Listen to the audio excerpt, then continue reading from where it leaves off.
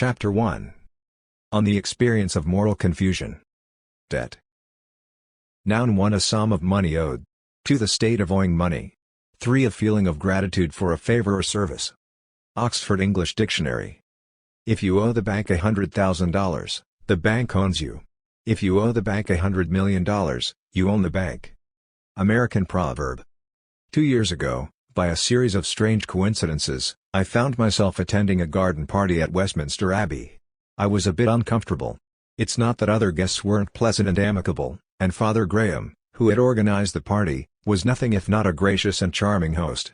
But I felt more than a little out of place.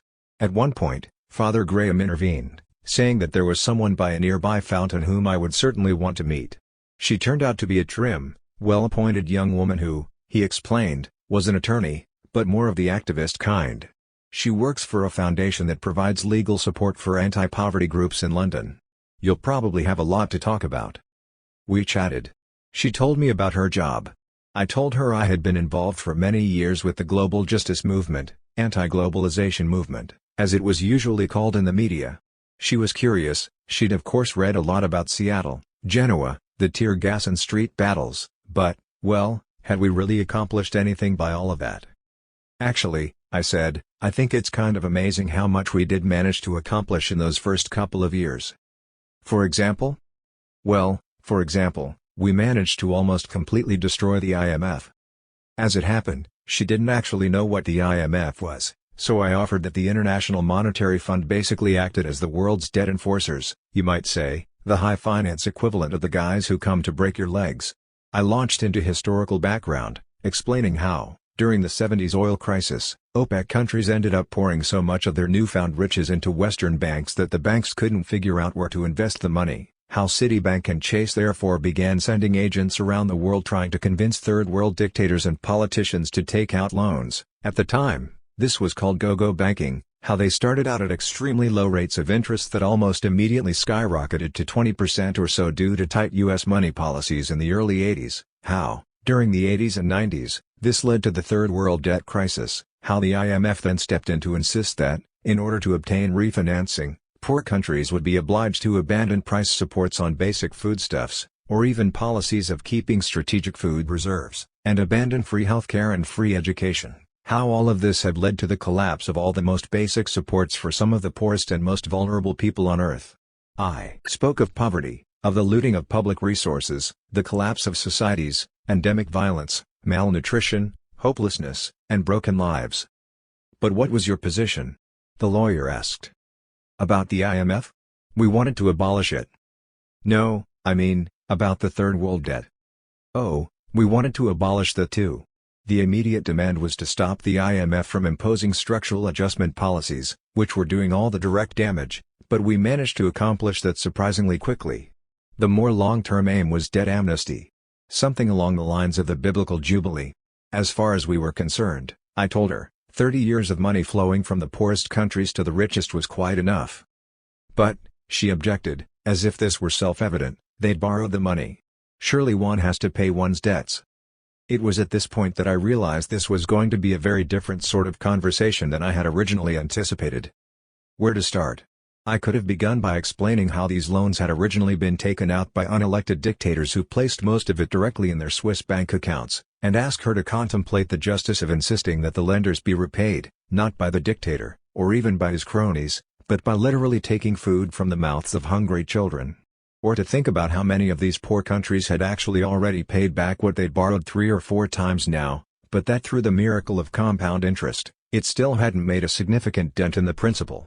I could also observe that there was a difference between refinancing loans, and demanding that in order to obtain refinancing, countries have to follow some orthodox free market economic policy designed in Washington or Zurich that their citizens had never agreed to and never would, and that it was a bit dishonest to insist that countries adopt democratic constitutions and then also insist that, whoever gets elected, they have no control over their country's policies anyway. Or that the economic policies imposed by the IMF didn't even work. But there was a more basic problem, the very assumption that debts have to be repaid. Actually, the remarkable thing about the statement one has to pay one's debts is that even according to standard economic theory, it isn't true. A lender is supposed to accept a certain degree of risk.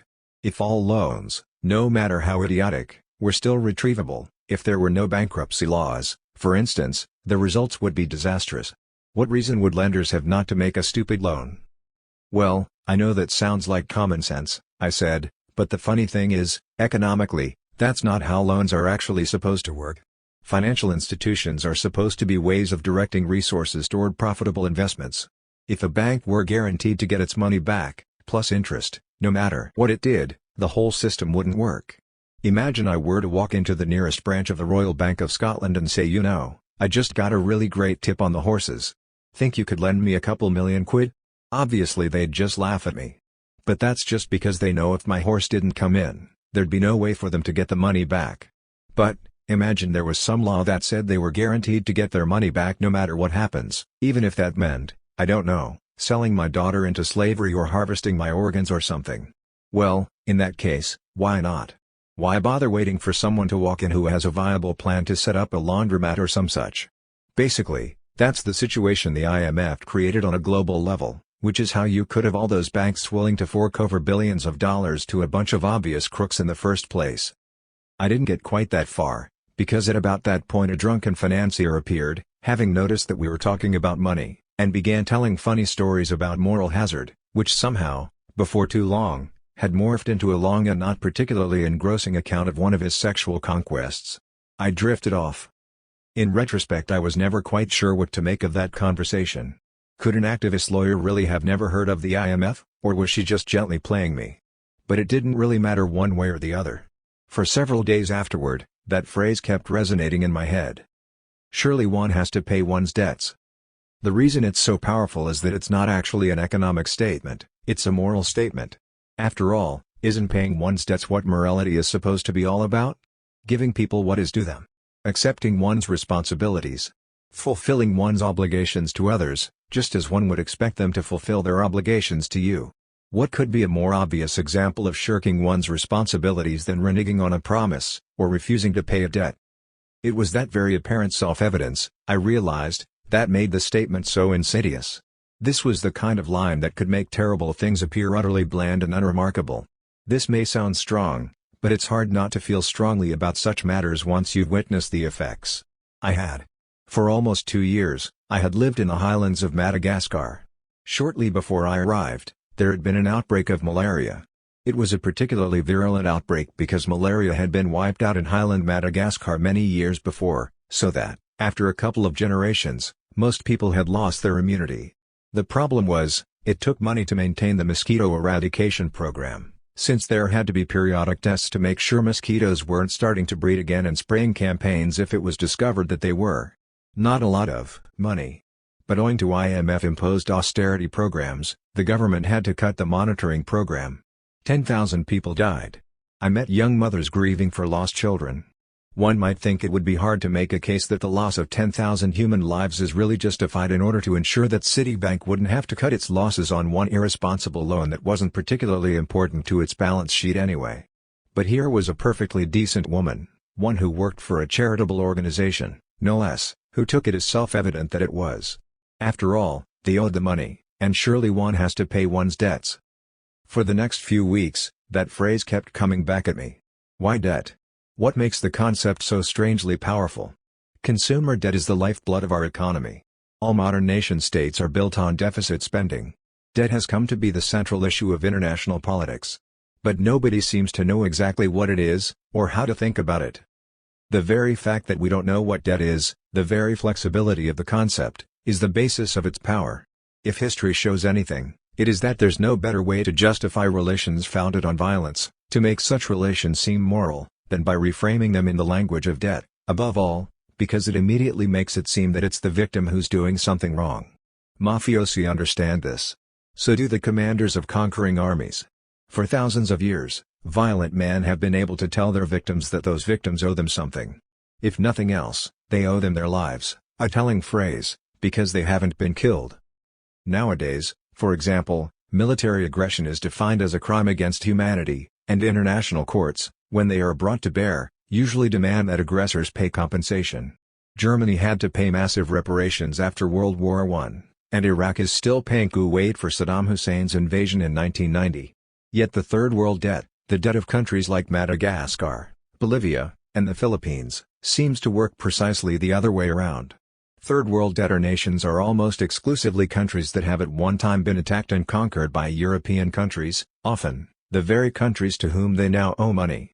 In 1895, for example, France invaded Madagascar, disbanded the government of then Queen Ranavalona III, and declared the country a French colony. One of the first things General Gallieni did after pacification, as they liked to call it then, was to impose heavy taxes on the Malagasy population, in part so they could reimburse the costs of having been invaded, but also, since French colonies were supposed to be fiscally self-supporting, to defray the costs of building the railroads, highways, bridges, plantations, and so forth that the French regime wished to build. Malagasy taxpayers were never asked whether they wanted these railroads, highways, bridges, and plantations, or allowed much input into where and how they were built. One to the contrary, over the next half-century, the French army and police slaughtered quite a number of Malagasy who objected too strongly to the arrangement, 100,000, by some reports, during one revolt in 1947. It's not as if Madagascar has ever done any comparable damage to France. Despite this, from the beginning, the Malagasy people were told they owed France money, and to this day, the Malagasy people are still held to owe France money, and the rest of the world accepts the justice of this arrangement. When the international community does perceive a moral issue, it's usually when they feel the Malagasy government is being slow to pay their debts. But debt is not just victor's justice, it can also be a way of punishing winners who weren't supposed to win. The most spectacular example of this is the history of the Republic of Haiti, the first poor country to be placed in permanent debt peonage. Haiti was a nation founded by former plantation slaves who had the temerity not only to rise up in rebellion, amidst grand declarations of universal rights and freedoms, but to defeat Napoleon's armies sent to return them to bondage. France immediately insisted that the new republic owed it 150 million francs in damages for the expropriated plantations, as well as the expenses of outfitting the failed military expeditions, and all other nations, including the United States, agreed to impose an embargo on the country until it was paid. The sum was intentionally impossible, equivalent to about $18 billion, and the resultant embargo ensured that the name Haiti has been a synonym for debt, poverty, and human misery ever since. 2. Sometimes, though, debt seems to mean the very opposite. Starting in the 1980s, the United States, which insisted on strict terms for the repayment of Third World debt, itself accrued debts that easily dwarfed those of the entire Third World combined, mainly fueled by military spending. The U.S. foreign debt, though, takes the form of treasury bonds held by institutional investors in countries, Germany, Japan, South Korea, Taiwan, Thailand, the Gulf states, that are in most cases, effectively, U.S. military protectorates, most covered in U.S. bases full of arms and equipment paid for with that very deficit spending. This has changed a little now that China has gotten in on the game. China is a special case, for reasons that will be explained later, but not very much. Even China finds that the fact it holds so many U.S. Treasury bonds makes it to some degree beholden to U.S. interests, rather than the other way around. So what is the status of all this money continually being funneled into the U.S. Treasury? Are these loans? Or is it tribute? In the past, military powers that maintained hundreds of military bases outside their own home territory were ordinarily referred to as empires, and empires regularly demanded tribute from subject peoples. The U.S. government, of course, insists that it is not an empire, but one could easily make a case that the only reason it insists on treating these payments as loans and not as tribute is precisely to deny the reality of what's going on. Now, it's true that, throughout history, certain sorts of debt, and certain sorts of debtor, have always been treated differently than others. In the 1720s, one of the things that most scandalized the British public when conditions of debtors' prisons were exposed in the popular press was the fact that these prisons were regularly divided into two sections. Aristocratic inmates, who often thought of a brief stay in Fleet or Marshalsea as something of a fashion statement, were wined and dined by liveried servants and allowed to receive regular visits from prostitutes. On the common side, impoverished debtors were shackled together in tiny cells, covered with filth and vermin, as one report put it, and suffered to die, without pity, of hunger and jail fever. 3. In a way you can see current world economic arrangements as a much larger version of the same thing, the U.S. in this case being the Cadillac debtor, Madagascar the pauper starving in the next cell, while the Cadillac debtor's servants lecture him on how his problems are due to his own irresponsibility. But there's something more fundamental going on here, too, a philosophical question, even, that we might do well to contemplate. What is the difference between a gangster pulling out a gun and demanding you give him $1,000 of protection money, and that same gangster pulling out a gun and demanding you provide him with a $1,000 loan? In most ways, obviously, there is no difference. But in certain ways there is, as in the case of the US debt to Korea or Japan, were the balance of power at any point to shift, were America to lose its military supremacy, were the gangster to lose his henchmen, that loan might start being treated very differently. It might become a genuine liability. But the crucial element would still seem to be the gun. There's an old vaudeville gag that makes the same point even more elegantly, here, as improved on by Steve Wright. I was walking down the street with a friend the other day and a guy with a gun jumps out of an alley and says stick 'em up. As I pull out my wallet, I figure, shouldn't be a total loss. So I pull out some money, turn to my friend and say, "Hey, Fred, here's that $50 I owe you." The robber was so offended he took out $1,000 of his own money, forced Fred to lend it to me at gunpoint, and then took it back again. In the final analysis, the man with the gun doesn't have to do anything he doesn't want to do. But in order to be able to run even a regime based on violence effectively, one needs to establish some kind of set of rules. The rules can be completely arbitrary. In a way it doesn't even matter what they are. Or, at least, it doesn't matter at first. The problem is, the moment one starts framing things in terms of debt, people will inevitably start asking who really owes what to whom. Arguments about debt have been going on for at least 5,000 years.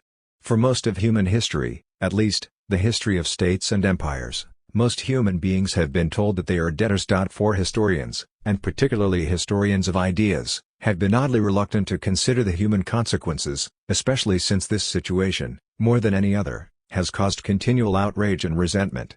Tell people they are inferior, they are unlikely to be pleased, but this surprisingly rarely leads to armed revolt. Tell people that they are potential equals who have failed and that therefore, even what they do have they do not deserve, that it isn't rightly theirs, and you are much more likely to inspire rage.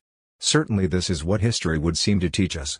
For thousands of years, the struggle between rich and poor has largely taken the form of conflicts between creditors and debtors, of arguments about the rights and wrongs of interest payments, debt peonage, amnesty, repossession, restitution, the sequestering of sheep, the seizing of vineyards, and the selling of debtors' children into slavery. By the same token, for the last 5,000 years, with remarkable regularity, popular insurrections have begun the same way, with the ritual destruction of the debt records, tablets, papyri, ledgers, whatever form they might have taken in any particular time and place. After that, rebels usually go after the records of landholding and tax assessments, as the great classicist Moses Finley often liked to say, in the ancient world, all revolutionary movements had a single program: cancel the debts and redistribute the land. 5. Our tendency to overlook this is all the more peculiar when you consider how much of our contemporary moral and religious language originally emerged directly from these very conflicts. Terms like reckoning or redemption are only the most obvious, since they're taken directly from the language of ancient finance. In a larger sense, the same can be said of guilt, freedom, forgiveness, and even sin. Arguments about who really owes what to whom have played a central role in shaping our basic vocabulary of right and wrong. The fact that so much of this language did take shape in arguments about debt has left the concept strangely incoherent. After all, to argue with the king, one has to use the king's language, whether or not the initial premises make sense. If one looks at the history of debt, then, what one discovers first of all is profound moral confusion. Its most obvious manifestation is that most everywhere, one finds that the majority of human beings hold simultaneously that, 1. Paying back money one has borrowed is a simple matter of morality, and, 2. Anyone in the habit of lending money is evil. It's true that opinions on this latter point do shift back and forth. One extreme possibility might be the situation the French anthropologist Jean-Claude Gailly encountered in the region of the eastern Himalayas where as recently as the 1970s, the low-ranking castes, they were referred to as the vanquished ones, since they were thought to be descended from a population once conquered by the current landlord caste many centuries before, lived in a situation of permanent debt dependency. Landless and penniless, they were obliged to solicit loans from the landlords simply to find a way to eat, not for the money, since the sums were paltry, but because poor debtors were expected to pay back the interest in the form of work, which meant they were at least provided with food and shelter while they cleaned out their creditors' outhouses and re-roofed their sheds. For the vanquished, as for most people in the world, actually, the most significant life expenses were weddings and funerals. These required a good deal of money, which always had to be borrowed. In such cases it was common practice, Gailey explains, for high-caste money-lenders to demand one of the borrower's daughters as security. Often, when a poor man had to borrow money for his daughter's marriage, the security would be the bride herself. She would be expected to report to the lender's household after her wedding night, spend a few months there as his concubine, and then, once he grew bored, be set off to some nearby timber camp, where she would have to spend the next year or two working as a prostitute to pay off her father's debt. Once accounts were settled, she returned to her husband and began her married life. 6. This seems shocking, outrageous even, but Gailey does not report any widespread feeling of injustice. Everyone seemed to feel that this was just the way things worked. Neither was there much concern voiced among the local Brahmins, who were the ultimate arbiters in matters of morality, though this is hardly surprising, since the most prominent moneylenders were often Brahmins themselves. Even here, of course, it's hard to know what people were saying behind closed doors. If a group of Maoist rebels were to seize control of the area, some do operate in this part of rural India, and round up the local usurers for trial, we might suddenly hear all sorts of views expressed. Still, what Gailey describes represents, as I say, one extreme of possibility, one in which the usurers themselves are the ultimate moral authorities. Compare this with, say, medieval France, where the moral status of moneylenders was seriously in question. The Catholic Church had always forbidden the practice of lending money at interest, but the rules often fell into desuetude, causing the church hierarchy to authorize preaching campaigns, sending mendicant friars to travel from town to town warning usurers that unless they repented and made full restitution of all interest extracted from their victims, they would surely go to hell. These sermons, many of which have survived, are full of horror stories of God's judgment on unrepentant lenders, stories of rich men struck down by madness or terrible diseases, haunted by deathbed nightmares of the snakes or demons who would soon rend or eat their flesh. In the 12th century, when such campaigns reached their heights, more direct sanctions began to be employed. The papacy issued instructions to local parishes that all known usurers were to be excommunicated, they were not to be allowed to receive the sacraments, and under no conditions could their bodies be buried on hallowed ground. One French cardinal, Jacques de Vitry, writing around 1210, recorded the story of a particularly influential moneylender whose friends tried to pressure their parish priest to overlook the rules and allow him to be buried in the local churchyard. Since the dead usurer's friends were very insistent, the priest yielded to their pressure and said, "Let us put his body on a donkey and see God's will, and what he will do with the body. Wherever the donkey takes it, be it a church, a cemetery, or elsewhere, there will I bury it." The body was placed upon the donkey, which without deviating either to right or left, took it straight out of town to the place where thieves are hanged from the gibbet, and with a hearty buck, sent the cadaver flying into the dung beneath the gallows. 7. Looking over world literature, it is almost impossible to find a single sympathetic representation of a moneylender, or anyway, a professional moneylender, which means by definition one who charges interest. I'm not sure there is another profession, executioners, with such a consistently bad image. It's especially remarkable when one considers that unlike executioners, usurers often rank among the richest and most powerful people in their communities. Yet the very name, usurer, evokes images of loan sharks, blood money, pounds of flesh, the selling of souls, and behind them all, the devil, often represented as himself a kind of usurer, an evil accountant with his books and ledgers, or alternately, as the figure looming just behind the usurer, biding his time until he can repossess the soul of a villain who, by his very occupation, has clearly made a compact with hell. Historically, there have been only two effective ways for a lender to try to wriggle out of the opprobrium, either shut off responsibility onto some third party, or insist that the borrower is even worse. In medieval Europe, for instance, lords often took the first approach, employing Jews as surrogates. Many would even speak of our Jews, that is, Jews under their personal protection, though in practice this usually meant that they would first deny Jews in their territories any means of making a living except by usury, guaranteeing that they would be widely detested, then periodically turn on them, claiming they were detestable creatures, and take the money for themselves. The second approach is of course more common. But it usually leads to the conclusion that both parties to a loan are equally guilty, the whole affair is a shabby business, and most likely, both are damned. Other religious traditions have different perspectives. In medieval Hindu law codes, not only were interest-bearing loans permissible, the main stipulation was that interest should never exceed principal, but it was often emphasized that a debtor who did not pay would be reborn as a slave in the household of his creditor, or in later codes, reborn as his horse or ox. The same tolerant attitude toward lenders, and warnings of karmic revenge against borrowers, reappear in many strands of Buddhism. Even so, the moment that usurers were thought to go too far, exactly the same sort of stories as found in Europe would start appearing. A medieval Japanese author recounts one, he insists it's a true story, about the terrifying fate of Hiromisheim, the wife of a wealthy district governor around 776 AD. An exceptionally greedy woman.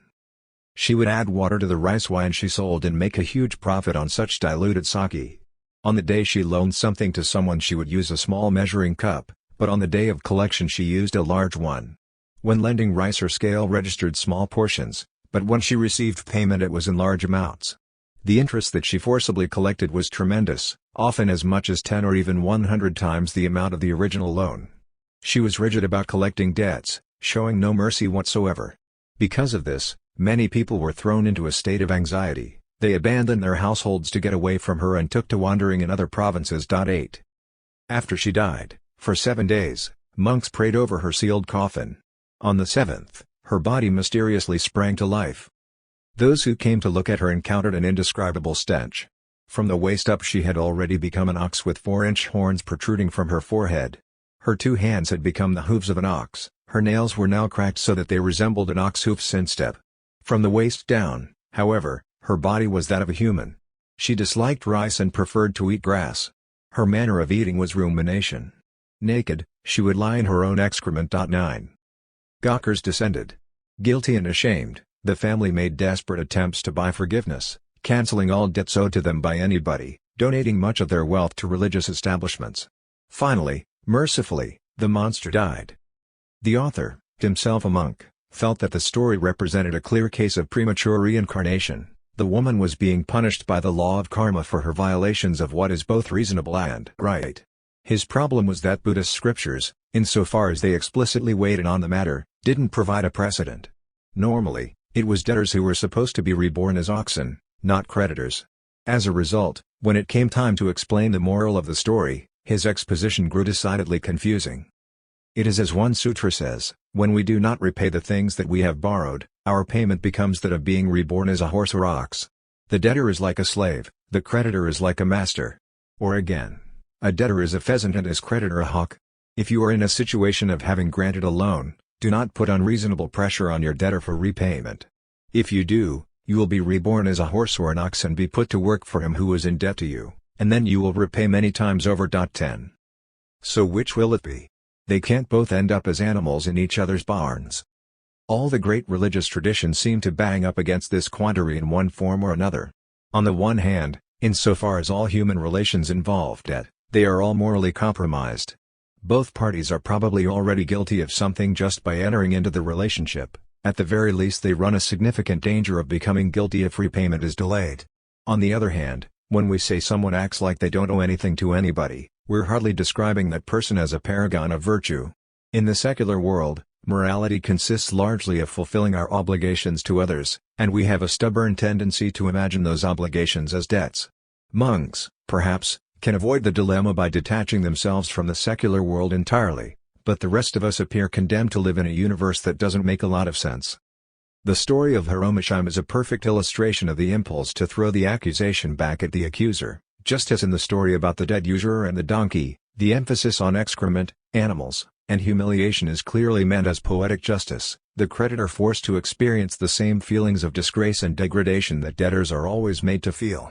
It's all a more vivid, more visceral way of asking that same question, who really owes what to whom? It's also a perfect illustration of how the moment one asks the question who really owes what to whom, one has begun to adopt the creditor's language.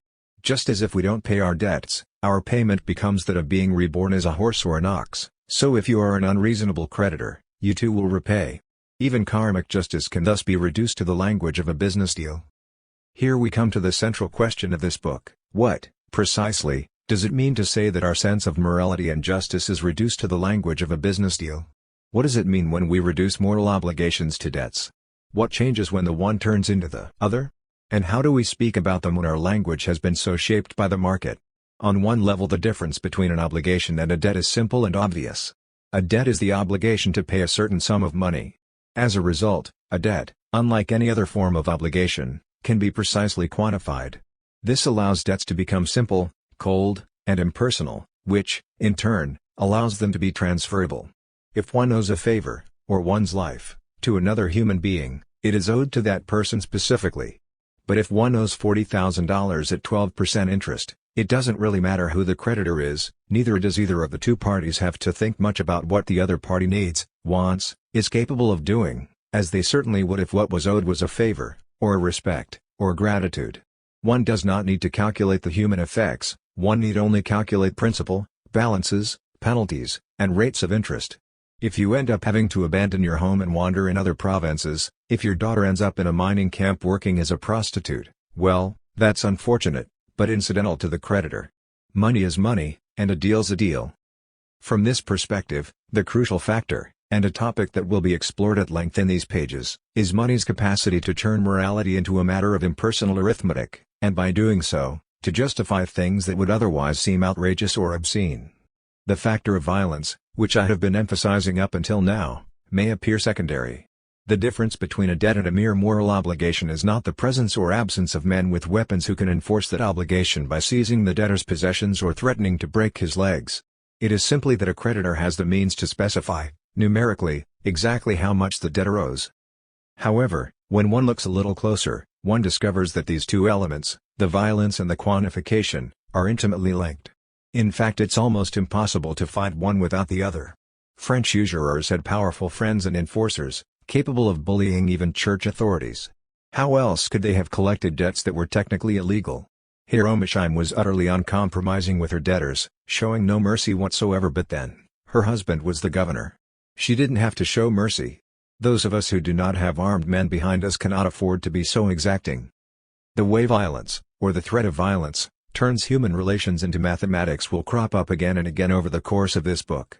It is the ultimate source of the moral confusion that seems to float around everything surrounding the topic of debt. The resulting dilemmas appear to be as old as civilization itself. We can observe the process in the very earliest records from ancient Mesopotamia. It finds its first philosophical expression in the Vedas, reappears in endless forms throughout recorded history, and still lies underneath the essential fabric of our institutions today, state and market, our most basic conceptions of the nature of freedom, morality, sociality, all of which have been shaped by a history of war, conquest, and slavery in ways we're no longer capable of even perceiving because we can no longer imagine things any other way. There are obvious reasons why this is a particularly important moment to re-examine the history of debt. September 2008 saw the beginning of a financial crisis that almost brought the world economy screeching to a halt. In many ways the world economy did. Ships stopped moving across the oceans and thousands lay idle or were even broken up for scrap metal. 11 building cranes were dismantled, as no more buildings were being put up. Banks largely ceased making loans. In the wake of this, there was not only public rage and bewilderment, but the beginning of an actual public conversation about the nature of debt, of money, of the financial institutions that have come to hold the fate of nations in their grip. But that was just a moment. The conversation never ended up taking place. The reason that people were ready for such a conversation was that the story everyone had been told for the last decade or so had just been revealed to be a colossal lie. There's really no nicer way to say it. For years, everyone had been hearing of a whole host of new, ultra-sophisticated financial innovations, credit and commodity derivatives, collateralized mortgage obligation derivatives, hybrid securities, debt swaps, and so on. These new derivative markets were so incredibly sophisticated that, according to one persistent story, a prominent investment house had to employ astrophysicists to run trading programs so complex that even the financiers couldn't begin to understand them. The message was transparent: leave these things to the professionals. You couldn't possibly get your minds around this. Even if you don't like financial capitalists very much, and few seemed inclined to argue that there was much to like about them, they were nothing if not capable, in fact so preternaturally capable that democratic oversight of financial markets was simply inconceivable. Even a lot of academics fell for it. I well remember going to conferences in 2006 and 2007 where trendy social theorists presented papers arguing that these new forms of securitization, linked to new information technologies, heralded a looming transformation in the very nature of power, time, possibility, reality itself. I remember thinking, suckers. And so they were. Then, when the rubble had stopped bouncing, it turned out that many if not most of them had been nothing more than very elaborate scams.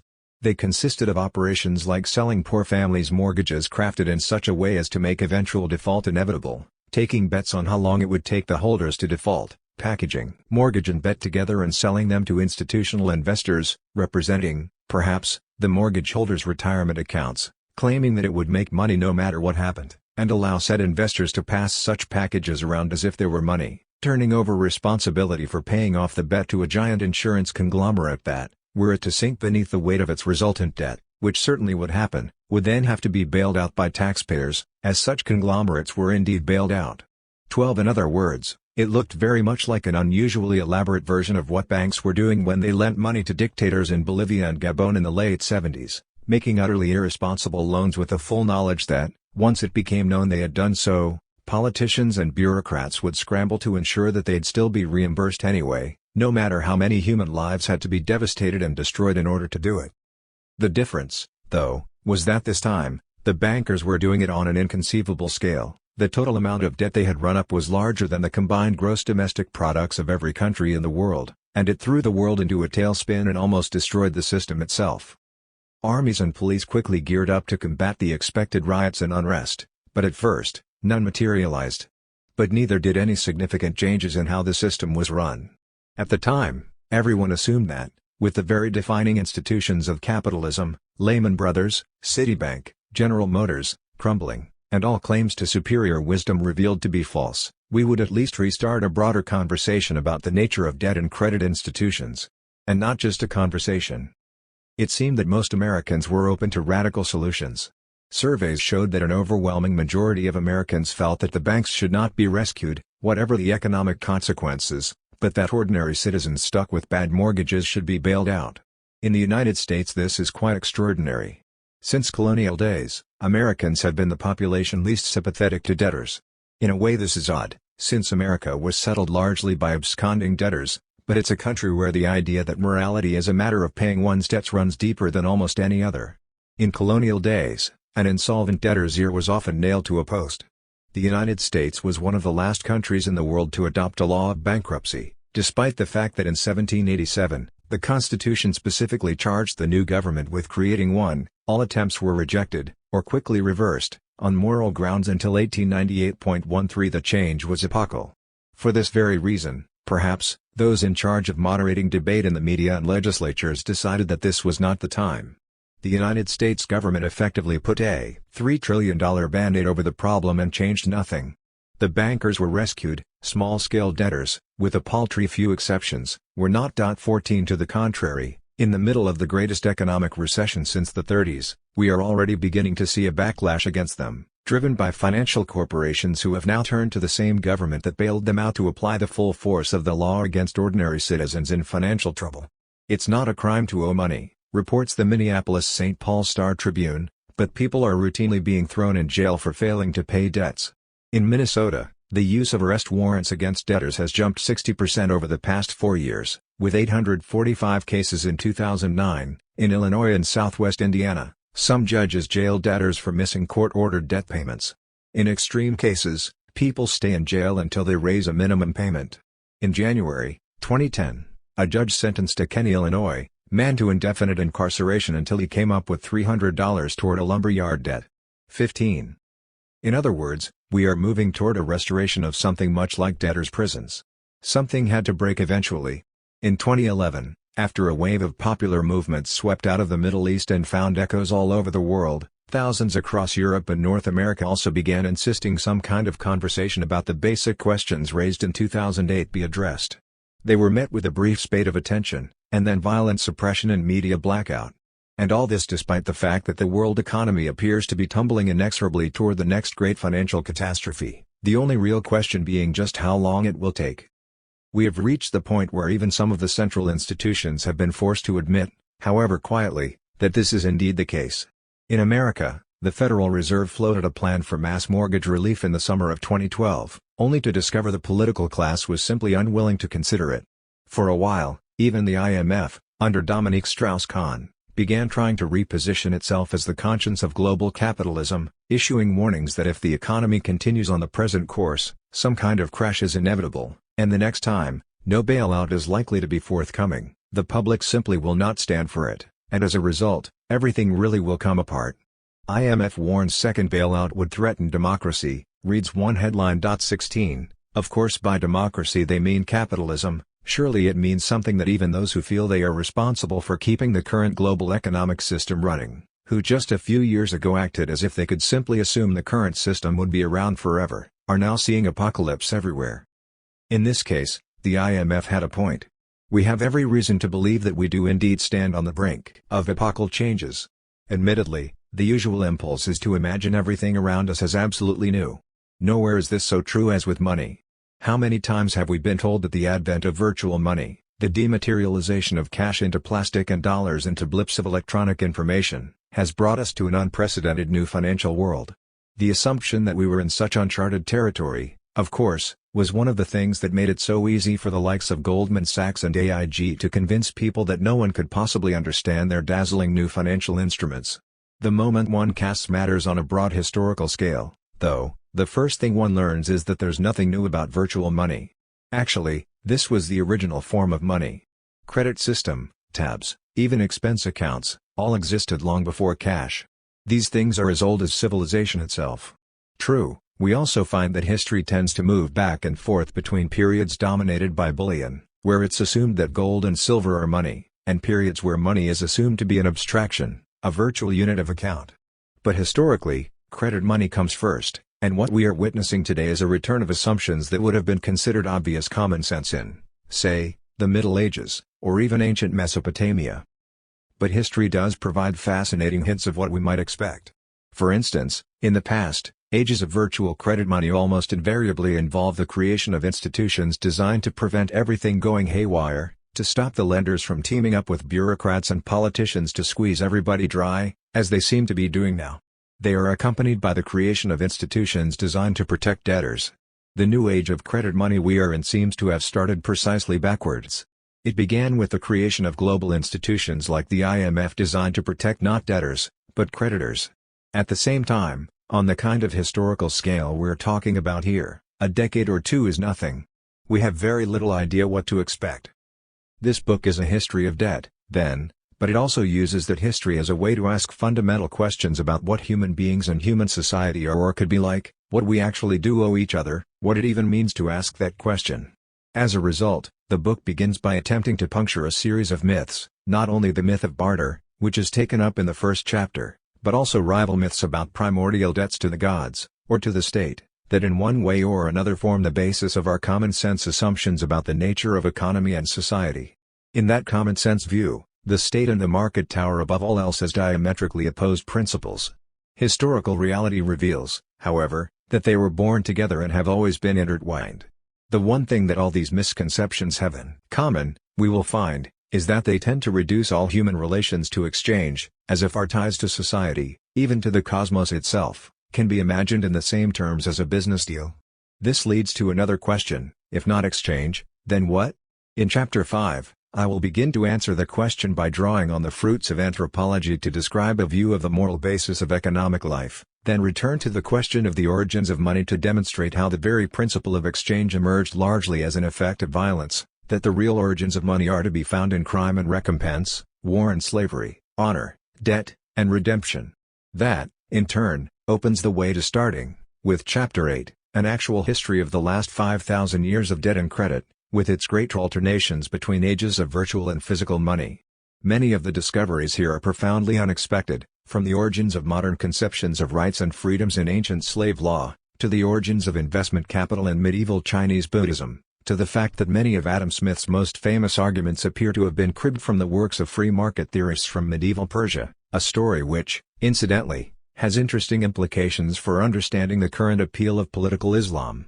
All of this sets the stage for a fresh approach to the last 500 years, dominated by capitalist empires, and allows us to at least begin asking what might really be at stake in the present day.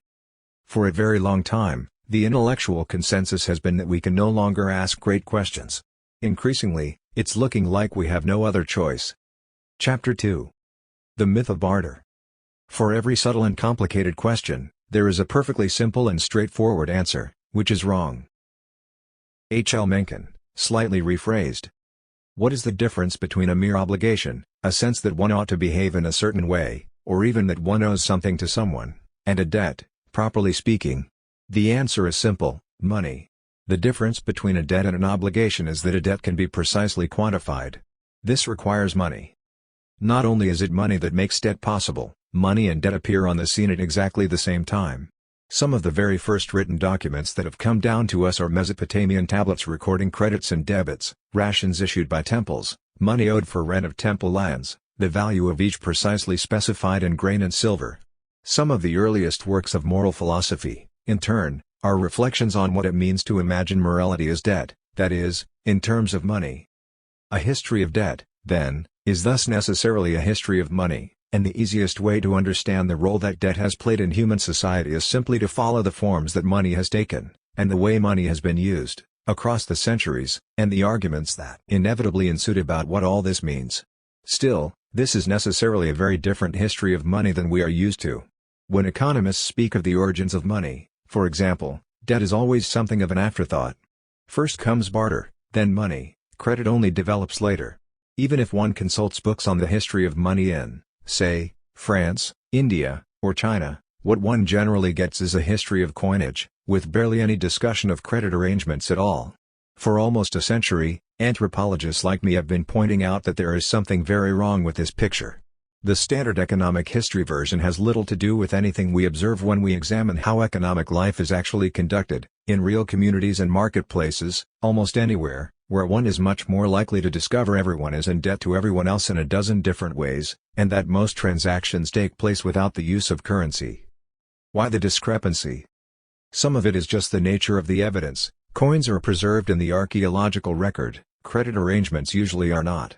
Still, the problem runs deeper. The existence of credit and debt has always been something of a scandal for economists, since it's almost impossible to pretend that those lending and borrowing money are acting on purely economic motivations. For instance, that a loan to a stranger is the same as a loan to one's cousin. It seems important, therefore, to begin the story of money in an imaginary world from which credit and debt have been entirely erased. Before we can apply the tools of anthropology to reconstruct the real history of money, we need to understand what's wrong with the conventional account. Economists generally speak of three functions of money: medium of exchange, unit of account, and store of value. All economic textbooks treat the first as primary. Here's a fairly typical extract from Economics, by Case, Fair, Gartner, and Heather, 1996. Money is vital to the working of a market economy. Imagine what life would be like without it. The alternative to a monetary economy is barter, people exchanging goods and services for other goods and services directly instead of exchanging via the medium of money. How does a barter system work? Suppose you want croissants, eggs and orange juice for breakfast. Instead of going to the grocer's and buying these things with money, you would have to find someone who has these items and is willing to trade them. You would also have to have something the baker, the orange juice purveyor and the egg vendor want. Having pencils to trade will do you no good if the baker and the orange juice and egg sellers do not want pencils. A barter system requires a double coincidence of wants for trade to take place. That is, to effect a trade, I need not only have to find someone who has what I want, but that person must also want what I have. Where the range of traded goods is small, as it is in relatively unsophisticated economies, it is not difficult to find someone to trade with, and barter is often used. 1. This latter point is questionable, but it's phrased in so vague a way that it would be hard to disprove. In a complex society with many goods, barter exchanges involve an intolerable amount of effort. Imagine trying to find people who offer for sale all the things you buy in a typical trip to the grocer's, and who are willing to accept goods that you have to offer in exchange for their goods. Some agreed upon medium of exchange, or means of payment, neatly eliminates the double coincidence of wants problem. 2. It's important to emphasize that this is not presented as something that actually happened, but as a purely imaginary exercise. To see that society benefits from a medium of exchange, write Begg, Fisher and Dornbusch, Economics, 2005, Imagine a barter economy. Imagine the difficulty you would have today, write Munder, Myers, Wall, and Miller, Economics Explained, 1991, if you had to exchange your labor directly for the fruits of someone else's labor. Imagine, write Parkin and King, Economics, 1995, you have roosters, but you want roses. 3. One could multiply examples endlessly. Just about every economics textbook employed today sets out the problem the same way. Historically, they note, we know that there was a time when there was no money. What must it have been like? Well, let us imagine an economy something like today's, except with no money. That would have been decidedly inconvenient. Surely, People must have invented money for the sake of efficiency. The story of money for economists always begins with a fantasy world of barter. The problem is where to locate this fantasy in time and space. Are we talking about cavemen, Pacific Islanders, the American frontier? One textbook, by economists Joseph Stiglitz and John Driffill, takes us to what appears to be an imaginary New England or Midwestern town. One can imagine an old-style farmer bartering with the blacksmith, the tailor, the grocer, and the doctor in his small town. For simple barter to work, however, there must be a double coincidence of wants. Henry has potatoes and wants shoes, Joshua has an extra pair of shoes and wants potatoes. Bartering can make them both happier. But if Henry has firewood and Joshua does not need any of that, then bartering for Joshua's shoes requires one or both of them to go searching for more people in the hope of making a multilateral exchange. Money provides a way to make multilateral exchange much simpler. Henry sells his firewood to someone else for money and uses the money to buy Joshua's shoes. 4. Again, this is just a make-believe land much like the present, except with money somehow plucked away. As a result, it makes no sense. Who in their right mind would set up a grocery in such a place? And how would they get supplies? But let's leave that aside. There is a simple reason why everyone who writes an economics textbook feels they have to tell us the same story. For economists, it is in a very real sense the most important story ever told. It was by telling it, in the significant year of 1776, that Adam Smith, professor of moral philosophy at the University of Glasgow, effectively brought the discipline of economics into being. He did not make up the story entirely out of whole cloth. Already in 330 BC, Aristotle was speculating along vaguely similar lines in his treatise on politics. At first, he suggested, families must have produced everything they needed for themselves. Gradually, some would presumably have specialized, some growing corn, others making wine, swapping one for the other. 5 Money, Aristotle assumed, must have emerged from such a process. But, like the medieval schoolmen who occasionally repeated the story, Aristotle was never clear as to how. 6. In the years after Columbus, as Spanish and Portuguese adventurers were scouring the world for new sources of gold and silver, these vague stories disappear. Certainly no one reported discovering a land of barter. Most 16th and 17th century travelers in the West Indies or Africa assumed that all societies would necessarily have their own forms of money, since all societies had governments and all governments issued money. 7. Adam Smith, on the other hand, was determined to overturn the conventional wisdom of his day. Above all, he objected to the notion that money was a creation of government. In this, Smith was the intellectual heir of the liberal tradition of philosophers like John Locke, who had argued that government begins in the need to protect private property and operated best when it tried to limit itself to that function. Smith expanded on the argument, insisting that property, money, and markets not only existed before political institutions but were the very foundation of human society. It followed that insofar as government should play any role in monetary affairs, it should limit itself to guaranteeing the soundness of the currency. It was only by making such an argument that he could insist that economics is itself a field of human inquiry with its own principles and laws, that is, as distinct from, say, ethics or politics. Smith's argument is worth laying out in detail because it is, as I say, the great founding myth of the discipline of economics. What, he begins, is the basis of economic life, properly speaking? It is a certain propensity in human nature, the propensity to truck, barter, and exchange one thing for another. Animals don't do this. Nobody, Smith observes, ever saw a dog make a fair and deliberate exchange of one bone for another with another dog. But humans, if left to their own devices, will inevitably begin swapping and comparing things.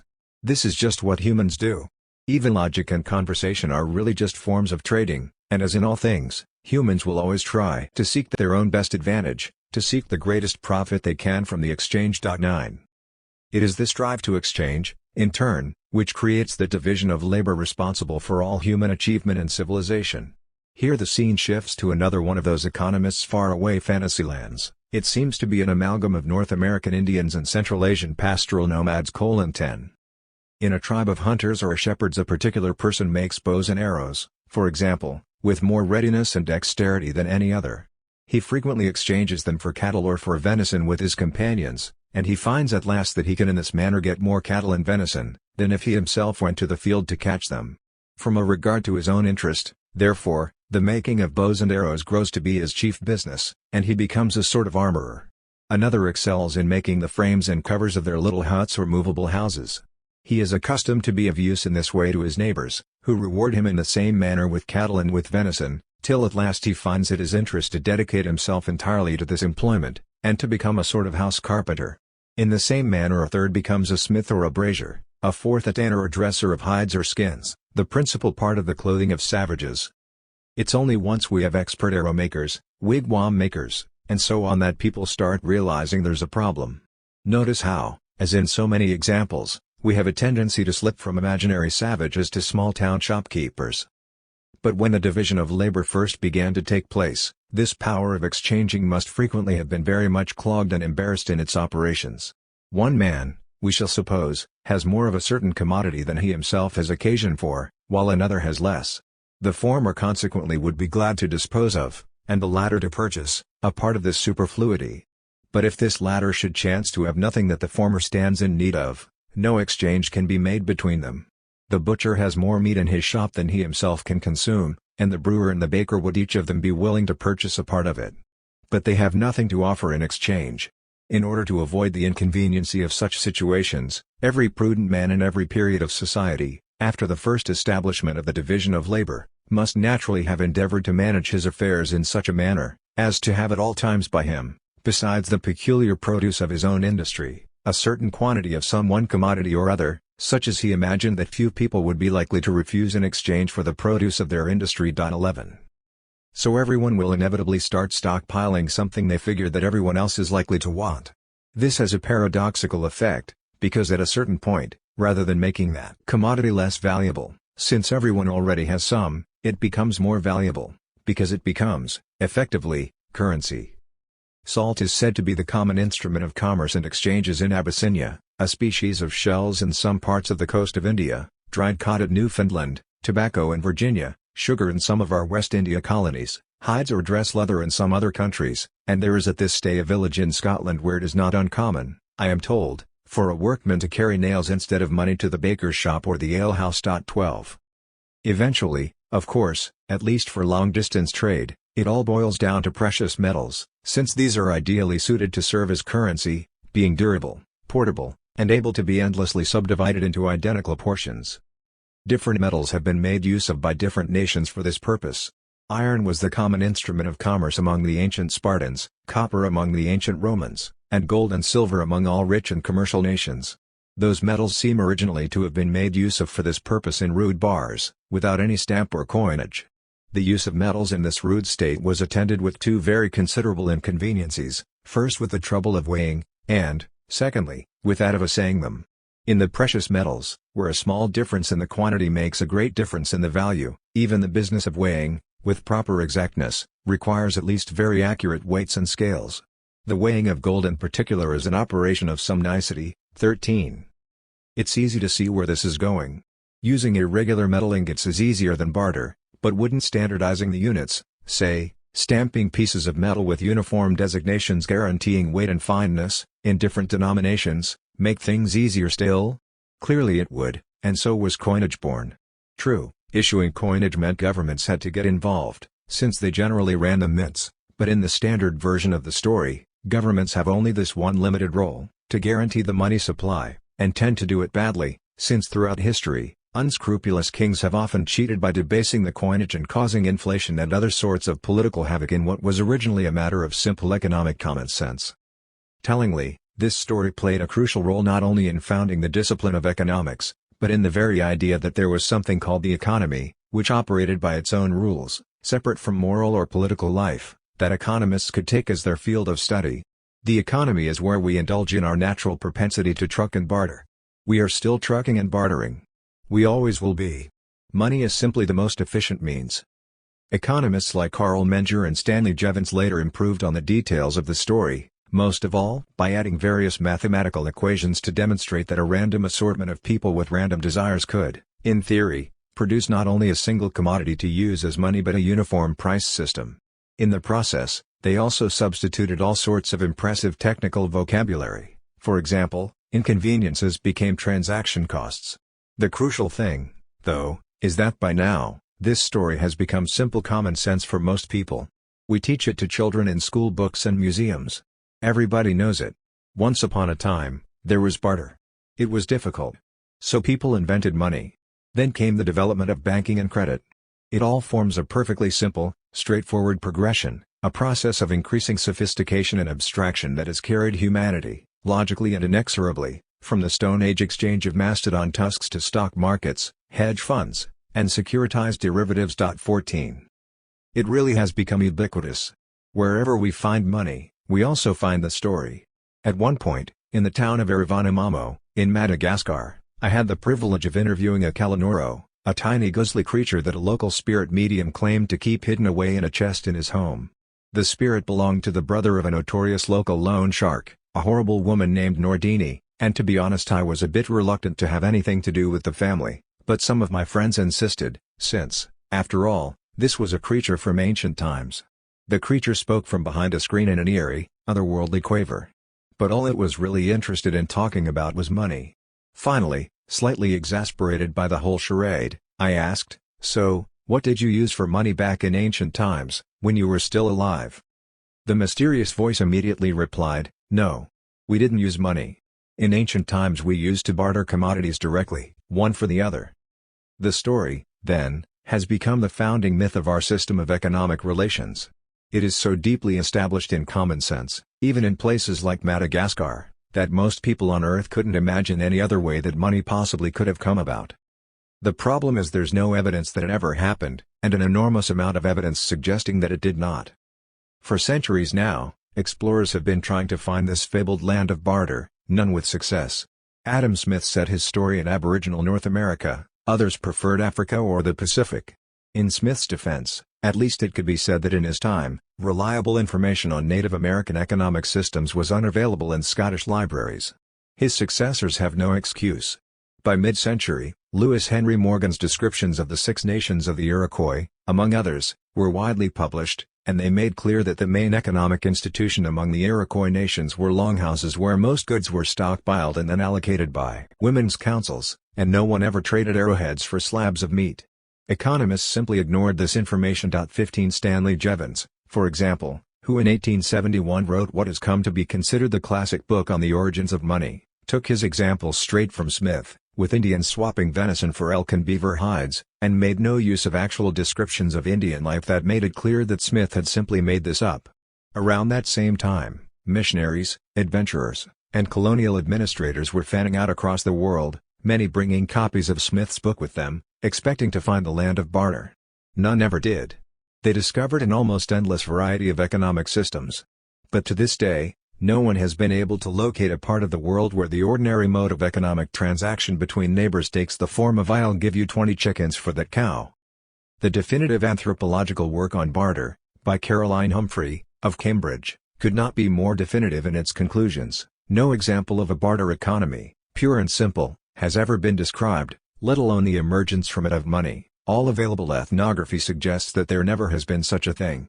16. Now, all this hardly means that barter does not exist, or even that it's never practiced by the sort of people that Smith would refer to as savages. It just means that it's almost never employed, as Smith imagined, between fellow villagers. Ordinarily, it takes place between strangers, even enemies. Let us begin with the Nambiquara of Brazil. They would seem to fit all the criteria. They are a simple society without much in the way of division of labor, organized into small bands that traditionally numbered at best 100 people each. Occasionally, if one band spots the cooking fires of another in their vicinity, they will send emissaries to negotiate a meeting for purposes of trade. If the offer is accepted, they will first hide their women and children in the forest, then invite the men of the other band to visit camp. Each band has a chief. Once everyone has been assembled, each chief gives a formal speech praising the other party and belittling his own. Everyone puts aside their weapons to sing and dance together, though the dance is one that mimics military confrontation. Then, individuals from each side approach each other to trade. If an individual wants an object, he extols it by saying how fine it is. If a man values an object and wants much in exchange for it, instead of saying that it is very valuable, he says that it is no good, thus showing his desire to keep it. "This axe is no good, it is very old, it is very dull," he will say, referring to his axe which the other wants. This argument is carried on in an angry tone of voice until a settlement is reached. When agreement has been reached, each snatches the object out of the other's hand. If a man has bartered a necklace, instead of taking it off and handing it over, the other person must take it off with a show of force. Disputes, often leading to fights, occur when one party is a little premature and snatches the object before the other has finished arguing. 17. The whole business concludes with a great feast at which the women reappear, but this too can lead to problems, since amidst the music and good cheer, there is ample opportunity for seductions. 18 This sometimes led to jealous quarrels. Occasionally, people would get killed.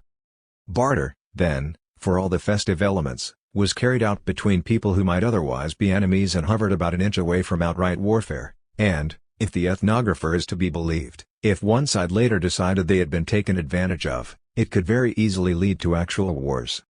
To shift our spotlight halfway around the world to Western Arnhem Land in Australia, where the Gunungu people are famous for entertaining neighbors in rituals of ceremonial barter called the Dzamolog. Here the threat of actual violence seems much more distant. Partly, this is because things are made easier by the existence of a moiety system that embraces the whole region. No one is allowed to marry, or even have sex with, people of their own moiety, no matter where they come from, but anyone from the other is technically a potential match. Therefore, for a man, even in distant communities, half the women are strictly forbidden, half of them fair game. The region is also united by local specialization, each people has its own trade product to be bartered with the others. What follows is from a description of a Dzamolog held in the 1940s, as observed by an anthropologist named Ronald Berendt. Once again, it begins as strangers, after some initial negotiations, are invited into the host's main camp. The visitors in this particular example were famous for their much prized serrated spears. Their hosts had access to good European cloth. The trading begins when the visiting party, which consisted of both men and women, enters the camp's dancing ground, or ring place, and three of them begin to entertain their hosts with music. Two men start singing, a third accompanies them on the didgeridoo. Before long, women from the host's side come and attack the musicians. Men and women rise and begin to dance. The Dzamolog opens when two Gunungu women of the opposite moiety to the singing men give Dzamolog to the latter.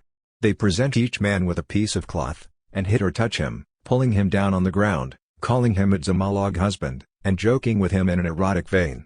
Then another woman of the opposite moiety to the pipe player gives him cloth, hits and jokes with him. This sets in motion the Dzamolog exchange. Men from the visiting groups sit quietly while women of the opposite moiety come over and give them cloth, hit them, and invite them to copulate. They take any liberty they choose with the men, amid amusement and applause, while the singing and dancing continue.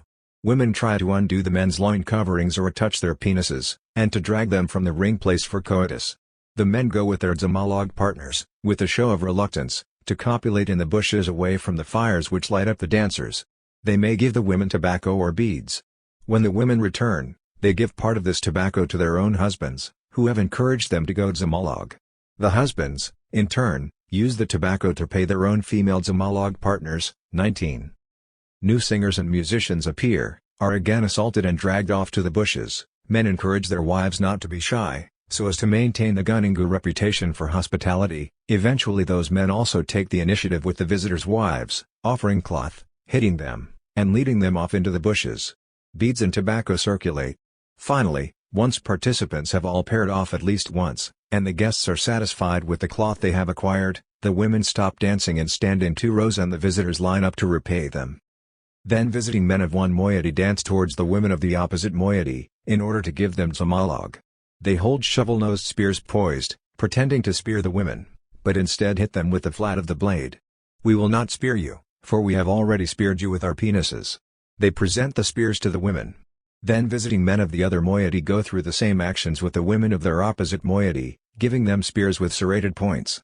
This terminates the ceremony, which is followed by a large distribution of food. 20. This is a particularly dramatic case, but dramatic cases are revealing.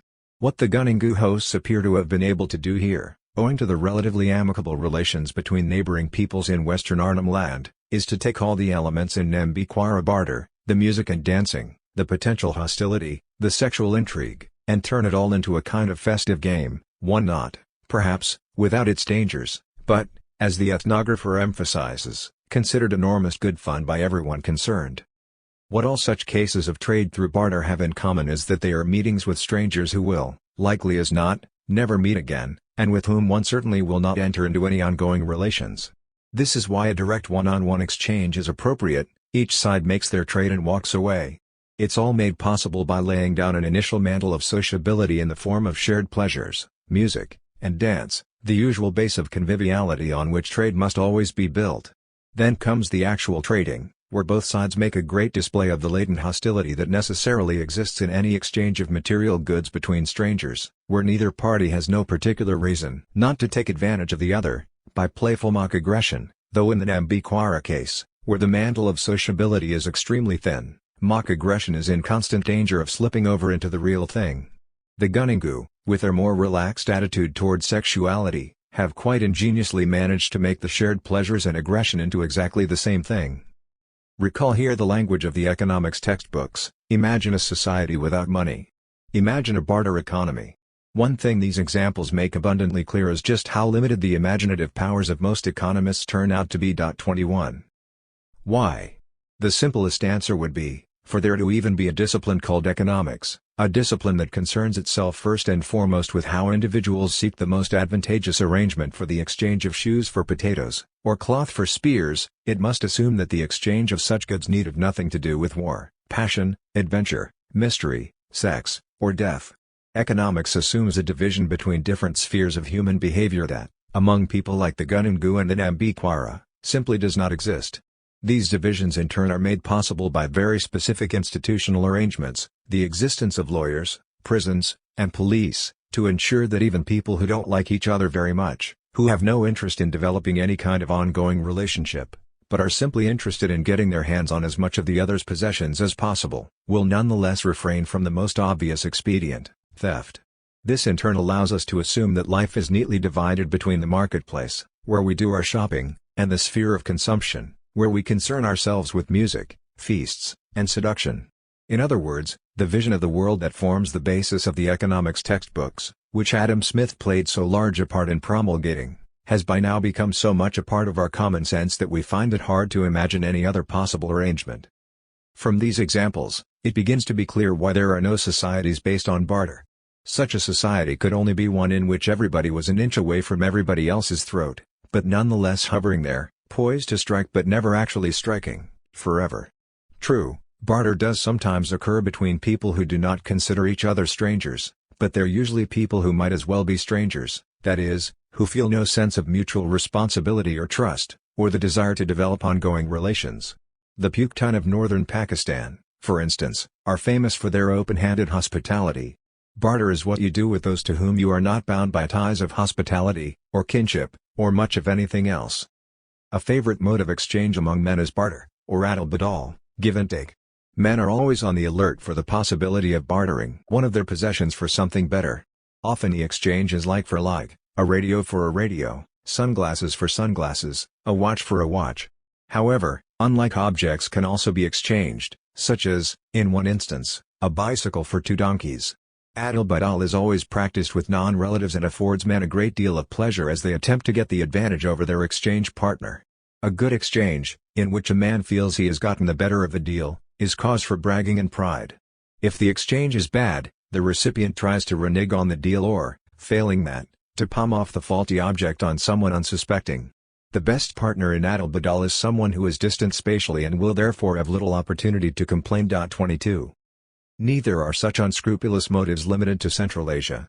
They seem inherent to the very nature of barter, which would explain the fact that in the century or two before Smith's time, the English words truck and barter, like their equivalents in French, Spanish, German, Dutch, and Portuguese, literally meant to trick, bamboozle, or rip off. 23. Swapping one thing directly for another while trying to get the best deal one can out of the transaction is, ordinarily, how one deals with people one doesn't care about and doesn't expect to see again. What reason is there not to try to take advantage of such a person? If, on the other hand, one cares enough about someone, a neighbor, a friend, to wish to deal with her fairly and honestly, one will inevitably also care about her enough to take her individual needs, desires, and situation into account. Even if you do swap one thing for another, you are likely to frame the matter as a gift. To illustrate what I mean by this, let's return to the economics textbooks and the problem of the double coincidence of wants. When we left Henry, he needed a pair of shoes, but all he had lying around were some potatoes. Joshua had an extra pair of shoes, but he didn't really need potatoes. Since money has not yet been invented, they have a problem. What are they to do? The first thing that should be clear by now is that we'd really have to know a bit more about Joshua and Henry. Who are they? Are they related? If so, how? They appear to live in a small community. Any two people who have been living their lives in the same small community will have some sort of complicated history with each other. Are they friends, rivals, allies, lovers, enemies, or several of these things at once? The authors of the original example seem to assume two neighbors of roughly equal status, not closely related, but on friendly terms, that is, as close to neutral equality as one can get. Even so, this doesn't say much. For example, if Henry was living in a Seneca longhouse and needed shoes, Joshua would not even enter into it, he'd simply mention it to his wife, who'd bring up the matter with the other matrons, and, if the matter were approved, fetch materials from the longhouse's collective storehouse, and sew him some. Alternately, to find a scenario fit for an imaginary economics textbook, we might place Joshua and Henry together in a small, intimate community like an Ambiquara or Gunningu band. Scenario 1. Henry walks up to Joshua and says, "Nice shoes."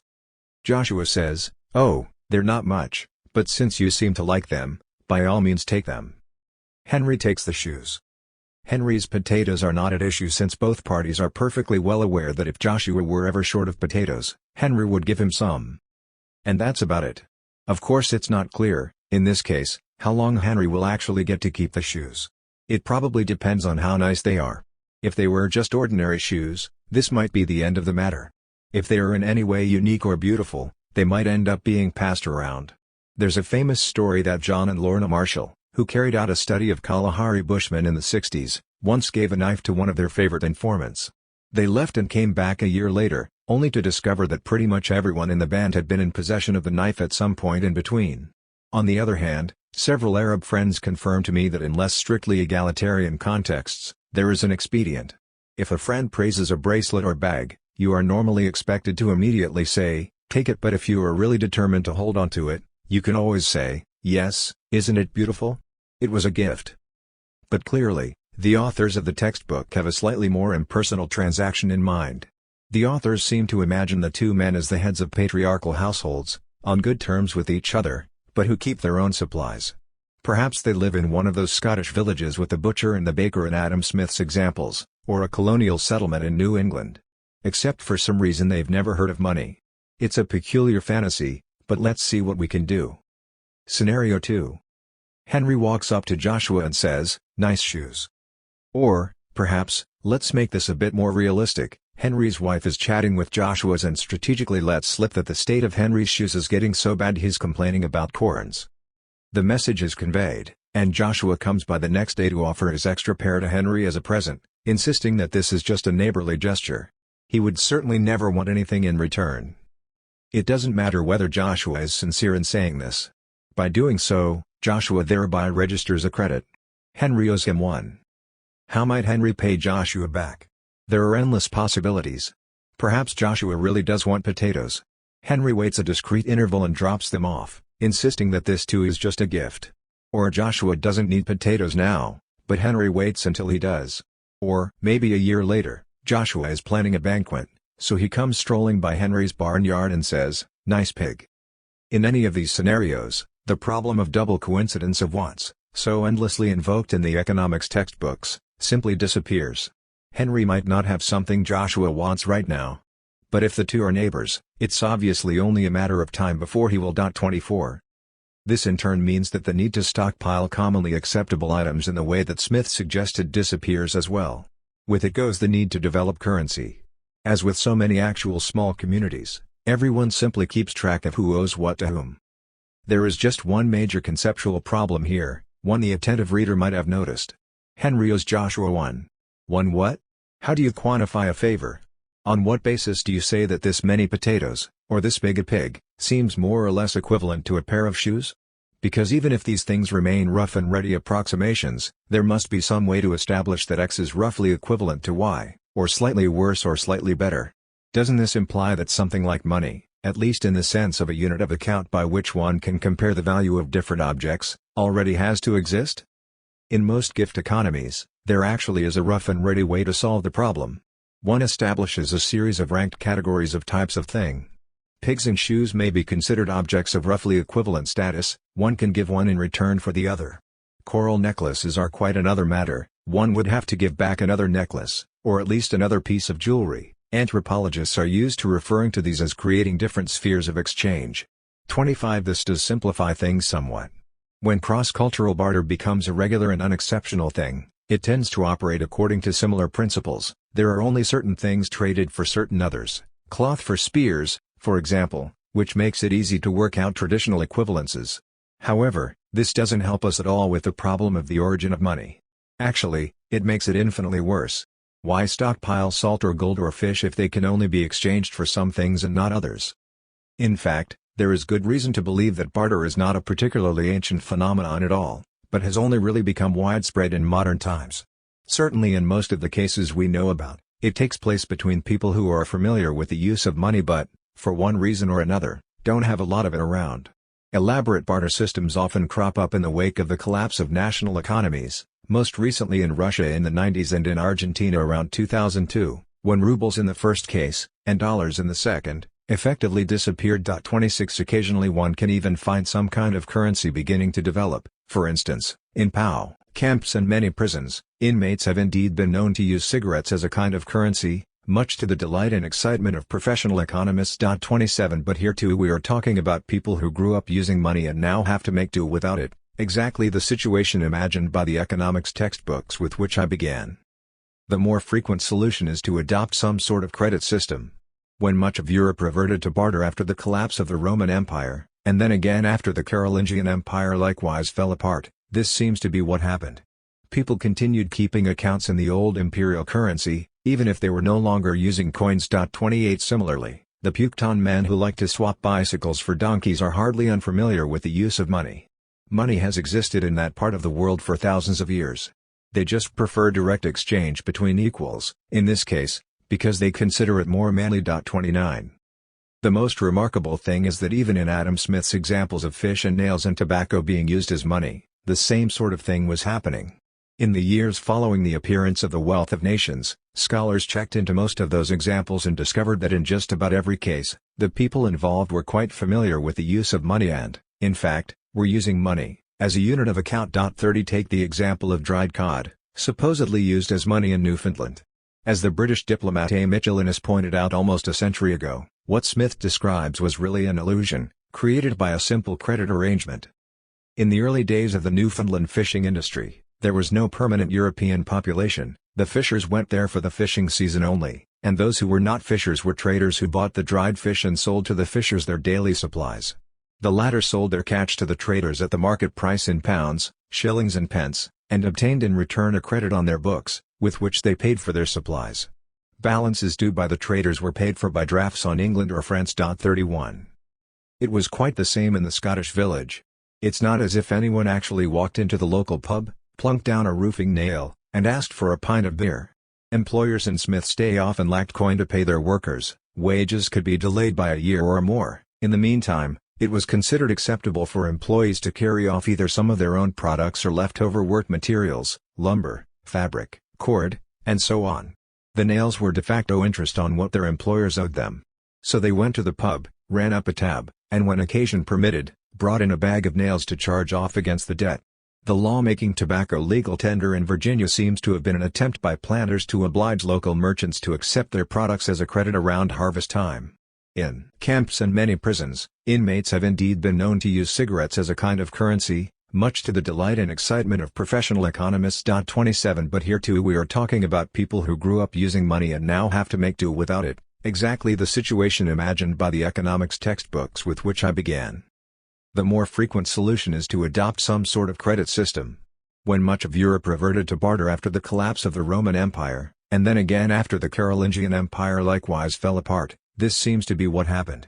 People continued keeping accounts in the old imperial currency, even if they were no longer using coins. 28 Similarly, the Pukton men who like to swap bicycles for donkeys are hardly unfamiliar with the use of money.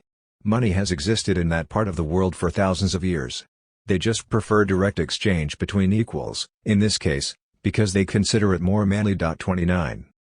The most remarkable thing is that even in Adam Smith's examples of fish and nails and tobacco being used as money, the same sort of thing was happening. In the years following the appearance of The Wealth of Nations, scholars checked into most of those examples and discovered that in just about every case, the people involved were quite familiar with the use of money and, in fact, were using money as a unit of account. 30 Take the example of dried cod, supposedly used as money in Newfoundland. As the British diplomat A. Mitchell Innes pointed out almost a century ago, what Smith describes was really an illusion, created by a simple credit arrangement. In the early days of the Newfoundland fishing industry, there was no permanent European population. The fishers went there for the fishing season only, and those who were not fishers were traders who bought the dried fish and sold to the fishers their daily supplies. The latter sold their catch to the traders at the market price in pounds, shillings and pence, and obtained in return a credit on their books, with which they paid for their supplies. Balances due by the traders were paid for by drafts on England or France. 31. It was quite the same in the Scottish village. It's not as if anyone actually walked into the local pub, plunked down a roofing nail, and asked for a pint of beer. Employers in Smith's day often lacked coin to pay their workers. Wages could be delayed by a year or more. In the meantime, it was considered acceptable for employees to carry off either some of their own products or leftover work materials, lumber, fabric, cord, and so on. The nails were de facto interest on what their employers owed them. So they went to the pub, ran up a tab, and when occasion permitted, brought in a bag of nails to charge off against the debt. The law-making tobacco legal tender in Virginia seems to have been an attempt by planters to oblige local merchants to accept their products as a credit around harvest time. The primary examples, then, were ones in which people were improvising credit systems because actual money, gold and silver coinage, was in short supply. But the most shocking blow to the conventional version of economic history came with the translation, first of Egyptian hieroglyphics, and then of Mesopotamian cuneiform, which pushed back scholars' knowledge of written history almost 3 millennia, from the time of Homer, circa 800 BC, where it had hovered in Smith's time, to roughly 3500 BC. What these texts revealed was that credit systems of exactly this sort actually preceded the invention of coinage by thousands of years. The Mesopotamian system is the best documented, more so than that of pharaonic Egypt, which appears similar, Shang China, about which we know little, or the Indus Valley Civilization, about which we know nothing at all. As it happens, we know a great deal about Mesopotamia, since the vast majority of cuneiform documents were financial in nature. The Sumerian economy was dominated by vast temple and palace complexes. These were often staffed by thousands, priests and officials, craftspeople who worked in their industrial workshops, farmers and shepherds who worked their considerable estates. Even though ancient Sumer was usually divided into a large number of independent city-states, by the time the curtain goes up on Mesopotamian civilization around 3500 BC, temple administrators already appear to have developed a single, uniform system of accountancy, one that is in some ways still with us, actually, because it's to the Sumerians that we owe such things as the dozen, 60-minute hour, or the 24-hour day. 32 The basic monetary unit was the silver shekel. 1 shekel's weight in silver was established as the equivalent of 1 gur, or bushel of barley. A shekel was subdivided into 60 minas, corresponding to 1 portion of barley, on the principle that there were 30 days in a month, and temple workers received 2 rations of barley every day. It's easy to see that money in this sense is in no way the product of commercial transactions. It was actually created by bureaucrats in order to keep track of resources and move things back and forth between departments. Temple bureaucrats used the system to calculate debts, rents, fees, loans, etc., in silver. Silver was, effectively, money. And it did indeed circulate in the form of unworked chunks, rude bars as Smith had put it. 33 In this he was right. But it was almost the only part of his account that was right. For one thing, silver did not circulate very much. Most of it just sat around in temple and palace treasuries, some of which remained, carefully guarded, in the same place for literally thousands of years. It would have been easy enough to standardize the ingots, stamp them, create some authoritative system to guarantee their purity. The technology existed. Yet no one saw any particular need to do so. One reason was that while debts were calculated in silver, they did not have to be paid in silver. In fact, they could be paid in more or less anything one had around.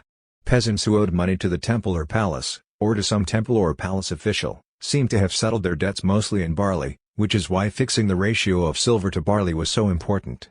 But it was perfectly acceptable to show up with goats, or furniture, or lapis lazuli. Temples and palaces were huge industrial operations, they could find a use for almost anything. 34. In the marketplaces that cropped up in Mesopotamian cities, prices were also calculated in silver, and the prices of commodities that weren't entirely controlled by the temples and palaces would tend to fluctuate according to supply and demand. But even here, Such evidence as we have suggests that most transactions were based on credit. Merchants, who sometimes worked for the temples, sometimes operated independently, were among the few people who did, often, use silver in transactions, but even they mostly did much of their dealings on credit, and ordinary people buying beer from alewomen, or local innkeepers, once again, did so by running up a tab, to be settled at harvest time in barley or anything they might have had at hand. 35. At this point, just about every aspect of the conventional story of the origins of money lay in rubble. Rarely has an historical theory been so absolutely and systematically refuted. By the early decades of the 20th century, all the pieces were in place to completely rewrite the history of money. The groundwork was laid by Mitchell Innes, the same one I've already cited on the matter of the cod, in two essays that appeared in New York's Banking Law Journal in 1913 and 1914. In these, Mitchell Innes matter-of-factly laid out the false assumptions on which existing economic history was based and suggested that what was really needed was a history of debt. One of the popular fallacies in connection with commerce is that in modern days a money-saving device has been introduced called credit and that, before this device was known, all purchases were paid for in cash, in other words in coins. A careful investigation shows that the precise reverse is true. In olden days coins played a far smaller part in commerce than they do today. Indeed, so small was the quantity of coins, that they did not even suffice for the needs of the medieval English royal household and estates, which regularly used tokens of various kinds for the purpose of making small payments. So unimportant indeed was the coinage that sometimes kings did not hesitate to call it all in for reminting and reissue, and still commerce went on just the same. 36. In fact, our standard account of monetary history is precisely backwards. We did not begin with barter, discover money, and then eventually develop credit systems. It happened precisely the other way around. What we now call virtual money came first. Coins came much later, and their use spread only unevenly, never completely replacing credit systems. Barter, in turn, appears to be largely a kind of accidental byproduct of the use of coinage or paper money. Historically, it has mainly been what people who are used to cash transactions do when for one reason or another they have no access to currency. The curious thing is that it never happened. This new history was never written. It's not that any economist has ever refuted Mitchell Innes. They just ignored him. Textbooks did not change their story, even if all the evidence made clear that the story was simply wrong. People still write histories of money that are actually histories of coinage, on the assumption that in the past these were necessarily the same thing. Periods when coinage largely vanished are still described as times when the economy reverted to barter, as if the meaning of this phrase is self-evident, even though no one actually knows what it means. As a result, we have next to no idea how, say, the inhabitant of a Dutch town in 950 AD actually went about acquiring cheese or spoons or hiring musicians to play at his daughter's wedding, let alone how any of this was likely to be arranged in Pemba or Samarkand. 37. Chapter 3. Primordial Debts.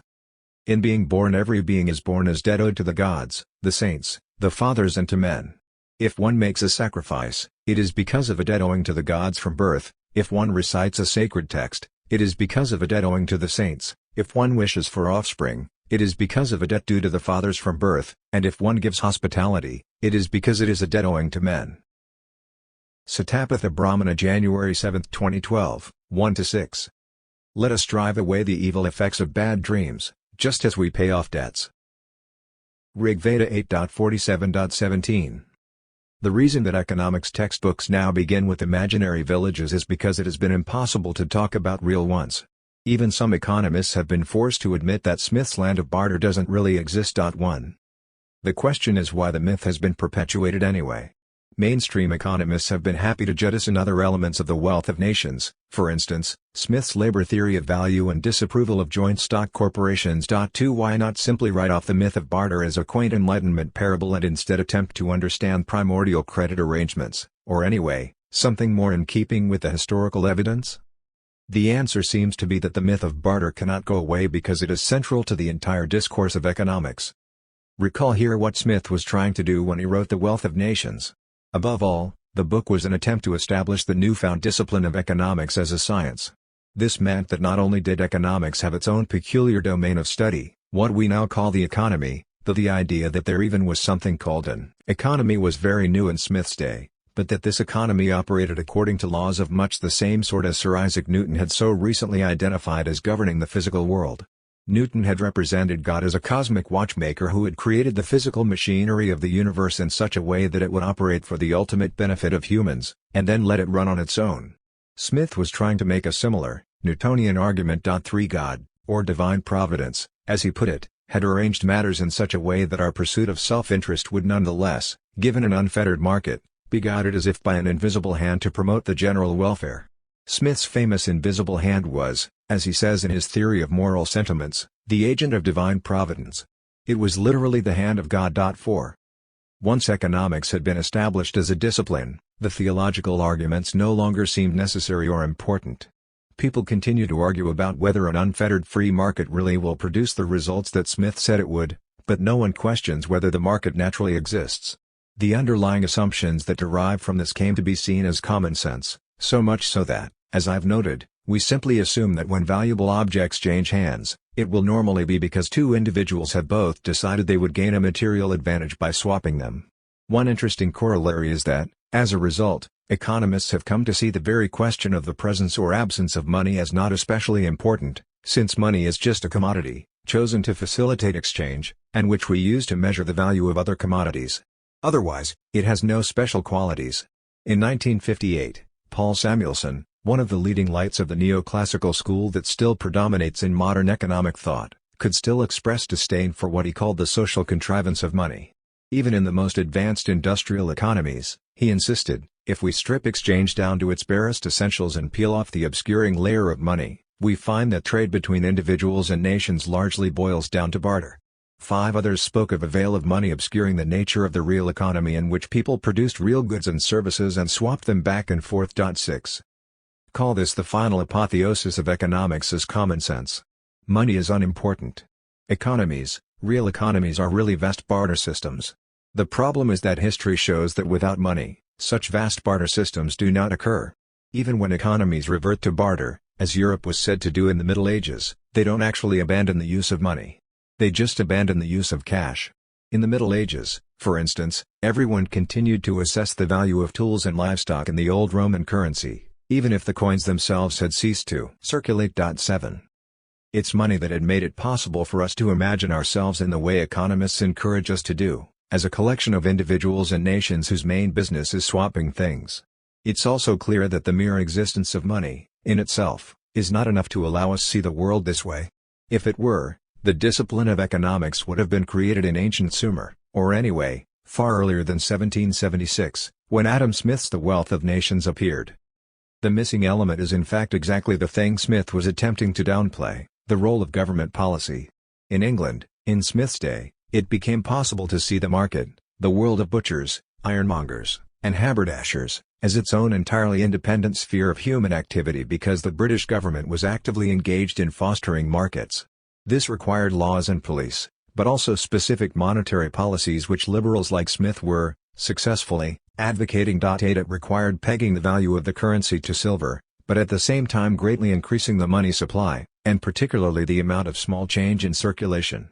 This, in turn, not only required huge amounts of tin and copper, but also the careful regulation of the banks that were, at that time, the only source of paper money. The century before The Wealth of Nations had seen at least 2 attempts to create state-supported central banks, in France and Sweden, that had proven to be spectacular failures. In each case, the would-be central bank issued notes based largely on speculation that collapsed the moment investors lost faith. Smith supported the use of paper money, but like Locke before him, he also believed that the relative success of the Bank of England and Bank of Scotland had been due to their policy of pegging paper money firmly to precious metals. This became the mainstream economic view, so much so that alternative theories of money as credit, the one that Michelinus advocated, were quickly relegated to the margins, their proponents written off as cranks. They were dismissed as the very sort of thinking that led to bad banks and speculative bubbles in the first place. It might be helpful, then, to consider what these alternative theories actually were. State and credit theories of money. Michelinus was an exponent of what came to be known as the credit theory of money, a position that over the course of the 19th century had its most avid proponents not in Michelinus's native Britain but in the 2 up-and-coming rival powers of the day, the United States and Germany. Credit theorists insisted that money is not a commodity but an accounting tool. In other words, it is not a thing at all.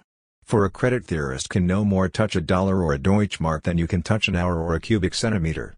Units of currency are merely abstract units of measurement, and as the credit theorists correctly noted, historically, such abstract systems of accounting emerged long before the use of any particular token of exchange. 9. The obvious next question is, if money is just a yardstick, what then does it measure? The answer was simple: debt. A coin is, effectively, an IOU.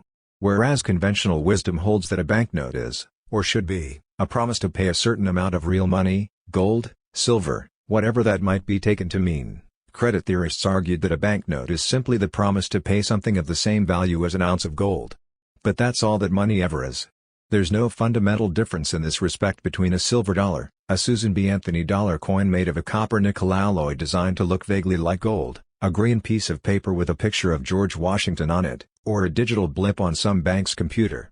Conceptually, the idea that a piece of gold is really just an IOU is always rather difficult to wrap one's head around, but something like this must be true, because even when gold and silver coins were in use, they almost never circulated at their bullion value. How could credit money come about? Let us return to the economics professor's imaginary town. Say, for example, that Joshua were to give his shoes to Henry, and, rather than Henry owing him a favor, Henry promises him something of equivalent value. 10 Henry gives Joshua an IOU. Joshua could wait for Henry to have something useful and then redeem it. In that case Henry would rip up the IOU and the story would be over. But say Joshua were to pass the IOU on to a third party, Sheila, to whom he owes something else. He could tick it off against his debt to a fourth party, Lola. Now Henry will owe that amount to her. Hence, money is born, because there's no logical end to it. Say Sheila now wishes to acquire a pair of shoes from Edith, she can just hand Edith the IOU and assure her that Henry is good for it. In principle, there's no reason that the IOU could not continue circulating around town for years, provided people continue to have faith in Henry. In fact, if it goes on long enough, people might forget about the issuer entirely. Things like this do happen. The anthropologist Keith Hart once told me a story about his brother, who in the 50s was a British soldier stationed in Hong Kong. Soldiers used to pay their bar tabs by writing checks on accounts back in England. Local merchants would often simply endorse them over to each other and pass them around as currency. Once, he saw one of his own checks, written 6 months before, on the counter of a local vendor covered with about 40 different tiny inscriptions in Chinese. What credit theorists like Mitchell Innes were arguing is that even if Henry gave Joshua a gold coin instead of a piece of paper, the situation would be essentially the same. A gold coin is a promise to pay something else of equivalent value to a gold coin. After all, a gold coin is not actually useful in itself. One only accepts it because one assumes other people will. In this sense, the value of a unit of currency is not the measure of the value of an object, but the measure of one's trust in other human beings. This element of trust of course makes everything more complicated. Early banknotes circulated via a process almost exactly like what I've just described, except that, like the Chinese merchants, each recipient added his or her signature to guarantee the debt's legitimacy. But generally, the difficulty in the chartalist position, this is what it came to be called, from the Latin carta, or token, is to establish why people would continue to trust a piece of paper. After all, why couldn't anyone just sign Henry's name on an IOU? True, this sort of debt token system might work within a small village where everyone knew one another, or even among a more dispersed community like 16th century Italian or 20th century Chinese merchants, where everyone at least had ways of keeping track of everybody else. But systems like these cannot create a full-blown currency system, and there's no evidence that they ever have. Providing a sufficient number of IOUs to allow everyone even in a medium-sized city to be able to carry out a significant portion of their daily transactions in such currency would require millions of tokens. 11 To be able to guarantee all of them, Henry would have to be almost unimaginably rich. All this would be much less of a problem, however, if Henry were, say, Henry II, King of England, Duke of Normandy, Lord of Ireland, and Count of Anjou.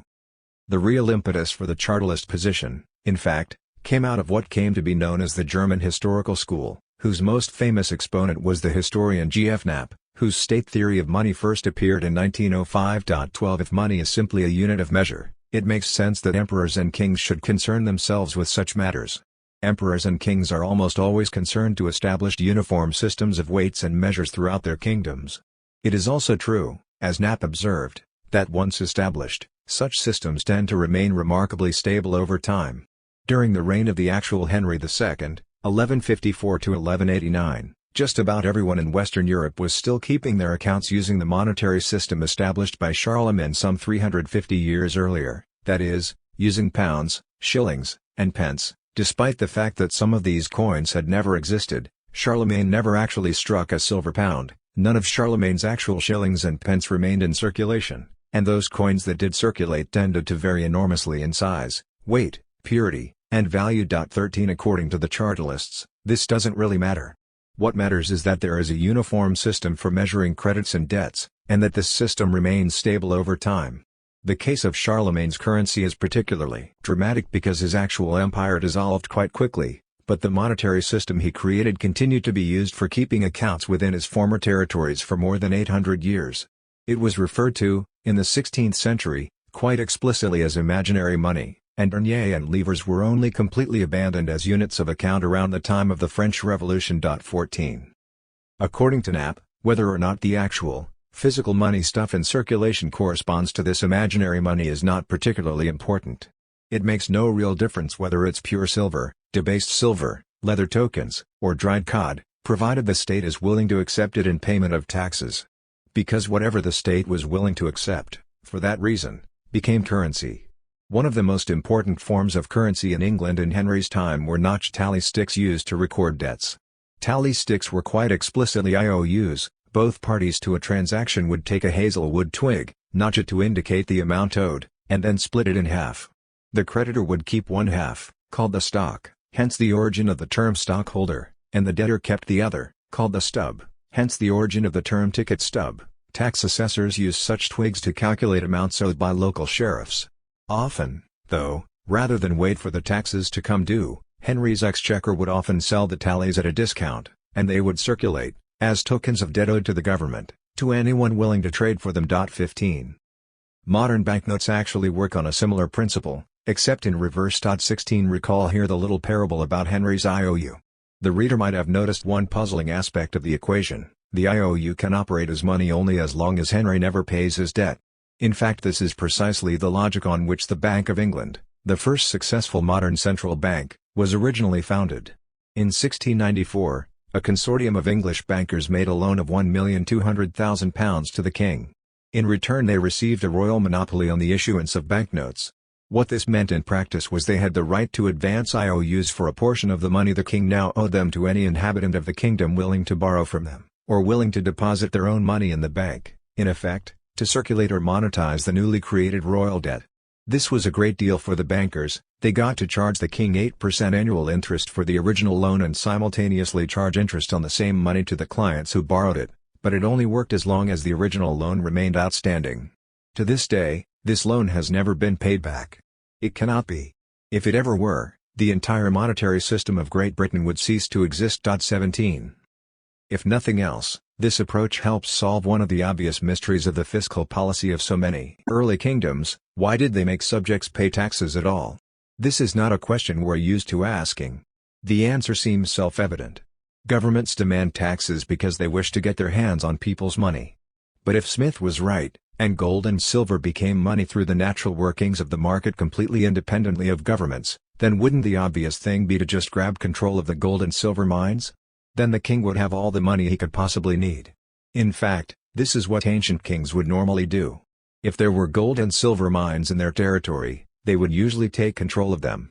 So what exactly was the point of extracting the gold, stamping one's picture on it, causing it to circulate among one's subjects, and then demanding that those same subjects give it back again? This does seem a bit of a puzzle. But if money and markets do not emerge spontaneously, it actually makes perfect sense. Because this is the simplest and most efficient way to bring markets into being. Let us take a hypothetical example. Say a king wishes to support a standing army of 50,000 men. Under ancient or medieval conditions, feeding such a force was an enormous problem. Such a force would likely consume anything edible within 10 miles of their camp in as many days. Unless they were on the march, one would need to employ almost as many men and animals just to locate, acquire, and transport the necessary provisions. 18 On the other hand, if one simply hands out coins to the soldiers and then demands that every family in the kingdom was obliged to pay one of those coins back to you, one would, in one blow, turn one's entire national economy into a vast machine for the provisioning of soldiers, since now every family, in order to get their hands on the coins, must find some way to contribute to the general effort to provide soldiers with things they want. Markets are brought into existence as a side effect. This is a bit of a cartoon version, but it is very clear that markets did spring up around ancient armies. One need only take a glance at Kautilya's Ardhasasutra, the Sasanian Circle of Sovereignty, or the Chinese discourses on salt and iron to discover that most ancient rulers spent a great deal of their time thinking about the relation between mines, soldiers, taxes, and food. Most concluded that the creation of markets of this sort was not just convenient for feeding soldiers, but useful in all sorts of ways, since it meant officials no longer had to requisition everything they needed directly from the populace or figure out a way to produce it on royal estates or royal workshops. In other words, despite the dog-liberal assumption, again, coming from Smith's legacy, that the existence of states and markets are somehow opposed, the historical record implies that exactly the opposite is the case. Stateless societies tend also to be without markets. As one might imagine, state theories of money have always been anathema to mainstream economists working in the tradition of Adam Smith. In fact, chartalism has tended to be seen as a populist underside of economic theory, favored mainly by cranks. 19 The curious thing is that the mainstream economists often ended up actually working for governments and advising such governments to pursue policies much like those the chartalists described, that is, tax policies designed to create markets where they had not existed before, despite the fact that they were in theory committed to Smith's argument that markets develop spontaneously of their own accord. This was particularly true in the colonial world. To return to Madagascar for a moment, I have already mentioned that one of the first things that the French general Gallieni, conqueror of Madagascar, did when the conquest of the island was complete in 1901 was to impose a head tax. Not only was this tax quite high, it was also only payable in newly issued Malagasy francs. In other words, Gallieni did indeed print money and then demand that everyone in the country give some of that money back to him. Most striking of all, though, was language he used to describe this tax. It was referred to as the impôt moralisateur, the educational or moralizing tax. In other words, it was designed, to adopt the language of the day, to teach the natives the value of work. Since the educational tax came due shortly after harvest time, the easiest way for farmers to pay it was to sell a portion of their rice crop to the Chinese or Indian merchants who soon installed themselves in small towns across the country. However, harvest was when the market price of rice was, for obvious reasons, at its lowest. If one sold too much of one's crop, that meant one would not have enough left to feed one's family for the entire year, and thus be forced to buy one's own rice back, on credit, from those same merchants later in the year when prices were much higher. As a result, farmers quickly fell hopelessly into debt, the merchants doubling as loan sharks.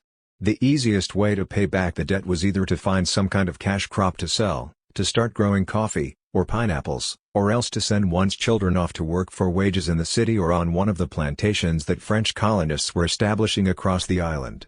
The whole project might seem no more than a cynical scheme to squeeze cheap labor out of the peasantry, and it was that, but it was also something more. The colonial government was also quite explicit, at least in their own internal policy documents, about the need to make sure that peasants had at least some money of their own left over, and to ensure that they became accustomed to the minor luxuries, parasols, lipstick, cookies, available at the Chinese shops. It was crucial that they develop new tastes, habits, and expectations, that they laid the foundations of a consumer demand that would endure long after the conquerors had left, and keep Madagascar forever tied to France. Most people are not stupid, and most Malagasy understood exactly what their conquerors were trying to do to them. Some were determined to resist. More than 60 years after the invasion, a French anthropologist, Gerard Alphabe, was able to observe villages on the east coast of the island whose inhabitants would dutifully show up at the coffee plantations to earn their money for their poll tax and then, having paid it, studiously ignore the wares for sale at the local shops and instead turn over any remaining money to lineage elders, who would then use it to buy cattle for sacrifice to their ancestors. 20 Many were quite open in saying that they saw themselves as resisting a trap. Still, such defiance rarely lasts forever. Markets did gradually take shape, even in those parts of the island where none had previously existed. With them came the inevitable network of little shops. And by the time I got there, in 1990, a generation after the poll tax had finally been abolished by a revolutionary government, the logic of the market had become so intuitively accepted that even spirit mediums were reciting passages that might as well have come from Adam Smith. Such examples could be multiplied endlessly. Something like this occurred in just about every part of the world conquered by European arms where markets were not already in place. Rather than discovering barter, They ended up using the very techniques that mainstream economics rejected to bring something like the market into being. In search of a myth? Anthropologists have been complaining about the myth of barter for almost a century. Occasionally, economists point out with slight exasperation that there's a fairly simple reason why they're still telling the same story despite all the evidence against it. Anthropologists have never come up with a better one. 21 This is an understandable objection, but there's a simple answer to it. The reasons why anthropologists haven't been able to come up with a simple, compelling story for the origins of money is because there's no reason to believe there could be one. Money was no more ever invented than music or mathematics or jewelry. What we call money isn't a thing at all, it's a way of comparing things mathematically, as proportions, of saying 1 of x is equivalent to 6 of y. As such it is probably as old as human thought. The moment we try to get any more specific, we discover that there are any number of different habits and practices that have converged in the stuff we now call money, and this is precisely the reason why economists, historians, and the rest have found it so difficult to come up with a single definition. Credit theorists have long been hobbled by the lack of an equally compelling narrative. This is not to say that all sides in the currency debates that ranged between 1850 and 1950 were not in the habit of deploying mythological weaponry. This was true particularly, perhaps, in the United States. In 1894, the Greenbackers, who pushed for detaching the dollar from gold entirely to allow the government to spend freely on job creation campaigns, invented the idea of the March on Washington, an idea that was to have endless resonance in U.S. history. L. Frank Baum's book The Wonderful Wizard of Oz, which appeared in 1900, is often held to be a parable for the populist campaign of William Jennings Bryan, who twice ran for president on the free silver platform, vowing to replace the gold standard with a bimetallic system that would allow the free creation of silver money alongside gold. 22 As with the Greenbackers, one of the main constituencies for the movement was debtors, particularly, Midwestern farm families such as Dorothy's, who had been facing a massive wave of foreclosures during the severe recession of the 1890s. According to the populist reading, the Wicked Witches of the East and West represent the East and West Coast bankers, promoters of and benefactors from the tight money supply. The Scarecrow represented the farmers, who didn't have the brains to avoid the debt trap. The Tin Woodsman was the industrial proletariat, who didn't have the heart to act in solidarity with the farmers. The Cowardly Lion represented the political class, who didn't have the courage to intervene. The Yellow Brick Road, Silver Slippers, Emerald City, and Hapless Wizard presumably speak for themselves. 23 Oz is of course the standard abbreviation for ounce. 24 As an attempt to create a new myth, Baum's story was remarkably effective. As political propaganda, less so. William Jennings Bryan failed in 3 attempts to win the presidency, the silver standard was never adopted, and few nowadays even remember what The Wonderful Wizard of Oz was originally supposed to be about. 25 For state money theorists in particular, this has been a problem. Stories about rulers using taxes to create markets in conquered territories, or to pay for soldiers or other state functions, are not particularly inspiring. German ideas of money as the embodiment of national will did not travel very well. Every time there was a major economic meltdown, however, conventional laissez-faire economics took another hit. The Bryan campaigns were born as a reaction to the Panic of 1893. By the time of the Great Depression of the 1930s, the very notion that the market could regulate itself, so long as the government ensured that money was safely pegged to precious metals, was completely discredited. From roughly 1933 to 1979, every major capitalist government reversed course and adopted some version of Keynesianism. Keynesian orthodoxy started from the assumption that capitalist markets would not really work unless capitalist governments were willing effectively to play nanny, most famously, by engaging in massive deficit pump priming during downturns. While in the 80s, Margaret Thatcher in Britain and Ronald Reagan in the United States made a great show of rejecting all of this, it's unclear how much they really did. 26 And in any case, they were operating in the wake of an even greater blow to previous monetary orthodoxy, Richard Nixon's decision in 1971 to unpeg the dollar from precious metals entirely, eliminate the international gold standard, and introduce the system of floating currency regimes that has dominated the world economy ever since. This meant in effect that all national currencies were henceforth, as neoclassical economists like to put it, fiat money backed only by the public trust. Now, John Maynard Keynes himself was much more open to what he liked to call the alternative tradition of credit and state theories than any economist of that stature, and Keynes is still arguably the single most important economic thinker of the 20th century, before or since. At certain points he immersed himself in it. He spent several years in the 1920s studying Mesopotamian cuneiform banking records to try to ascertain the origins of money. His Babylonian madness, as he would later call it. 27 His conclusion, which he set forth at the very beginning of his treatise on money, was more or less the only conclusion one could come to if one started not from first principles but from a careful examination of the historical record, that the lunatic fringe was, essentially, right.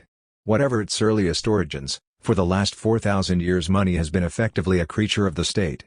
Individuals, he observed, make contracts with one another. They take out debts, and they promise payment. The state, therefore, comes in first of all as the authority of law which enforces the payment of the thing which corresponds to the name or description in the contract. But it comes doubly when, in addition, it claims the right to determine and declare what thing corresponds to the name, and to vary its declaration from time to time, when, that is to say, it claims the right to re-edit the dictionary. This right is claimed by all modern states and has been so claimed for some 4,000 years at least. It is when this stage in the evolution of money has been reached that Napstartalism, the doctrine that money is peculiarly a creation of the state, is fully realized. Today all civilized money is, beyond the possibility of dispute. Chartist. 28. This does not mean that the state necessarily creates money. Money is credit. It can be brought into being by private contractual agreements, loans, for instance.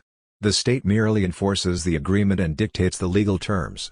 Hence Keynes' next dramatic assertion, that banks create money, and that there is no intrinsic limit to their ability to do so, since however much they lend, the borrower will have no choice but to put the money back into some bank again, and thus, from the perspective of the banking system as a whole, the total number of debits and credits will always cancel out. 29 The implications were radical, but Keynes himself was not. In the end, he was always careful to frame the problem in a way that could be reintegrated into the mainstream economics of his day. Neither was Keynes much of a mythmaker. Insofar as the alternative tradition has come up with an answer to the myth of barter, it was not from Keynes' own efforts. Keynes ultimately decided that the origins of money were not particularly important, but in the work of some contemporary neo-Keynesians, who were not afraid to follow some of his more radical suggestions as far as they would go. The real weak link in state credit theories of money was always the element of taxes. It is one thing to explain why early states demanded taxes, in order to create markets. It's another to ask by what right? Assuming that early rulers were not simply thugs and that taxes were not simply extortion, and no credit theorist, to my knowledge, took such a cynical view even of early government, one must ask how they justified this sort of thing. Nowadays, we all think we know the answer to this question. We pay our taxes so that the government can provide us with services. This starts with security services, military protection being about the only service many early states were really able to provide. By now, of course, the government provides all sorts of things. All of this is said to go back to some sort of original social contract that everyone somehow agreed on, though no one really knows exactly when or by whom, or why we should be bound by the decisions of distant ancestors on this one matter when we don't feel particularly bound by the decisions of our distant ancestors on anything else. 30 It all makes sense if you assume that markets come before governments, but the whole argument totters quickly once you realize that they don't. There is an alternative explanation, one created to be in keeping with the state credit theory approach. It's referred to as primordial debt theory, and it has been developed largely in France by a team of researchers, not only economists but anthropologists, historians, and classicists, originally assembled around the figures of Michel Yetta and André Orléans, 31 and more recently, Bruno Thiert, and it has since been taken up by some neo-Keynesians in the United States and the United Kingdom as well. 32. It's a position that has emerged quite recently and at first, largely amidst debates about the nature of the euro. The creation of a common European currency sparked not only all sorts of intellectual debates. Does a common currency necessarily imply the creation of a common European state? Or of a common European economy or society? Are these ultimately the same thing? But dramatic political ones as well. The creation of the Eurozone was spearheaded above all by Germany, whose central banks still see their main goal as combating inflation. What's more, tight money policies and the need to balance budgets having been used as the main weapon to chip away welfare state policies in Europe, it has necessarily become the stake of political struggles between bankers and pensioners, creditors and debtors, just as heated as those of 1890s America. The core argument is that any attempt to separate monetary policy from social policy is ultimately wrong. Primordial debt theorists insist that these have always been the same thing. Governments use taxes to create money, and they are able to do so because they have become the guardians of the debt that all citizens have to one another. This debt is the essence of society itself. It exists long before money and markets, and money and markets themselves are simply ways of chopping pieces of it up. At first, the argument goes, this sense of debt was expressed not through the state but through religion. To make the argument, Ulyeta and Orlean fixed on certain works of early Sanskrit religious literature, the hymns, prayers, and poetry collected in the Vedas, and the Brahmanas, priestly commentaries composed over the centuries that followed, texts that are now considered the foundations of Hindu thought. It's not as odd a choice as it might seem. These texts constitute the earliest known historical reflections on the nature of debt. Actually, even the very earliest Vedic poems, composed sometime between 1500 and 1200 BC, evince a constant concern with debt, which is treated as synonymous with guilt and sin. 33 There are numerous prayers pleading with the gods to liberate the worshipper from the shackles or bonds of debt. Sometimes these seem to refer to debt in the literal sense. Rig Veda 10.34, for instance, has a long description of the sad plight of gamblers who wander homeless, in constant fear, in debt, and seeking money. Elsewhere it's clearly metaphorical. In these hymns, Yama, the god of death, figures prominently. To be in debt was to have a weight placed on you by death. To be under any sort of unfulfilled obligation, any unkept promise, to gods or to men, was to live in the shadow of death. Often, even in the very early texts, debt seems to stand in for a broader sense of inner suffering, from which one begs the gods, particularly Agni, who represents the sacrificial fire, for release. It was only with the Brahmanas that commentators started trying to weave all this together into a more comprehensive philosophy. The conclusion, that human existence is itself a form of debt. A man, being born, is a debt. By his own self he is born to death, and only when he sacrifices does he redeem himself from death. 34. Sacrifice, and these early commentators were themselves sacrificial priests, is thus called tribute paid to death. Or such was the manner of speaking. In reality, as the priests knew better than anyone, sacrifice was directed to all the gods, not just death. Death was just the intermediary. Framing things this way, though, did immediately raise the one problem that always comes up, whenever anyone conceives human life through such an idiom. If our lives are on loan, who would actually wish to repay such a debt? To live in debt is to be guilty, incomplete. But completion can only mean annihilation. In this way, the tribute of sacrifice could be seen as a kind of interest payment, with the life of the animal substituting temporarily for what's really owed, which is ourselves, a mere postponement of the inevitable. 35. Priestly commentators propose different ways out of the dilemma. Some ambitious Brahmins began telling their clients that sacrificial ritual, if done correctly, promised a way to break out of the human condition entirely and achieve eternity, since, in the face of eternity, all debts become meaningless. 36 Another way was to broaden the notion of debt, so that all social responsibilities become debts of one sort or another. Thus two famous passages in the Brahmanas insist that we are born as a debt not just to the gods, to be repaid in sacrifice, but also to the sages who created the Vedic learning to begin with, which we must repay through study, to our ancestors, the fathers, who we must repay by having children, and finally, to men apparently meaning humanity as a whole, to be repaid by offering hospitality to strangers. 37 Anyone, then, who lives a proper life is constantly paying back existential debts of one sort or another, but at the same time, as the notion of debt slides back into a simple sense of social obligation, it becomes something far less terrifying than the sense that one's very existence is a loan taken against death. 38 Not least because social obligations always cut both ways. After all, once one has oneself fathered children, one is just as much a debtor as a creditor. What primordial debt theorists have done is to propose that the ideas encoded in these Vedic texts are not peculiar to a certain intellectual tradition of early Iron Age ritual specialists in the Ganges Valley, but that they are essential to the very nature and history of human thought. Consider for example this statement, from an essay by French economist Bruno Theret with the uninspiring title The Socio-Cultural Dimensions of the Currency, Implications for the Transition to the Euro, published in the Journal of Consumer Policy in 1999. At the origin of money we have a relation of representation of death as an invisible world, before and beyond life, a representation that is the product of the symbolic function proper to the human species and which envisages birth as an original debt incurred by all men, a debt owing to the cosmic powers from which humanity emerged. Payment of this debt, which can however never be settled on earth, because its full reimbursement is out of reach, takes the form of sacrifices which, by replenishing the credit of the living, make it possible to prolong life and even in certain cases to achieve eternity by joining the gods. But this initial belief claim is also associated with the emergence of sovereign powers whose legitimacy resides in their ability to represent the entire original cosmos. And it is these powers that invented money as a means of settling debts, a means whose abstraction makes it possible to resolve the sacrificial paradox by which putting to death becomes the permanent means of protecting life. Through this institution, belief is in turn transferred to a currency stamped with the effigy of the sovereign, a money put in circulation but whose return is organized by this other institution, which is the tax/settlement of the life debt. So money also takes on the function of a means of payment. 39. If nothing else, this provides a neat illustration of how different are standards of debate in Europe from those current in the Anglo-American world. One can't imagine an American economist of any stripe writing something like this. Still, the author is actually making a rather clever synthesis here. Human nature does not drive us to truck and barter. Rather, it ensures that we are always creating symbols, such as money itself. This is how we come to see ourselves in a cosmos surrounded by invisible forces, as in debt to the universe.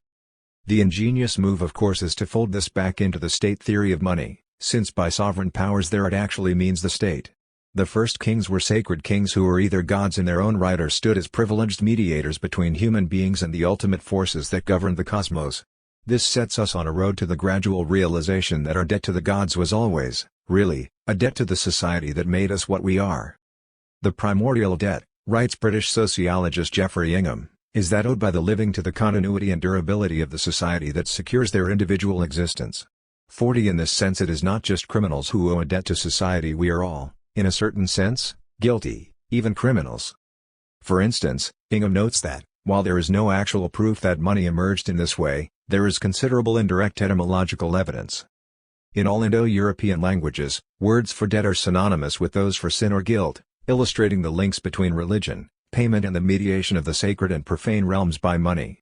For example, there is a connection between money, German Geld, indemnity or sacrifice, Old English Geld, tax, Gothic Geld, and, of course, guilt. 41. Or, to take another curious connection, why were cattle so often used as money?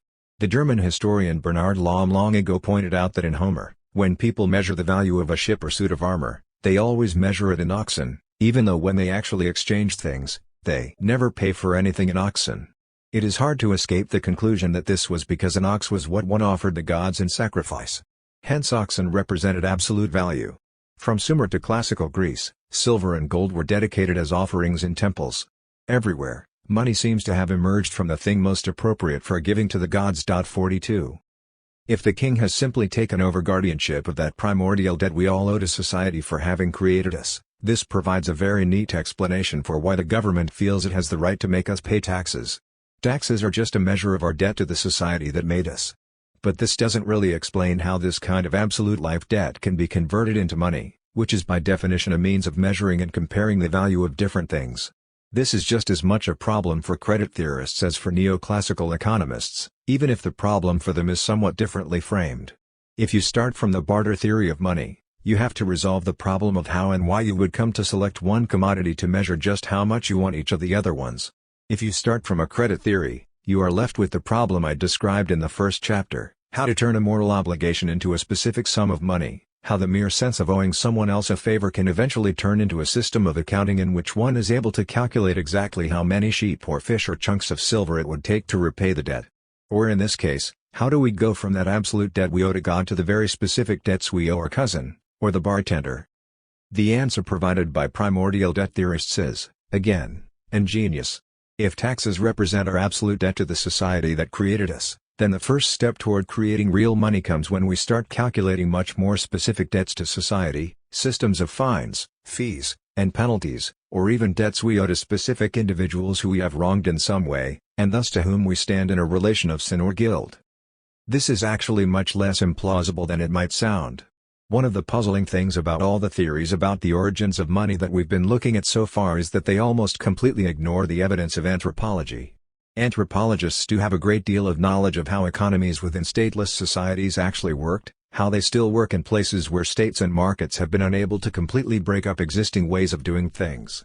There are innumerable studies of, say, the use of cattle as money in Eastern or Southern Africa, of shell money in the Americas, wampum being the most famous example, or Papua New Guinea, bead money, feather money, the use of iron rings, cowries, spondylus shells, brass rods, or woodpecker scalps. 43 The reason that this literature tends to be ignored by economists is simple: primitive currencies of this sort are only rarely used to buy and sell things, and even when they are, never primarily to buy and sell everyday items such as chickens or eggs or shoes or potatoes.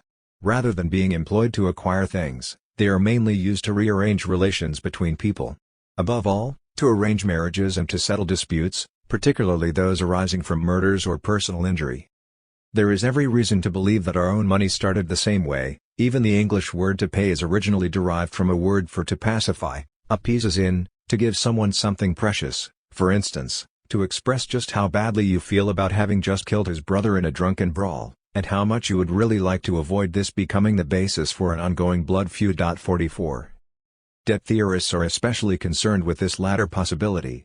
This is partly because they tend to skip past the anthropological literature and look at early law codes, taking inspiration here from the groundbreaking work of one of the 20th century's greatest numismatists, Philip Grierson, who in the 70s first suggested that money might first have emerged from early legal practice. Grierson was an expert in the European Dark Ages, and he became fascinated by what have come to be known as the barbarian law codes, established by many Germanic peoples after the destruction of the Roman Empire in the 600s and 700s, Goths, Frisians, Franks, and so on, soon followed by similar codes published everywhere from Russia to Ireland. Certainly, they are fascinating documents. On the one hand, they make it abundantly clear just how wrong are conventional accounts of Europe around this time reverting to barter. Almost all of the Germanic law codes use Roman money to make assessments. Penalties for theft, for instance, are almost always followed by demands that the thief not only return the stolen property but pay any outstanding rent, or in the event of stolen money, interest, owing for the amount of time it has been in his possession. On the other hand, these were soon followed by law codes by people living in territories that had never been under Roman rule, in Ireland, Wales, Nordic countries, Russia, and these are if anything even more revealing. They could be remarkably creative, both in what could be used as a means of payment and on the precise breakdown of injuries and insults that required compensation. Compensation in the Welsh laws is reckoned primarily in cattle and in the Irish ones in cattle or bondmaids, cumul, with considerable use of precious metals in both. In the Germanic codes it is mainly in precious metal, in the Russian codes it was silver and furs, graduated from marten down to squirrel. Their detail is remarkable, not only in the personal injuries envisioned, specific compensations for the loss of an arm, a hand, a forefinger, a nail, for a blow on the head so that the brain is visible or bone projects, but in the coverage some of them gave to the possessions of the individual household. Title II of the Salic Law deals with the theft of pigs, Title III with cattle, Title IV with sheep, Title V with goats, Title V with dogs, each time with an elaborate breakdown differentiating between animals of different age and sex. 45. This does make a great deal of psychological sense. I've already remarked how difficult it is to imagine how a system of precise equivalences, one young healthy milk cow is equivalent to exactly 36 chickens, could arise from most forms of gift exchange. If Henry gives Joshua a pig and feels he has received an inadequate counter-gift, he might mock Joshua as a cheapskate, but he would have little occasion to come up with a mathematical formula for precisely how cheap he feels Joshua has been. On the other hand, if Joshua's pig just destroyed Henry's garden, and especially, if that led to a fight in which Henry lost a doe, and Henry's family is now hauling Joshua up in front of the village assembly, this is precisely the context where people are most likely to become petty and legalistic and express outrage if they feel they have received one groat less than was their rightful due. That means exact mathematical specificity, for instance, the capacity to measure the exact value of a 2-year-old pregnant sow. What's more, the levying of penalties must have constantly required the calculation of equivalences. Say the fine is in marten pelts but the culprit's clan doesn't have any martens. How many squirrel skins will do? Or pieces of silver jewelry? Such problems must have come up all the time and led to at least a rough and ready set of rules of thumb over what sorts of valuable were equivalent to others. This would help explain why, for instance, medieval Welsh law codes can contain detailed breakdowns not only of the value of different ages and conditions of milk cow, but of the monetary value of every object likely to be found in an ordinary homestead, down to the cost of each piece of timber, despite the fact that there seems no reason to believe that most such items could even be purchased on the open market at the time. 46. There is something very compelling in all this. For one thing, the premise makes a great deal of intuitive sense. After all, we do owe everything we are to others. This is simply true. The language we speak and even think in, our habits and opinions, The kind of food we like to eat, the knowledge that makes our lights switch on and toilets flush, even the style in which we carry out our gestures of defiance and rebellion against social conventions, all of this we learned from other people, most of them long dead. If we were to imagine what we owe them as a debt, it could only be infinite. The question is, does it really make sense to think of this as a debt? After all, a debt is by definition something that we could at least imagine paying back. It is strange enough to wish to be square with one's parents, it rather implies that one does not wish to think of them as parents anymore. Would we really want to be square with all humanity? What would that even mean? And is this desire really a fundamental feature of all human thought? Another way to put this would be, are primordial debt theorists describing a myth? Have they discovered a profound truth of the human condition that has always existed in all societies? And is it simply spelled out particularly clearly in certain ancient texts from India, or are they inventing a myth of their own? Clearly it must be the latter. They are inventing a myth. The choice of the Vedic material is significant. The fact is, we know almost nothing about the people who composed these texts and little about the society that created them. 47 We don't even know if interest-bearing loans existed in Vedic India, which obviously has a bearing on whether priests really saw sacrifice as the payment of interest on a loan we owe to death. 48 As a result, the material can serve as a kind of empty canvas, or a canvas covered with hieroglyphics in an unknown language, on which we can project almost anything we want to. If we look at other ancient civilizations in which we do know something about the larger context, we find that no such notion of sacrifice as payment is in evidence. 49 If we look through the work of ancient theologians, we find that most were familiar with the idea that sacrifice was a way by which human beings could enter into commercial relations with the gods, but that they felt it was patently ridiculous. If the gods already have everything they want, what exactly do humans have to bargain with? 50 We've seen in the last chapter how difficult it is to give gifts to kings.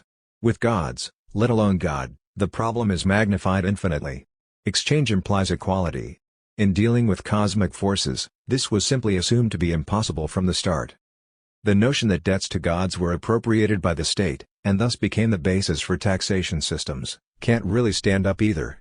The problem here is that in the ancient world free citizens didn't usually pay taxes. Generally speaking, tribute was levied only on conquered populations. This was already true in ancient Mesopotamia, where the inhabitants of independent cities did not usually have to pay direct taxes at all. Similarly, as Moses Finley noted, classical Greeks looked upon direct taxes as tyrannical and avoided them whenever possible. 51 Athenian citizens did not pay direct taxes of any sort, though the city did sometimes distribute money to its citizens, a kind of reverse taxation, either directly, as with the proceeds of the Laurium silver mines, and indirectly, through generous fees for jury duty or attending the assembly. Subject cities, however, did have to pay tribute. Even within the Persian Empire, Persians did not have to pay tribute to the great king, but the inhabitants of conquered provinces did. 52 The same was true in Rome, where for a very long time Roman citizens not only paid no taxes but had a right to a share of the tribute levied on others, in the form of the dole, the bread part of the famous bread and circuses. 53. In other words, Benjamin Franklin was wrong when he said that in this world nothing is certain except death and taxes. This obviously makes the idea that the debt to one is just a variation on the other much harder to maintain. None of this, however, deals a mortal blow to the state theory of money, since even those states that did not demand taxes did levy fees, penalties, tariffs, and fines of one sort or another. But it is very hard to reconcile with any theory that claims states were first conceived as guardians of some sort of cosmic, primordial debt. It's curious that primordial debt theorists never have much to say about Sumer or Babylonia, despite the fact that Mesopotamia is where the practice of loaning money at interest was first invented, probably 2,000 years before the Vedas were composed, and that it was also the home of the world's first states. But if we look into Mesopotamian history, it becomes a little less surprising. Again, what we find there is in many ways the exact opposite of what such theorists would have predicted. The reader will recall here that Mesopotamian city-states were dominated by vast temples, gigantic, complex industrial institutions often staffed by thousands, including everyone from shepherds and barge pullers to spinners and weavers to dancing girls and clerical administrators. By at least 2700 BC, ambitious rulers had begun to imitate them by creating palace complexes organized on similar terms, with the exception that where the temples centered on the sacred chambers of a god or a goddess, represented by a sacred image who was fed and clothed and entertained by priestly servants as if he or she were a living person. Palaces centered on the chambers of an actual live king. Sumerian rulers rarely went so far as to declare themselves gods, but they often came very close. However, When they did interfere in the lives of their subjects in their capacity as cosmic rulers, they did not do it by imposing public debts, but rather by canceling private ones. 54. We don't know precisely when and how interest-bearing loans originated, since they appear to predate writing. Most likely, temple administrators invented the idea as a way of financing the caravan trade. This trade was crucial because while the river valley of ancient Mesopotamia was extraordinarily fertile and produced huge surpluses of grain and other foodstuffs, and supported enormous numbers of livestock, which in turn supported a vast wool and leather industry, it was almost completely lacking in anything else. Stone, wood, metal, even the silver used as money, all had to be imported. From quite early times, then, temple administrators developed the habit of advancing goods to local merchants, some of them private, others themselves temple functionaries, who would then go off and sell it overseas. Interest was just a way for the temples to take their share of the resulting profits. 55 However, once established, the principle seems to have quickly spread. Before long, we find not only commercial loans, but also consumer loans, usually in the classical sense of the term. By circa 2400 BC it already appears to have been common practice on the part of local officials, or wealthy merchants, to advance loans to peasants who were in financial trouble on collateral and begin to appropriate their possessions if they were unable to pay. It usually started with grain, sheep, goats, and furniture, then moved on to fields and houses, or, alternately or ultimately, family members. Servants, if any, went quickly, followed by children, wives, and in some extreme occasions, even the borrower himself. These would be reduced to debt peons, not quite slaves, but very close to that, forced into perpetual service in the lender's household, or, sometimes, in the temples or palaces themselves. In theory, of course, any of them could be redeemed whenever the borrower repaid the money, but for obvious reasons, the more a peasant's resources were stripped away from him, the harder that became. The effects were such that they often threatened to rip society apart. If for any reason there was a bad harvest, large proportions of the peasantry would fall into debt peonage, families would be broken up. Before long, lands lay abandoned as indebted farmers fled their homes for fear of repossession and joined semi-nomadic bands on the desert fringes of urban civilization. Faced with the potential for complete social breakdown, Sumerian and later Babylonian kings periodically announced general amnesties, clean slates, as economic historian Michael Hudson refers to them.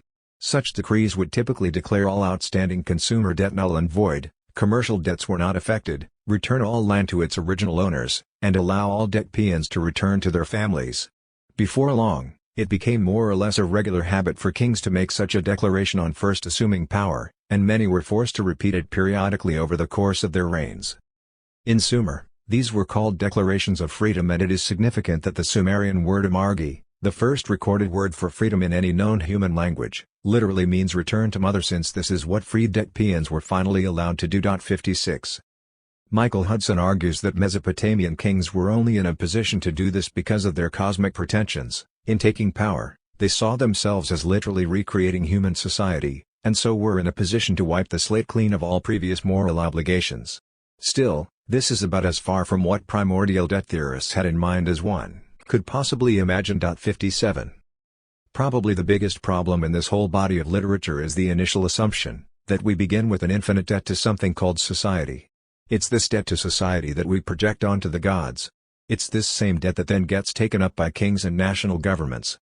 What makes the concept of society so deceptive is that we assume the world is organized into a series of compact, modular units called societies, and that all people know which one they're in.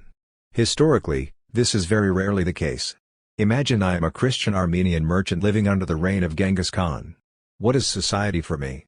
Is it the city where I grew up, the Society of International Merchants, with its own elaborate codes of conduct, within which I conduct my daily affairs, other speakers of Armenian, Christendom, or maybe just Orthodox Christendom, or the inhabitants of the Mongol Empire itself, which stretched from the Mediterranean to Korea?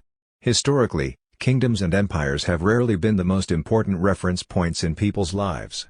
Kingdoms rise and fall, they also strengthen and weaken. Governments may make their presence known in people's lives quite sporadically, and for many people in history, it was not at all clear whose government they were actually in.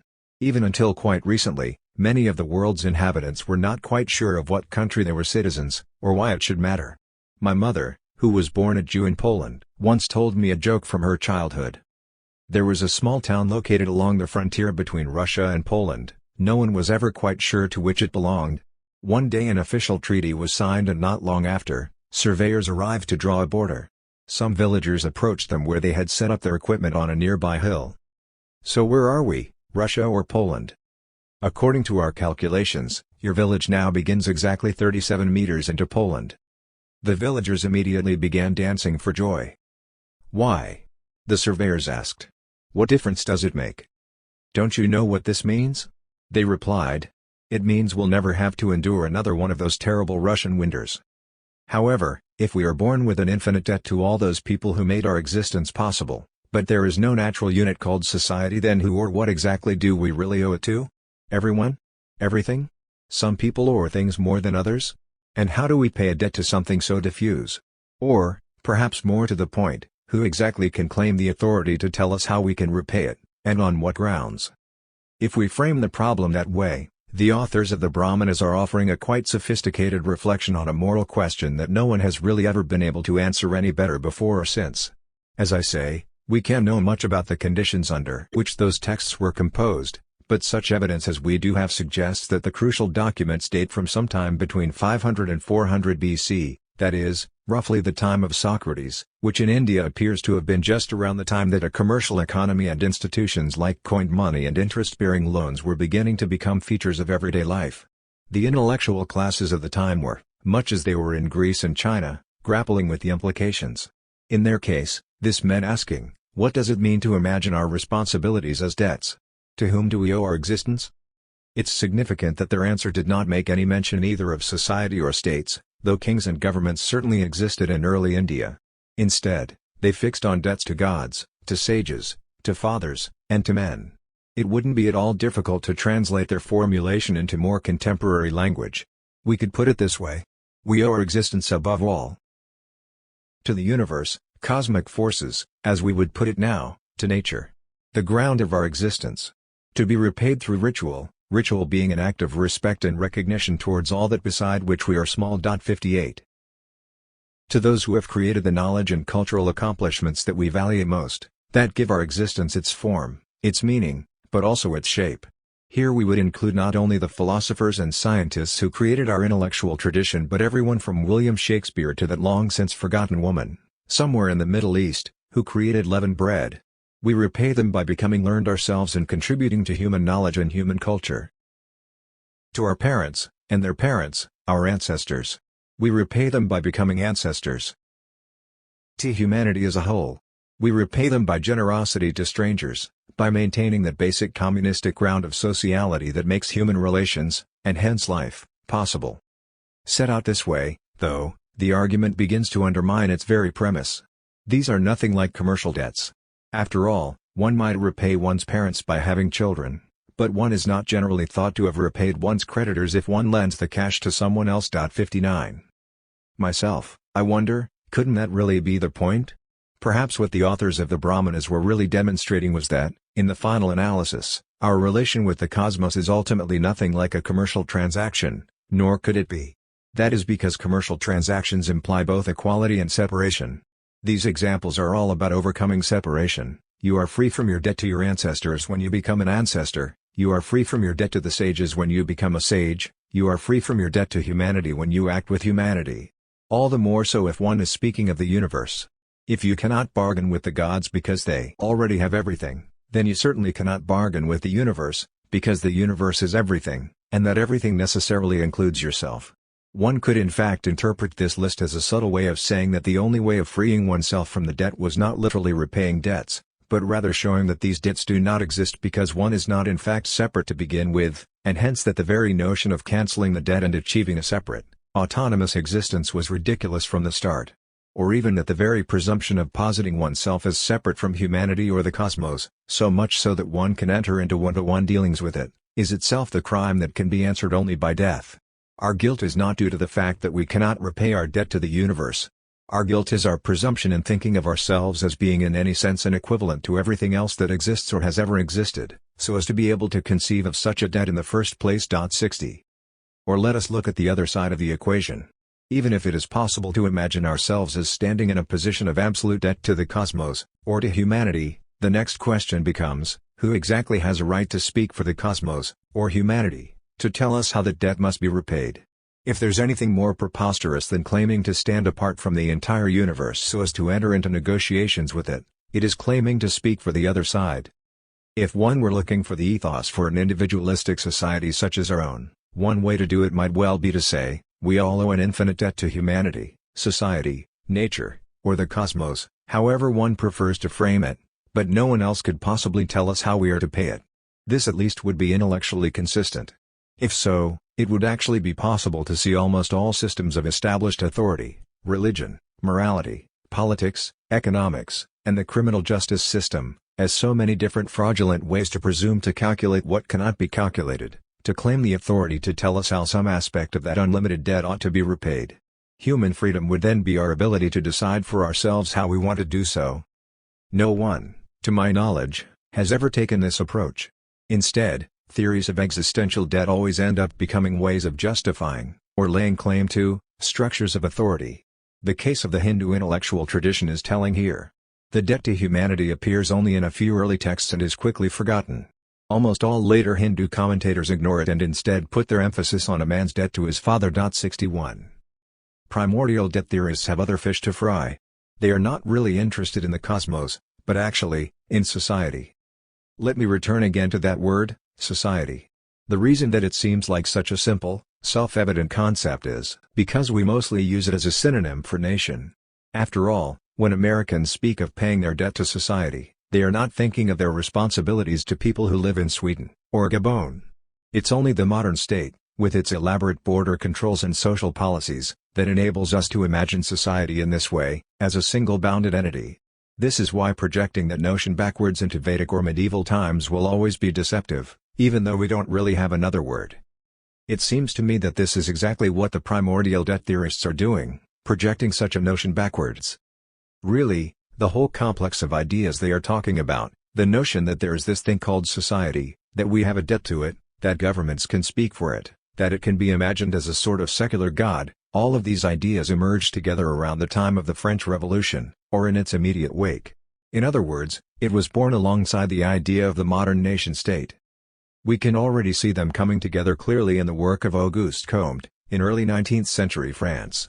Comte, a philosopher and political pamphleteer now most famous for having first coined the term sociology, went so far, by the end of his life, as actually proposing a religion of society, which he called positivism, broadly modeled on medieval Catholicism, replete with vestments where all the buttons were on the back, so they couldn't be put on without the help of others.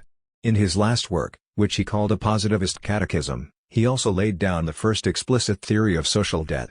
At one point someone asks an imaginary priest of positivism what he thinks of the notion of human rights.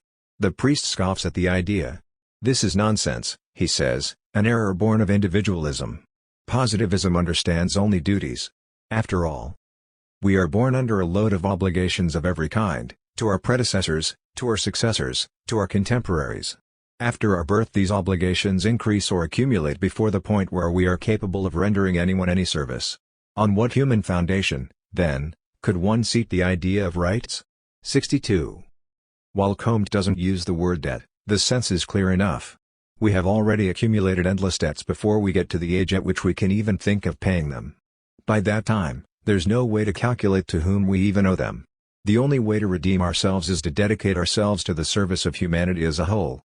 In his lifetime, Comte was considered something of a crackpot, since he obviously was, but his ideas proved influential. His notion of unlimited obligations to society ultimately crystallized in the notion of the social debt, a notion taken up among social reformers and, eventually, socialist politicians in many parts of Europe and abroad. 63 We are all born as debtors to society. In France, the notion of a social debt soon became something of a catchphrase, a slogan, and eventually a cliché. 64 The state, according to this view, was merely the administrator of an existential debt that all of us have to the society that created us, embodied not least in the fact that we all continue to be completely dependent on one another for our existence, even if we are not completely aware of how. These are also the intellectual and political circles that shaped the thought of Émile Durkheim, the founder of the discipline of sociology that we know today, who in a way did Comte one better by arguing that all gods and all religions are always already projections of society, so an explicit religion of society would not even be necessary. All religions, for Durkheim, are simply ways of recognizing our mutual dependence on one another, a dependence that affects us in a million ways that we are never entirely aware of. God and society are ultimately the same. The problem is that for several hundred years now, it has simply been assumed that the guardian of that debt we owe for all of this, the legitimate representatives of that amorphous social totality that has allowed us to become individuals, must necessarily be the state. Almost all socialist or socialistic regimes end up appealing to some version of this argument. To take one notorious example, this was how the Soviet Union used to justify forbidding their citizens from emigrating to other countries. The line was always, the USSR created these people, the USSR raised and educated them, made them who they are. What right do they have to take the product of our investment and transfer it to another country, as if they didn't owe us anything? Neither is this rhetoric restricted to socialist regimes. Nationalists appeal to exactly the same kind of arguments, especially in times of war. And all modern governments are nationalist to some degree. One might even say that what we really have here, in the idea of primordial debt, is the ultimate nationalist myth. Once we owed our lives to the gods that created us, paid interest in the form of animal sacrifice, and ultimately paid back the principal with our lives. Now we owe it to the nation that formed us, pay interest in the form of taxes, and when it comes time to defend the nation against its enemies, offer to pay it with our lives. This is a great trap of the 20th century. On one side is the logic of the market, where we like to imagine we all start out as individuals who don't owe each other anything. On the other is the logic of the state, where we all begin with a debt we can never truly pay. We are constantly told that they are opposites and that between them they contain the only real human possibilities. But it's a false dichotomy. States created markets. Markets require states. Neither could continue without the other, at least, in anything like the forms we would recognize today. Chapter 4. Cruelty and Redemption. We will buy the poor for silver, the needy for a pair of sandals. Amos 2:6. The reader may have noticed that there is an unresolved debate between those who see money as a commodity and those who see it as an IOU. So which one is it? By now, the answer should be obvious, it's both. Keith Hart, probably the best-known current anthropological authority on the subject, pointed this out many years ago. There are, he famously observed, two sides to any coin. Look at a coin from your pocket. On one side is heads, the symbol of the political authority which minted the coin, on the other side is tails, the precise specification of the amount the coin is worth as payment in exchange. One side reminds us that states underwrite currencies and the money is originally a relation between persons and society, a token perhaps. The other reveals the coin as a thing, capable of entering into definite relations with other things. 1. Clearly, money was not invented to overcome the inconveniences of barter between neighbors, since neighbors would have no reason to engage in barter in the first place. Still, a system of pure credit money would have serious inconveniences as well. Credit money is based on trust, and in competitive markets, trust itself becomes a scarce commodity. This is particularly true of dealings between strangers. Within the Roman Empire, a silver coin stamped with the image of Tiberius might have circulated at a value considerably higher than the value of the silver it contained. Ancient coins invariably circulated at a value higher than their metal content. This was largely because Tiberius's government was willing to accept them at face value. However, the Persian government probably wasn't, and the Mauryan and Chinese governments definitely would not. Very large numbers of Roman gold and silver coins did end up in India and even China. This is presumably the main reason that they were made of gold and silver to begin with. What's true for a vast empire like Rome or China is obviously all the more true for a Sumerian or Greek city-state, let alone for the kind of broken checkerboard of kingdoms, towns, and tiny principalities that characterized most of medieval Europe or India. As I've pointed out, often what was inside and what was outside were not especially clear. Within a community, a town, a city, a guild or religious society, pretty much anything could function as money, provided everyone knew there was someone willing to accept it to cancel out a debt. To offer one particularly striking example, in certain cities in 19th century Siam, small change consisted entirely of porcelain Chinese gaming counters, basically, the equivalent of poker chips, issued by local casinos. If one of these casinos went out of business or lost its license, its owners would have to send a crier through the streets banging a gong and announcing that anyone holding such chits had 3 days to redeem them. 3. For major transactions, of course, currency that was also acceptable outside the community, usually silver or gold again, was ordinarily employed. In a similar way, English shops, for many centuries, would issue their own wood or lead or leather token money. The practice was often technically illegal, but it continued until relatively recent times. Here is an example from the 17th century, by a certain Henry, who had a store at Stony Stratford, Buckinghamshire. This is clearly a case of the same principle. Henry would provide small change in the form of IOUs redeemable at his store. As such, they might circulate broadly, at least among anyone who did regular business at that shop. But they were unlikely to travel very far from Stony Stratford. Most tokens, in fact, never circulated more than a few blocks in any direction. For larger transactions, everyone, including Henry, expected money in a form that would be acceptable anywhere, including in Italy or France. Throughout most of history, even where we do find elaborate markets, we also find a complex jumble of different sorts of currency. Some of these may have originally emerged from barter between foreigners. The cacao money of Mesoamerica or salt money of Ethiopia are frequently cited examples. 5 Others arose from credit systems, or from arguments over what sort of goods should be acceptable to pay taxes or other debts. Such questions were often matters of endless contestation.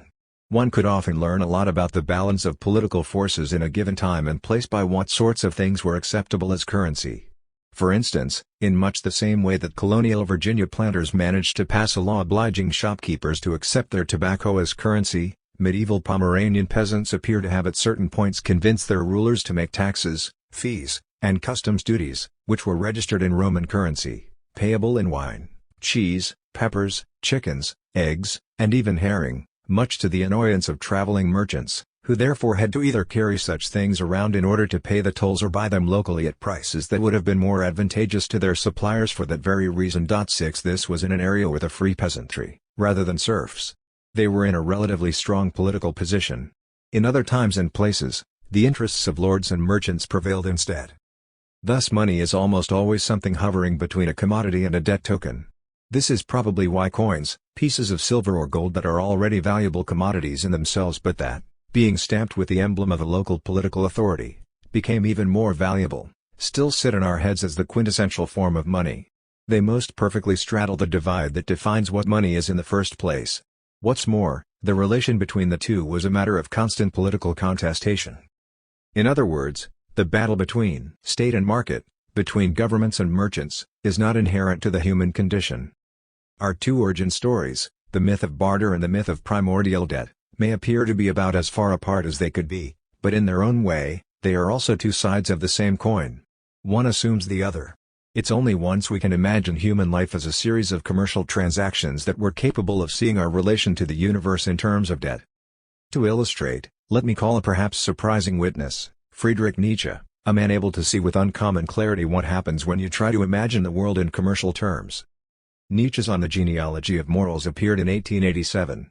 In it, he begins with an argument that might well have been taken directly from Adam Smith, but he takes it a step further than Smith ever dared to, insisting that not just barter, but buying and selling itself, precede any other form of human relationship. The feeling of personal obligation, he observes, has its origin in the oldest and most primitive personal relationship there is, in the relationship between seller and buyer, creditor and debtor. Here for the first time one person moved up against another person, here an individual measured himself against another individual. We have found no civilization still at such a low level that something of this relationship is not already perceptible. To set prices, to measure values, to think up equivalencies, to exchange things, that preoccupied man's very first thinking to such a degree that in a certain sense it's what thinking itself is. Here the oldest form of astuteness was bred, here, too, we can assume are the first beginnings of man's pride, his feeling of preeminence in relation to other animals. Perhaps our word man, manus, continues to express directly something of this feeling of the self. The human being describes himself as a being which assesses values, which values and measures, as the inherently calculating animal. Selling and buying, together with their psychological attributes, are even older than the beginnings of any form of social organizations and groupings. Out of the most rudimentary form of personal legal rights the budding feeling of exchange, contract, guilt, law, duty, and compensation was instead first transferred to the crudest and earliest social structures, in their relationships with similar social structures, along with the habit of comparing power with power, of measuring, of state and market, between governments and merchants, is not inherent to the human condition. Our 2 origin stories, the myth of barter and the myth of primordial debt, may appear to be about as far apart as they could be, but in their own way, they are also 2 sides of the same coin. One assumes the other. It's only once we can imagine human life as a series of commercial transactions that we're capable of seeing our relation to the universe in terms of debt. To illustrate, let me call a perhaps surprising witness, Friedrich Nietzsche, a man able to see with uncommon clarity what happens when you try to imagine the world in commercial terms. Nietzsche's On the Genealogy of Morals appeared in 1887. In it, he begins with an argument that might well have been taken directly from Adam Smith, but he takes it a step further than Smith ever dared to, insisting that not just barter, but buying and selling itself, precede any other form of human relationship.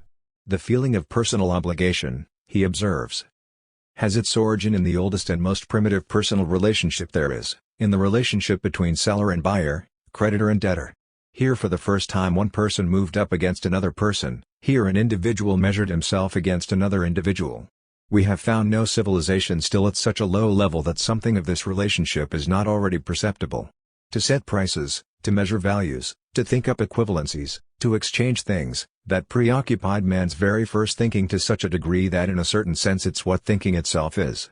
Here the oldest form of astuteness was bred, here, too, we can assume are the first beginnings of man's pride, his feeling of preeminence in relation to other animals. Perhaps our word man, manus, continues to express directly something of this feeling of the self. The human being describes himself as a being which assesses values, which values and measures, as the inherently calculating animal. Selling and buying, together with their psychological attributes, are even older than the beginnings of any form of social organizations and groupings. Out of the most rudimentary form of personal legal rights the budding feeling of exchange, contract, guilt, law, duty, and compensation was instead first transferred to the crudest and earliest social structures, in their relationships with similar social structures, along with the habit of comparing power with power, of measuring, of. Smith, too, we will remember, saw the origins of language, and hence of human thought, as lying in our propensity to exchange one thing for another, in which he also saw the origins of the market. 8 The urge to trade, to compare values, is the very thing that makes us intelligent beings, and different from other animals. Society comes later, which means our ideas about responsibilities to other people first take shape in strictly commercial terms. Unlike with Smith, however, it never occurred to Nietzsche that you could have a world where all such transactions immediately cancel out. Any system of commercial accounting, he assumed, will produce creditors and debtors. In fact, he believed that it was from this very fact that human morality emerged. Note, he says, how the German word Schuld means both debt and guilt. At first, to be in debt was simply to be guilty, and creditors delighted in punishing debtors unable to repay their loans by inflicting all sorts of humiliation and torture on the body of the debtor, for instance, cutting as much flesh off as seemed appropriate for the debt. 9 In fact, Nietzsche went so far as to insist that those original barbarian law codes that tabulated so much for a ruined eye, so much for a severed finger, were not originally meant to fix rates of monetary compensation for the loss of eyes and fingers, but to establish how much of the debtor's body creditors were allowed to take. Needless to say, he doesn't provide a scintilla of evidence for this, none exists. 10 But to ask for evidence would be to miss the point. We are dealing here not with a real historical argument but with a purely imaginative exercise. When humans did begin to form communities, Nietzsche continues, they necessarily began to imagine their relationship to the community in these terms. The tribe provides them with peace and security. They are therefore in its debt. Obeying its laws is a way of paying it back, paying your debt to society again. But this debt, he says, is also paid, here too, in sacrifice. Within the original tribal cooperatives, we're talking about primeval times, the living generation always acknowledged a legal obligation to the previous generations, and especially to the earliest one which had founded the tribe. Here the reigning conviction is that the tribe only exists at all only because of the sacrifices and achievements of its ancestors, and that people have to pay them back with sacrifices and achievements. In this people recognize a debt which keeps steadily growing because these ancestors in their continuing existence as powerful spirits do not stop giving the tribe new advantages and lending them their power.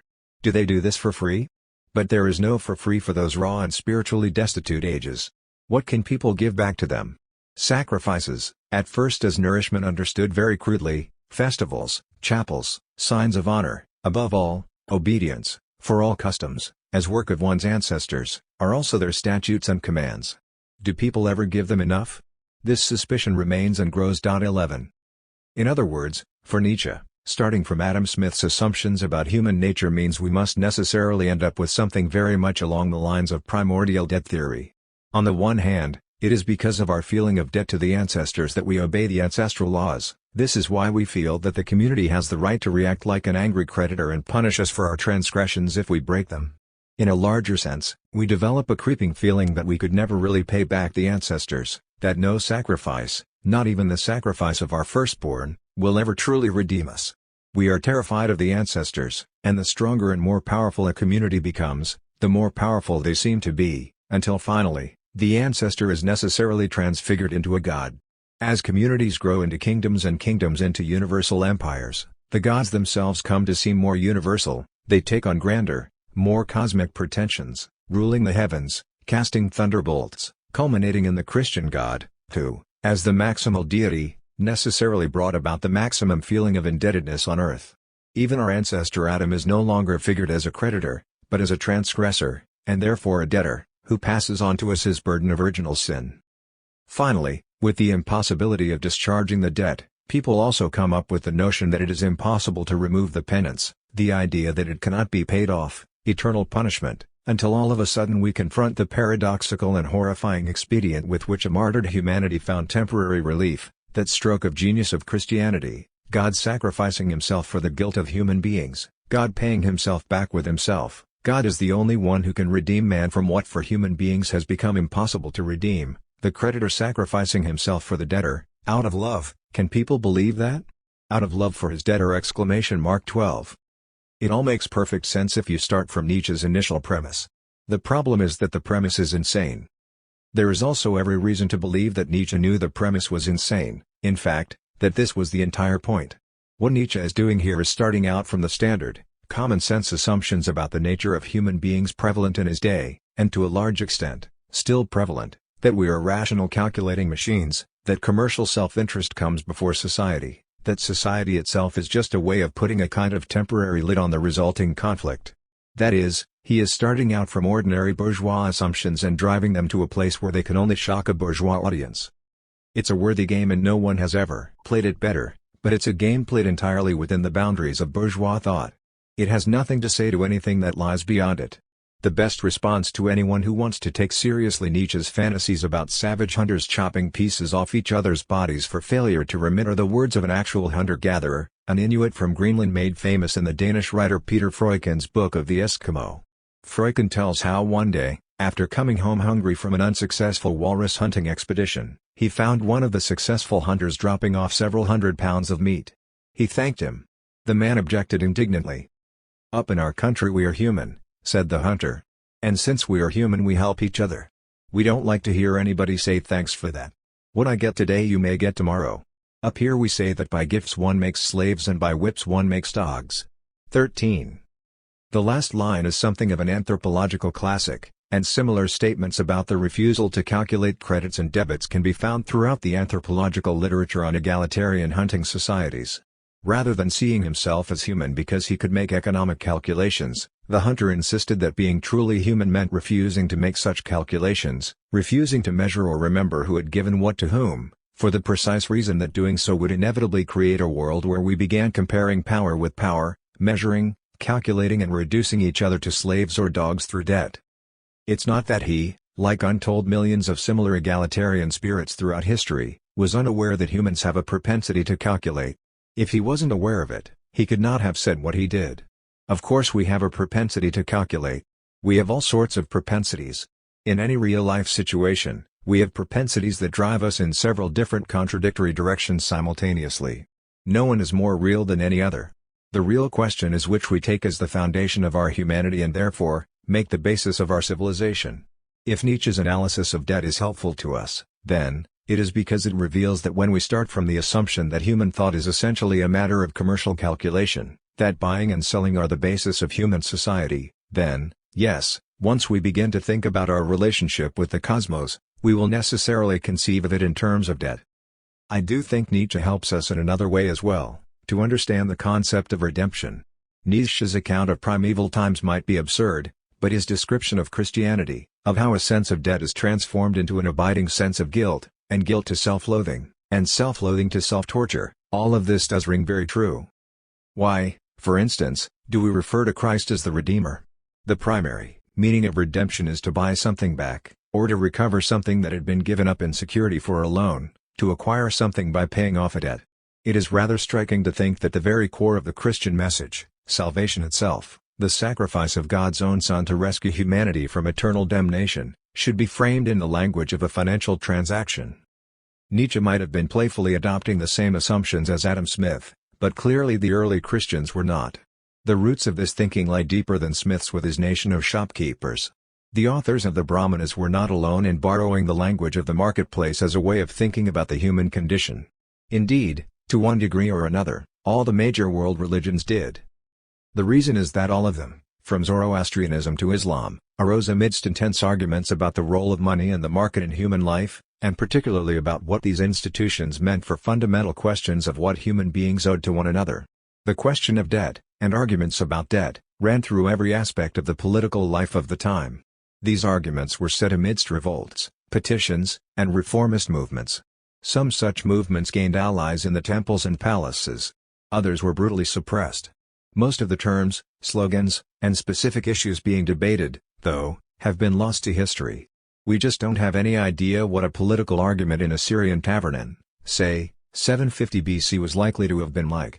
As a result, we have spent thousands of years contemplating sacred texts full of political allusions that would have been instantly recognizable to any reader at the time when they were written, but whose meaning we now can only guess at. 14. One of the unusual things about the Bible is that it preserves some bits of this larger context. To return to the notion of redemption, the Hebrew words pada and gol, both translated as redemption, could be used for buying back anything one had sold to someone else, particularly the recovery of ancestral land, or to recovering some object held by creditors in way of a pledge. 15 The example foremost in the minds of prophets and theologians seems to have been the last, the redemption of pledges and especially, of family members held as debt pawns. It would seem that the economy of the Hebrew kingdoms, by the time of the prophets, was already beginning to develop the same kinds of debt crises that had long been common in Mesopotamia, especially in years of bad harvests. As the poor became indebted to rich neighbors or to wealthy money lenders in the towns, they would begin to lose title to their fields and to become tenants on what had been their own land, and their sons and daughters would be removed to serve as servants in their creditors' households, or even sold abroad as slaves. 16 The earlier prophets contain allusions to such crises, but the Book of Nehemiah, written in Persian times, is the most explicit. 17. Some also there were that said, "We have mortgaged our lands, vineyards, and houses, that we might buy corn, because of the dearth." There were also those that said, "We have borrowed money for the king's tribute, and that upon our lands and vineyards. Yet now our flesh is as the flesh of our brethren, our children as their children, and, lo, we bring into bondage our sons and our daughters to be servants, and some of our daughters are brought unto bondage already, neither is it in our power to redeem them, for other men have our lands and vineyards." And I was very angry when I heard their cry on these words. Then I consulted with myself, and I rebuked the nobles, and the rulers, and said unto them, "Ye exact usury, every one of his brother." And I set a great assembly against them. 18. Nehemiah was a Jew born in Babylon, a former cupbearer to the Persian emperor. In 444 BC, he managed to talk the great king into appointing him governor of his native Judea. He also received permission to rebuild the temple in Jerusalem that had been destroyed by Nebuchadnezzar more than 2 centuries earlier. In the course of rebuilding, sacred texts were recovered and restored. In a sense, this was the moment of the creation of what we now consider Judaism.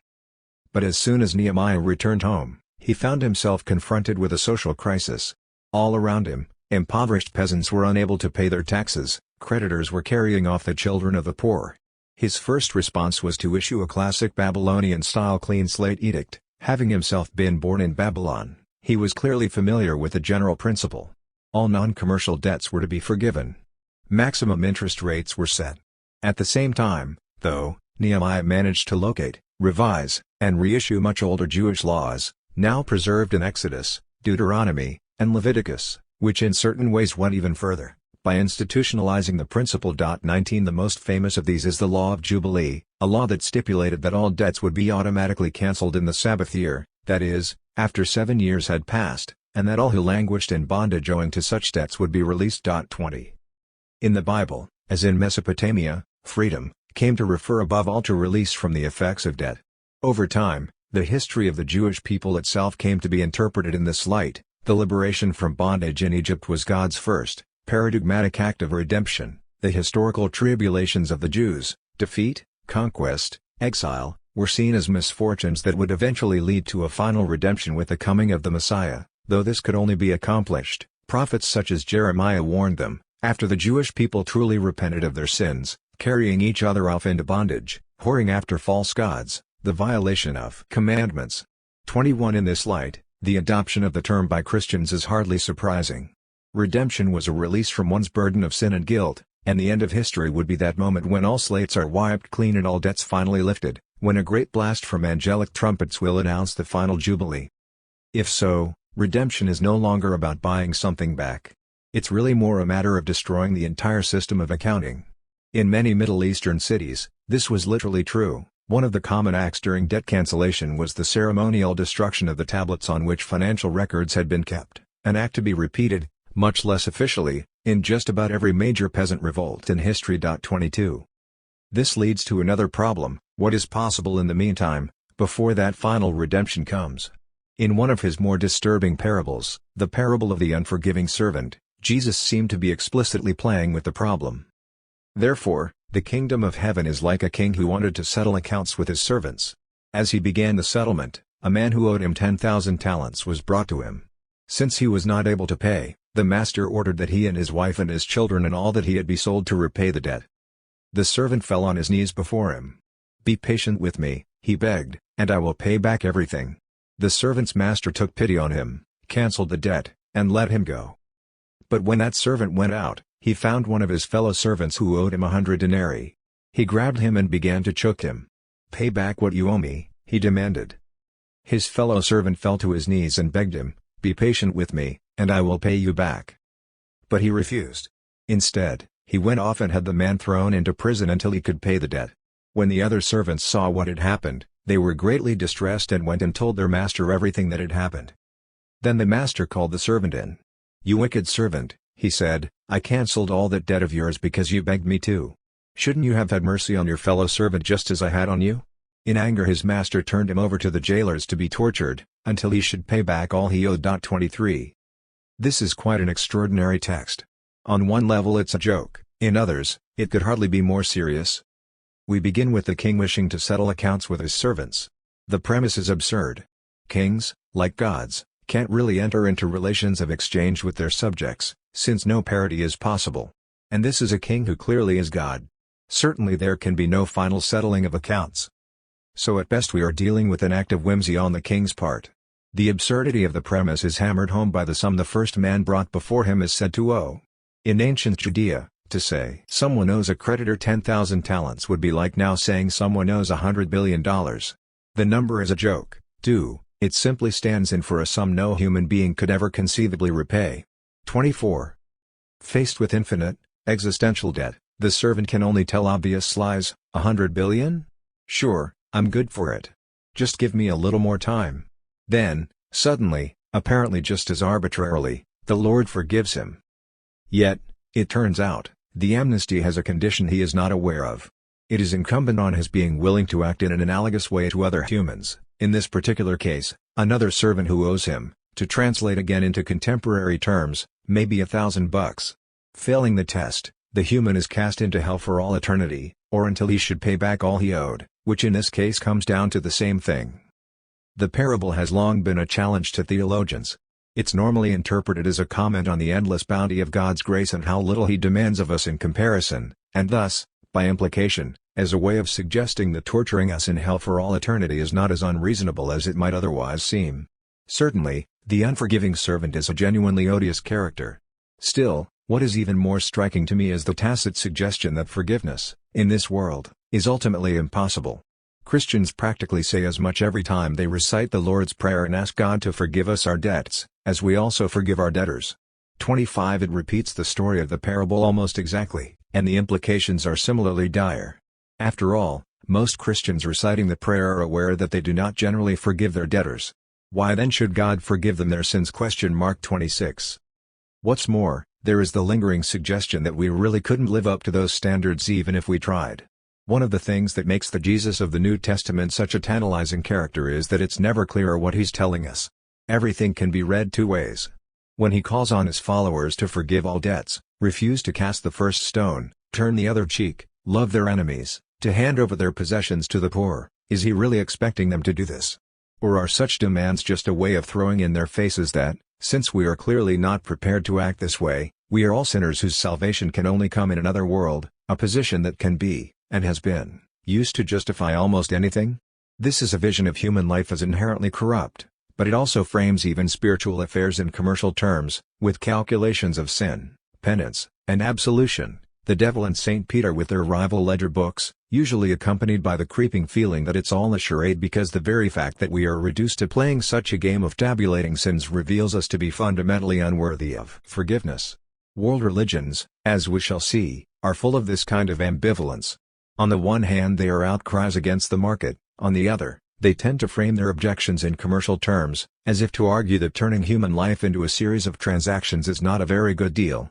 What I think even these few examples reveal, though, is how much is being papered over in the conventional accounts of the origins and history of money.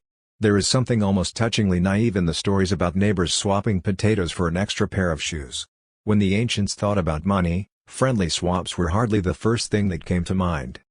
True, some might have thought about their tab at the local alehouse or, if they were a merchant or administrator, of storehouses, account books, exotic imported delights. For most, though, what was likely to come to mind was the selling of slaves and ransoming of prisoners, corrupt tax farmers and the depredations of conquering armies, mortgages and interest, theft and extortion, revenge and punishment, and, above all, the tension between the need for money to create families, to acquire a bride so as to have children, and use of that same money to destroy families, to create debts that lead to the same wife and children being taken away. Some of our daughters are brought into bondage already, neither is it in our power to redeem them. One can only imagine what those words meant, emotionally, to a father in a patriarchal society in which a man's ability to protect the honor of his family was everything. Yet this is what money meant to the majority of people for most of human history, the terrifying prospect of one's sons and daughters being carried off to the homes of repulsive strangers to clean their pots and provide occasional sexual services, to be subject to every conceivable form of violence and abuse, possibly for years, conceivably forever, as their parents waited, helpless, avoiding eye contact with their neighbors, who knew exactly what was happening to those they were supposed to have been able to protect. 27 Clearly, this was the worst thing that could happen to anyone, which is why, in the parable, it could be treated as interchangeable with being turned over to the jailers to be tortured for life. And that's just from the perspective of the father. One can only imagine how it might have felt to be the daughter. Yet, over the course of human history, untold millions of daughters have known, and in fact many still know, exactly what it's like. One might object that this was just assumed to be in the nature of things, like the imposition of tribute on conquered populations. It might have been resented, but it wasn't considered a moral issue, a matter of right and wrong. Some things just happen. This has been the most common attitude of peasants to such phenomena throughout human history. What's striking about the historical record is that, in the case of debt crises, this was not how many reacted. Many actually did become indignant. So many, in fact, that most of our contemporary language of social justice, our way of speaking of human bondage and emancipation, continues to echo ancient arguments about debt. It's particularly striking because so many other things do seem to have been accepted as simply in the nature of things. One does not see a similar outcry against caste systems, for example, or for that matter, the institution of slavery. 28 Surely slaves and untouchables often experienced at least equal horrors. No doubt many protested their condition. Why was it that the debtors' protests seemed to carry such greater moral weight? Why were debtors so much more effective in winning the ear of priests, prophets, officials, and social reformers? Why was it that officials like Nehemiah were willing to give such sympathetic consideration to their complaints, to inveigh, to summon great assemblies?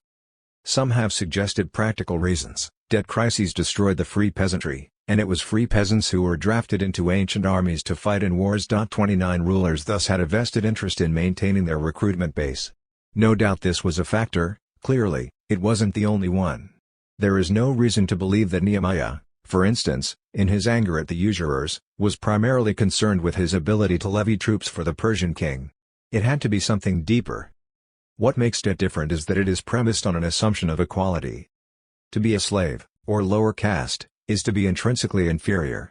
These are relations of unadulterated hierarchy. In the case of debt, we are talking about two individuals who begin as equal parties to a contract. Legally, at least as far as the contract is concerned, they are the same. We can add that, in the ancient world, when people who actually were more or less social equals loaned money to one another, the terms appear to have normally been quite generous. Often no interest was charged, or if it was very low. "And don't charge me interest," wrote one wealthy Canaanite to another, in a tablet dated around 1200 BC, "after all, we are both gentlemen." 30 Between close kin, many loans were probably, then as now, just gifts that no one seriously expected to recover. Loans between rich and poor were something else again. The problem was that, unlike status distinctions like caste or slavery, the line between rich and poor was never precisely drawn. One can imagine the reaction of a farmer who went up to the house of a wealthy cousin, on the assumption that humans help each other, and ended up, a year or two later, watching his vineyard seized and his sons and daughters led away. Such behavior could be justified, in legal terms, by insisting that the loan was not a form of mutual aid but a commercial relationship. A contract is a contract. It also required a certain reliable access to superior force, but it could only have felt like a terrible betrayal. What's more, framing it as a breach of contract meant stating that this was, in fact, a moral issue. These two parties ought to be equals, but one had failed to honor the bargain. Psychologically, this can only have made the indignity of the debtor's condition all the more painful, since it made it possible to say that it was his own turpitude that sealed his daughter's fate. But that just made the motive all the more compelling to throw back the moral aspersions. Our flesh is as the flesh of our brethren, our children as their children. We are all the same people. We have a responsibility to take account of one another's needs and interests. How, then, could my brother do such a thing to me? In the Old Testament case, debtors were able to marshal a particularly powerful moral argument, as the authors of Deuteronomy constantly reminded their readers. Were not the Jews all slaves in Egypt, and had they not all been redeemed by God? Was it right, when they had all been given this promised land to share, for some to take that land away from others? Was it right for a population of liberated slaves to go about enslaving one another's children? 31 But analogous arguments were being made in similar situations almost everywhere in the ancient world, in Athens, in Rome, and for that matter, in China, where legend had it that coinage itself was first invented by an ancient emperor to redeem the children of families who had been forced to sell them after a series of devastating floods. Throughout most of history, when overt political conflict between classes did appear, it took the form of pleas for debt cancellation, the freeing of those in bondage and, usually, a more just reallocation of the land. What we see in the Bible and other religious traditions are traces of the moral arguments by which such claims were justified, usually subject to all sorts of imaginative twists and turns, but inevitably, to some degree, incorporating the language of the marketplace itself. Chapter 5. A brief treatise on the moral grounds of economic relations. To tell the history of debt, then, is also necessarily to reconstruct how the language of the marketplace has come to pervade every aspect of human life, even to provide the terminology for the moral and religious voices raised against it. We have already seen how both Vedic and Christian teachings thus end up making the same curious move, first describing all morality as debt, but then, in their very manner of doing so, demonstrating that morality cannot really be reduced to debt, that it must be grounded in something else. 1. But what? Religious traditions prefer vast, cosmological answers. The alternative to the morality of debt lies in recognition of continuity with the universe, or life in the expectation of the imminent annihilation of the universe, or absolute subordination to the deity, or withdrawal into another world. My own aims are more modest, so I will take the opposite approach. If we really want to understand the moral grounds of economic life and, by extension, human life, it seems to me that we must start instead with the very small things, the everyday details of social existence, the way we treat our friends, enemies, and children, often with gestures so tiny, passing the salt, bumming a cigarette, that we rarely stop to think about them at all. Anthropology has shown us just how different and numerous are the ways in which humans have been known to organize themselves. But it also reveals some remarkable commonalities, fundamental moral principles that appear to exist everywhere and that will always tend to be invoked wherever people transfer objects back and forth or argue about what other people owe them. One of the reasons that human life is so complicated, in turn, is because many of these principles contradict one another. As we will see, they are constantly pulling us in different directions. The moral logic of exchange, and hence of debt, is only one. In any given situation, there are likely to be completely different principles that could be brought to bear. In this sense, the moral confusion discussed in the first chapter is hardly new. In a sense, moral thought is founded on this tension. To really understand what debt is, then, It will be necessary to understand how it's different from other sorts of obligation that human beings might have to one another, which, in turn, means mapping out what those other sorts of obligation actually are. Doing so, however, poses peculiar challenges. Contemporary social theory, economic anthropology included, offers surprisingly little help in this regard. There's a vast anthropological literature on gifts, for instance, starting with the French anthropologist Marcel Maus's essay The Gift in 1924, as well as on gift economies that operate on completely different principles than market economies, but in the end, almost all this literature concentrates on the exchange of gifts, assuming that whenever one gives a gift, this act incurs a debt, and the recipient must eventually reciprocate in kind. Much as in the case of the great religions, the logic of the marketplace has insinuated itself even into the thinking of those who are most explicitly opposed to it.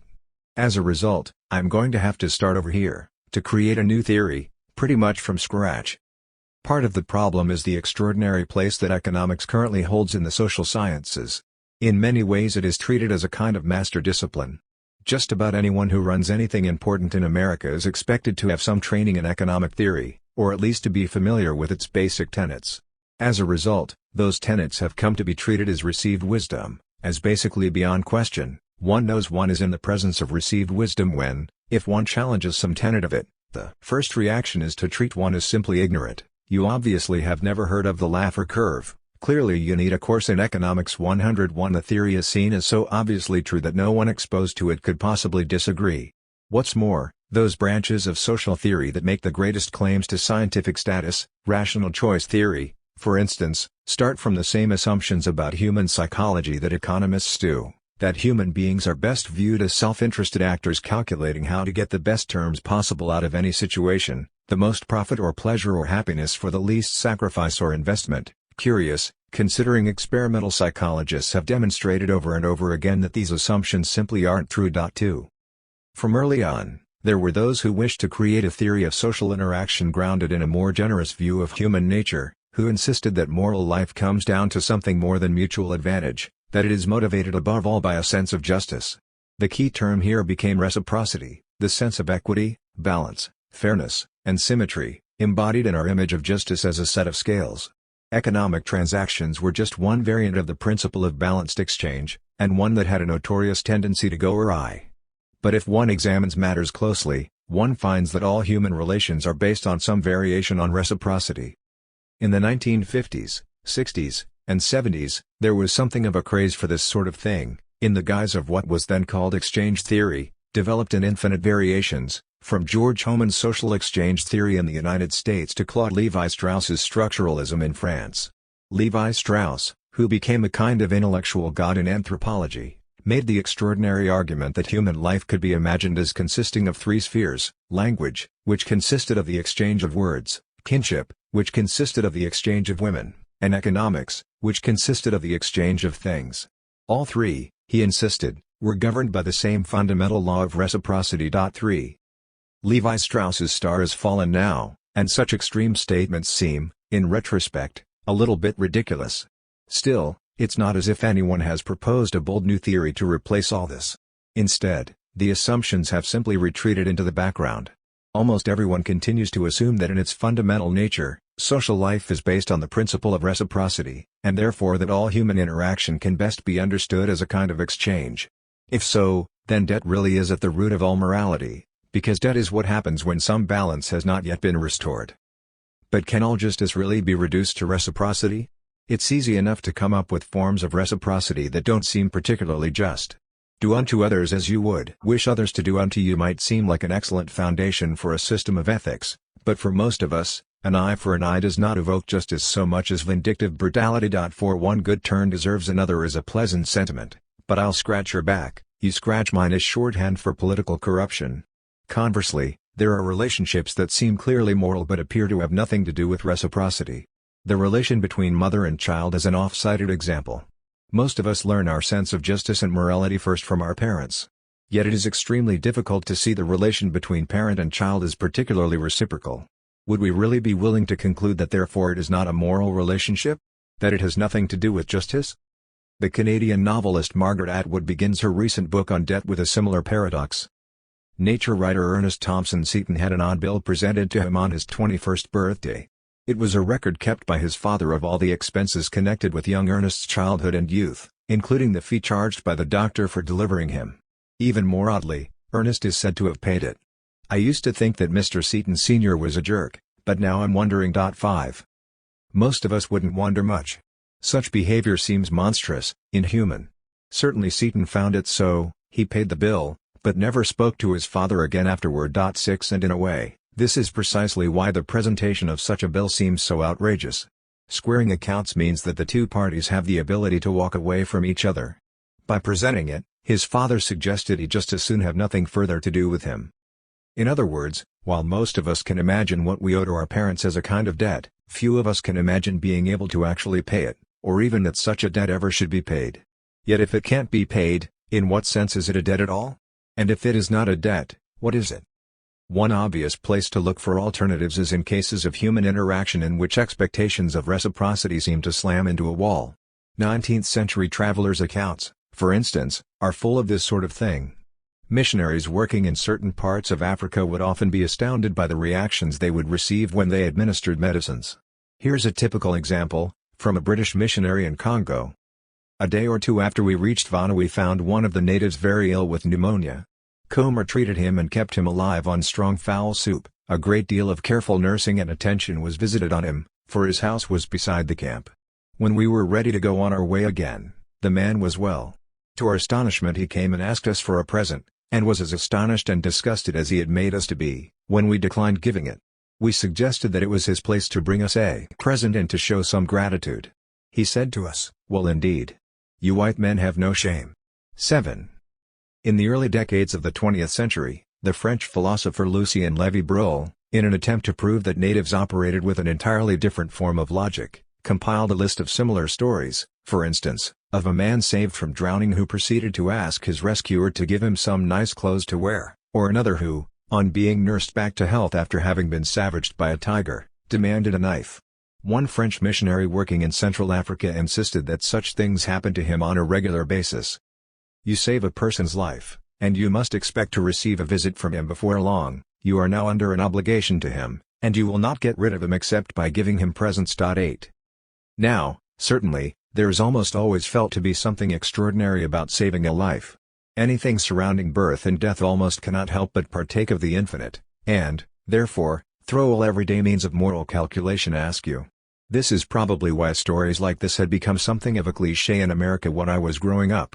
I remember as a child several times being told that among the Inuit, or sometimes it was among Buddhists, or Chinese, but, curiously, never Africans, that if one saves someone else's life, one is considered responsible for taking care of that person forever. It defies our sense of reciprocity. But, somehow, it also makes a weird kind of sense.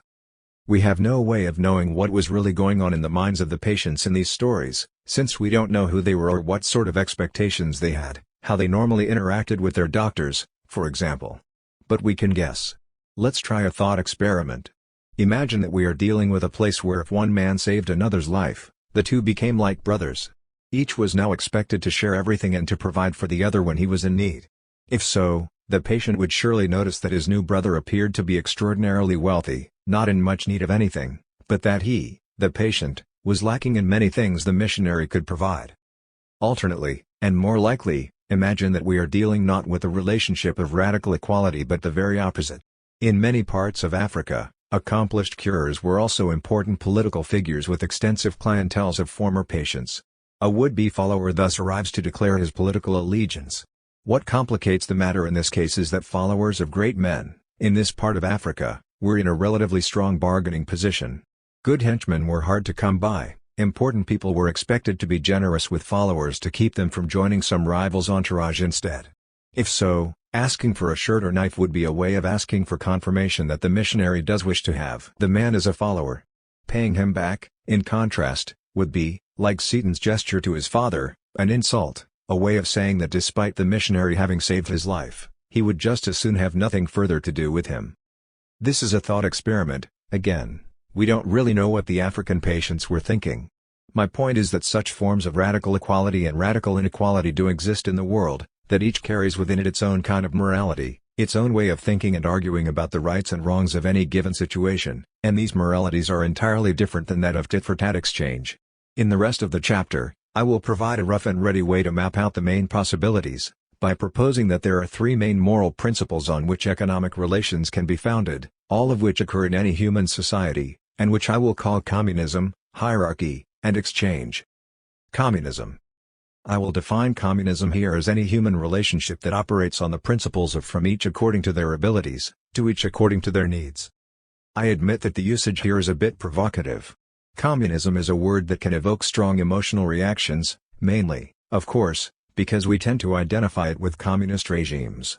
This is ironic, since the communist parties that ruled over the USSR and its satellites, and that still rule China and Cuba, never described their own systems as communist. They described them as socialist. Communism was always a distant, somewhat fuzzy utopian ideal, usually to be accompanied by the withering away of the state, to be achieved at some point in the distant future. Our thinking about communism has been dominated by a myth. Once upon a time, humans held all things in common, whether in the Garden of Eden, during the Golden Age of Saturn, or in Paleolithic hunter-gatherer bands. Then came the fall, as a result of which we are now cursed with divisions of power and private property. The dream was that someday, with the advance of technology and general prosperity, with social revolution or the guidance of the party, we would finally be in a position to put things back, to restore common ownership and common management of collective resources. Throughout the last 2 centuries, communists and anti-communists argued over how plausible this picture was and whether it would be a blessing or a nightmare. But they all agreed on the basic framework. Communism was about collective property. Primitive communism did once exist in the distant past, and someday it might return. We might call this mythic communism or even epic communism a story we like to tell ourselves. Since the days of the French Revolution, it has inspired millions, but it has also done enormous damage to humanity. It's high time, I think, to brush the entire argument aside. In fact, communism is not some magical utopia, and neither does it have anything to do with ownership of the means of production. It is something that exists right now, that exists, to some degree, in any human society, although there has never been one in which everything has been organized in that way, and it would be difficult to imagine how there could be. All of us act like communists a good deal of the time. None of us act like a communist consistently. Communist society in the sense of a society organized exclusively on that single principle, could never exist. But all social systems, even economic systems like capitalism, have always been built on top of a bedrock of actually existing communism. Starting, as I say, from the principle of from each according to their abilities, to each according to their needs allows us to look past the question of individual or private ownership, which is often little more than formal legality anyway, and at much more immediate and practical questions of who has access to what sorts of things and under what conditions. 9 Whenever it is the operative principle, even if it's just 2 people who are interacting, we can say we are in the presence of a sort of communism. Almost everyone follows this principle if they are collaborating on some common project. 10 If someone fixing a broken water pipe says, "Hand me the wrench," his coworker will not, generally speaking, say, "And what do I get for it?" Even if they are working for ExxonMobil, Burger King, or Goldman Sachs. The reason is simple efficiency, ironically enough, considering the conventional wisdom that communism just doesn't work. If you really care about getting something done, the most efficient way to go about it is obviously to allocate tasks by ability and give people whatever they need to do them. 11 One might even say that it's one of the scandals of capitalism that most capitalist firms, internally, operate communistically. True, they don't tend to operate very democratically. Most often they are organized around military-style top-down chains of command. But there is often an interesting tension here, because top-down chains of command are not particularly efficient. They tend to promote stupidity among those on top and resentful foot-dragging among those on the bottom. The greater the need to improvise, the more democratic the cooperation tends to become. Inventors have always understood this, startup capitalists frequently figure it out, and computer engineers have recently rediscovered the principle, not only with things like freeware, which everyone talks about, but even in the organization of their businesses. This is presumably also why in the immediate wake of great disasters, a flood, a blackout, or an economic collapse, people tend to behave the same way, reverting to a rough and ready communism. However briefly, hierarchies and markets and the like become luxuries that no one can afford. Anyone who has lived through such a moment can speak to their peculiar qualities, the way that strangers become sisters and brothers and human society itself seems to be reborn. This is important, because it shows that we are not simply talking about cooperation. In fact, communism is the foundation of all human sociability. It is what makes society possible. There is always an assumption that anyone who is not an enemy can be expected to act on the principle of from each according to their abilities, at least to an extent. For example, if one needs to figure out how to get somewhere and the other knows the way. We so take this for granted, in fact, that the exceptions are themselves revealing. E. Evans Pritchard, an anthropologist who in the 1920s carried out research among the newer, Nilotic pastoralists in southern Sudan, reports his discomfiture when he realized that someone had intentionally given him wrong directions. On one occasion I asked the way to a certain place and was deliberately deceived. I returned in chagrin to camp and asked the people why they had told me the wrong way. One of them replied, "You are a foreigner, why should we tell you the right way?" Even if a newer who was a stranger asked us the way, we would say to him, "You continue straight along that path," but we would not tell him that the path forked. Why should we tell him? "But you are now a member of our camp and you are kind to our children, so we will tell you the right way in future." 12. The newer are constantly engaged in feuds. Any stranger might well turn out to be an enemy there to scout out a good place for an ambush, and it would be unwise to give such a person useful information. What's more, Evans Pritchard's own situation was obviously relevant, since he was an agent of the British government, the same government that had recently sent in the RAF to strafe and bomb the inhabitants of this very settlement before forcibly resettling them there. Under the circumstances, the inhabitants' treatment of Evans Pritchard seems quite generous. The main point, though, is that it requires something on this scale, an immediate threat to life and limb, terror bombing of civilian populations, before people will ordinarily consider not giving a stranger accurate directions. 13. It's not just directions. Conversation is a domain particularly disposed to communism. Lies, insults, put-downs, and other sorts of verbal aggression are important, but they derive most of their power from the shared assumption that people do not ordinarily act this way. An insult does not sting unless one assumes that others will normally be considerate of one's feelings, and it's impossible to lie to someone who does not assume you would ordinarily tell the truth. When we genuinely wish to break off amicable relations with someone, we stop speaking to them entirely. The same goes for small courtesies like asking for a light, or even for a cigarette.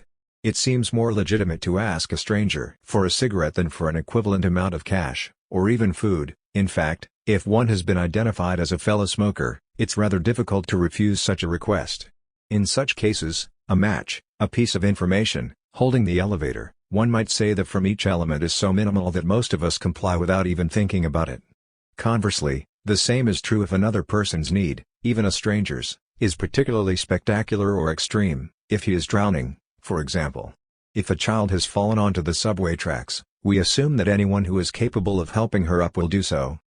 I will call this baseline communism, the understanding that, unless people consider themselves enemies, if the need is considered great enough, or the cost considered reasonable enough, the principle of from each according to their abilities, to each according to their needs will be assumed to apply.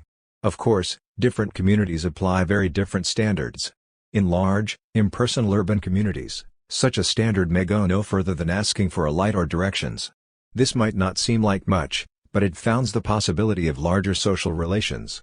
In smaller, less impersonal communities, especially those not divided into social classes, the same logic will likely extend much further. For example, it is often effectively impossible to refuse a request not just for tobacco, but for food, sometimes even from a stranger, and certainly from anyone considered to belong to the community. Exactly one page after describing his difficulties in asking for directions, Evans Pritchard notes that these same newer find themselves unable, when dealing with someone they have accepted as a member of their camp, to refuse a request for almost any item of common consumption. A man or woman known to have anything extra in the way of grain, tobacco, tools, or agricultural implements can be expected to see their stockpiles disappear almost immediately. 14 However, this baseline of open-handed sharing and generosity never extends to everything. Often, in fact, things freely shared are treated as trivial and unimportant for that very reason. Among the newer, true wealth takes the form of cattle. No one would freely share their cattle. In fact, young newer men learn that they are expected to defend their cattle with their lives, but for the same reason, neither are cattle ever bought or sold. The obligation to share food, and whatever else is considered a basic necessity, tends to become the basis of everyday morality in a society whose members see themselves as equals. Another anthropologist, Audrey Richards, once described how Bembo mothers, such lax disciplinarians and everything else, will scold their children harshly if they give one an orange or some other treat and the child does not immediately offer to share it with her friends. 15 But sharing is also, in such societies, if we really think about it, a major focus of life's pleasures. As a result, the need to share is particularly acute in both the best of times and the worst of times, during famines, for example, but also during moments of extreme plenty. Early missionary accounts of native North Americans almost invariably include awestruck remarks on generosity in times of famine, often to total strangers. 16 At the same time, on returning from their fishing, their hunting, and their trading, they exchange many gifts, if they have thus obtained something unusually good, even if they have bought it, or if it has been given to them, they make a feast to the whole village with it. Their hospitality towards all sorts of strangers is remarkable. 17 The more elaborate the feast, the more likely one is to see some combination of free sharing of some things, for instance, food and drink, and careful distribution of others, say, prize meat, whether from game or sacrifice, which is often parceled out according to very elaborate protocols or equally elaborate gift exchange. The giving and taking of gifts often takes on a distinctly game-like quality, continuous often with the actual games, contests, pageants, and performances that also often mark popular festivals. As with society at large, the shared conviviality could be seen as a kind of communistic base on top of which everything else is constructed. It also helps to emphasize that sharing is not simply about morality, but also about pleasure. Solitary pleasures will always exist, but for most human beings, the most pleasurable activities almost always involve sharing something: music, food, liquor, drugs, gossip, drama, beds. There is a certain communism of the senses at the root of most things we consider fun. The surest way to know that one is in the presence of communistic relations is that not only are no accounts taken, but it would be considered offensive, or simply bizarre, to even consider doing so. Each village, clan, or nation within the League of the Haudenosaunee, or Iroquois, for example, was divided into two moieties, or halves. 18 This is a common pattern, in other parts of the world, Amazonia, Melanesia, too. There are arrangements in which members of one side can only marry someone from the other side, or only eat food grown on the other side. Such rules are explicitly designed to make each side dependent on the other for some basic necessity of life. Among the 6 Iroquois, each side was expected to bury the other's dead. Nothing would be more absurd than for one side to complain that, last year, we buried 5 of your dead, but you only buried 2 of ours. Baseline communism might be considered the raw material of sociality, a recognition of our ultimate interdependence that is the ultimate substance of social peace. Still, in most circumstances, that minimal baseline is not enough. One always behaves in a spirit of solidarity more with some people than others, and certain institutions are specifically based on principles of solidarity and mutual aid. First among these are those we love, with mothers being the paradigm of selfless love. Others include close relatives, wives and husbands, lovers, one's closest friends. These are the people with whom we share everything, or at least to whom we know we can turn in need, which is the definition of a true friend everywhere. Such friendships may be formalized by a ritual as bond friends or blood brothers who cannot refuse each other anything. As a result, any community could be seen as crisscrossed with relations of individualistic communism, one-to-one relations that operate, to varying intensities and degrees, on the basis of from each according to their ability, to each according to their needs. 19. This same logic can be, and is, extended within groups, not only cooperative work groups, but almost any in-group will define itself by creating its own sort of baseline communism. There will be certain things shared or made freely available within the group, others that anyone will be expected to provide for other members on request, that one would never share with or provide to outsiders, help in repairing one's nets in an association of fishermen, stationery supplies in an office, certain sorts of information among commodity traders, and so forth. Also, certain categories of people we can always call on in certain situations, such as harvesting or moving house. 21 Could go on from here to various forms of sharing, pooling, who gets to call on whom for help with certain tasks, moving, or harvesting, or even, if one is in trouble, providing an interest-free loan. Finally, there are the different sorts of commons, the collective administration of common resources. The sociology of everyday communism is a potentially enormous field, but one which, owing to our peculiar ideological blinkers, we have been unable to write about because we have been largely unable to see it. Rather than try to further outline it, I will limit myself to 3 final points. First, we are not really dealing with reciprocity here, or at best, only with reciprocity in the broadest sense. 21 What is equal on both sides is the knowledge that the other person would do the same for you, not that they necessarily will. The Iroquois example brings home clearly what makes this possible, that such relations are based on the presumption of eternity. Society will always exist. Therefore, there will always be a north and a south side of the village. This is why no accounts need be taken. In a similar way, people tend to treat their mothers and best friends as if they will always exist, however well they know it isn't true. The second point has to do with the famous law of hospitality. There is a peculiar tension between a common stereotype of what are called primitive societies, people lacking both states and markets, as societies in which anyone not a member of the community is assumed to be an enemy, and the frequent accounts of early European travelers awestruck by the extraordinary generosity shown them by actual savages. Granted, there is a certain truth to both sides. Wherever a stranger is a dangerous potential enemy, the normal way to overcome the danger is by some dramatic gesture of generosity whose very magnificence catapults them into that mutual sociality that is the ground for all peaceful social relations. True, when one is dealing with completely unknown quantities, there is often a process of testing. Both Christopher Columbus, in Hispaniola, and Captain Cook, in Polynesia, reported similar stories of islanders who either flee, attack, or offer everything, but who often later enter the boats and help themselves to anything they take a fancy to, provoking threats of violence from the crew, who then did their utmost to establish the principle that relations between strange people should be mediated instead by normal commercial exchange. It's understandable that dealings with potentially hostile strangers should encourage an all-or-nothing logic, a tension preserved even in English in the etymology of the words host, hostile, hostage, and indeed hospitality, all of which are derived from the same Latin root. 22 What I want to emphasize here is that all such gestures are simply exaggerated displays of that very baseline communism that I have already argued is the ground of all human social life. This is why, for instance, the difference between friends and enemies is so often articulated through food, and often the most commonplace, humble, domestic sorts of food, as in the familiar principle, common in both Europe and the Middle East, that those who have shared bread and salt must never harm one another. In fact, those things that exist above all to be shared often become those things one cannot share with enemies. Among the newer, so free with food and everyday possessions, if one man murders another, a blood feud follows.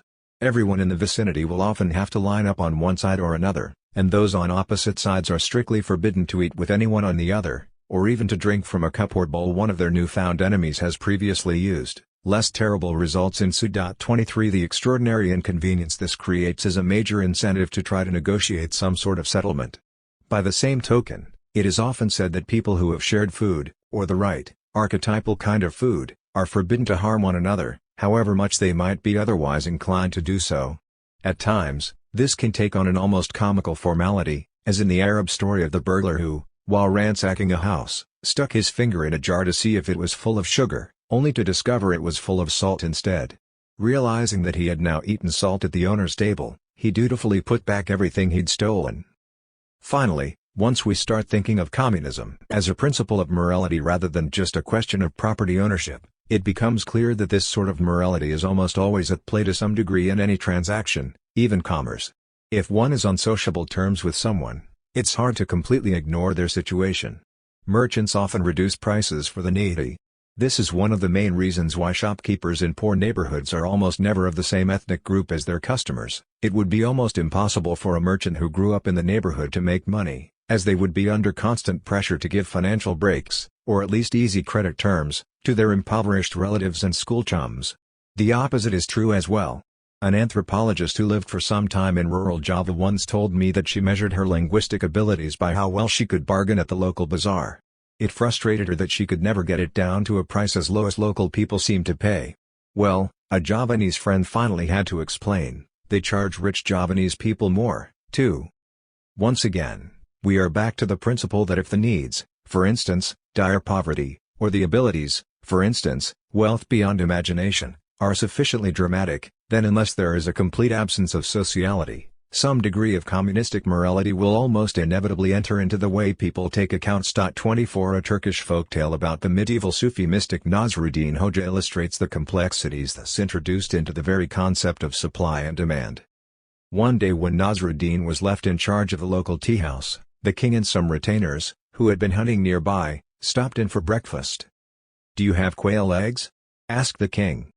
"I'm sure I can find some," answered Nasruddin.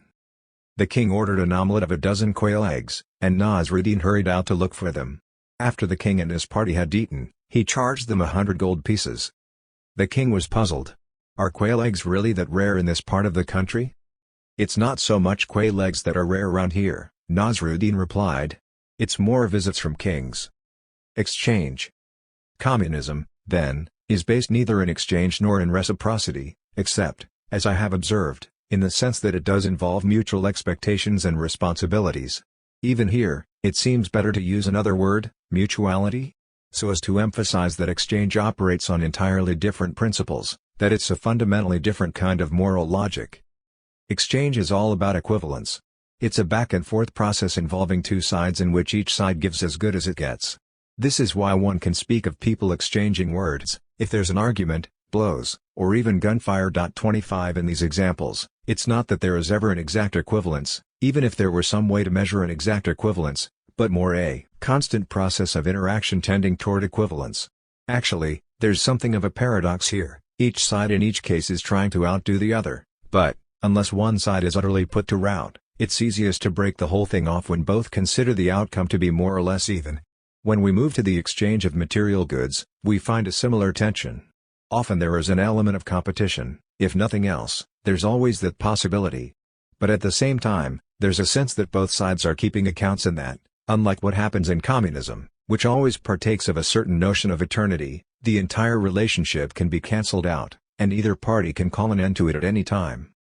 This element of competition can work in completely different ways.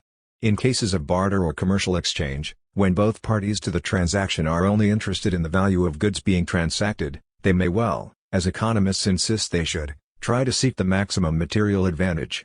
On the other hand, as anthropologists have long pointed out, when the exchange is of gifts, that is, the objects passing back and forth are mainly considered interesting in how they reflect on and rearrange relations between the people carrying out the transaction, then insofar as competition enters in, it is likely to work precisely the other way around, to become a matter of contests of generosity, of people showing off who can give more away. Let me take these one at a time. What marks commercial exchange is that it's impersonal. Who it is that is selling something to us, or buying something from us, should in principle be entirely irrelevant. We are simply comparing the value of two objects. True, as with any principle, in practice, this is rarely completely true. There has to be some minimal element of trust for a transaction to be carried out at all, and, unless one is dealing with a vending machine, that usually requires some outward display of sociality. Even in the most impersonal shopping mall or supermarket, clerks are expected to at least simulate personal warmth, patience, and other reassuring qualities. In a Middle Eastern bazaar, one might have to go through an elaborate process of establishing a simulated friendship, sharing tea, food, or tobacco, before engaging in similarly elaborate haggling, an interesting ritual that begins by establishing sociality through baseline communism, and continues with an often prolonged mock battle over prices.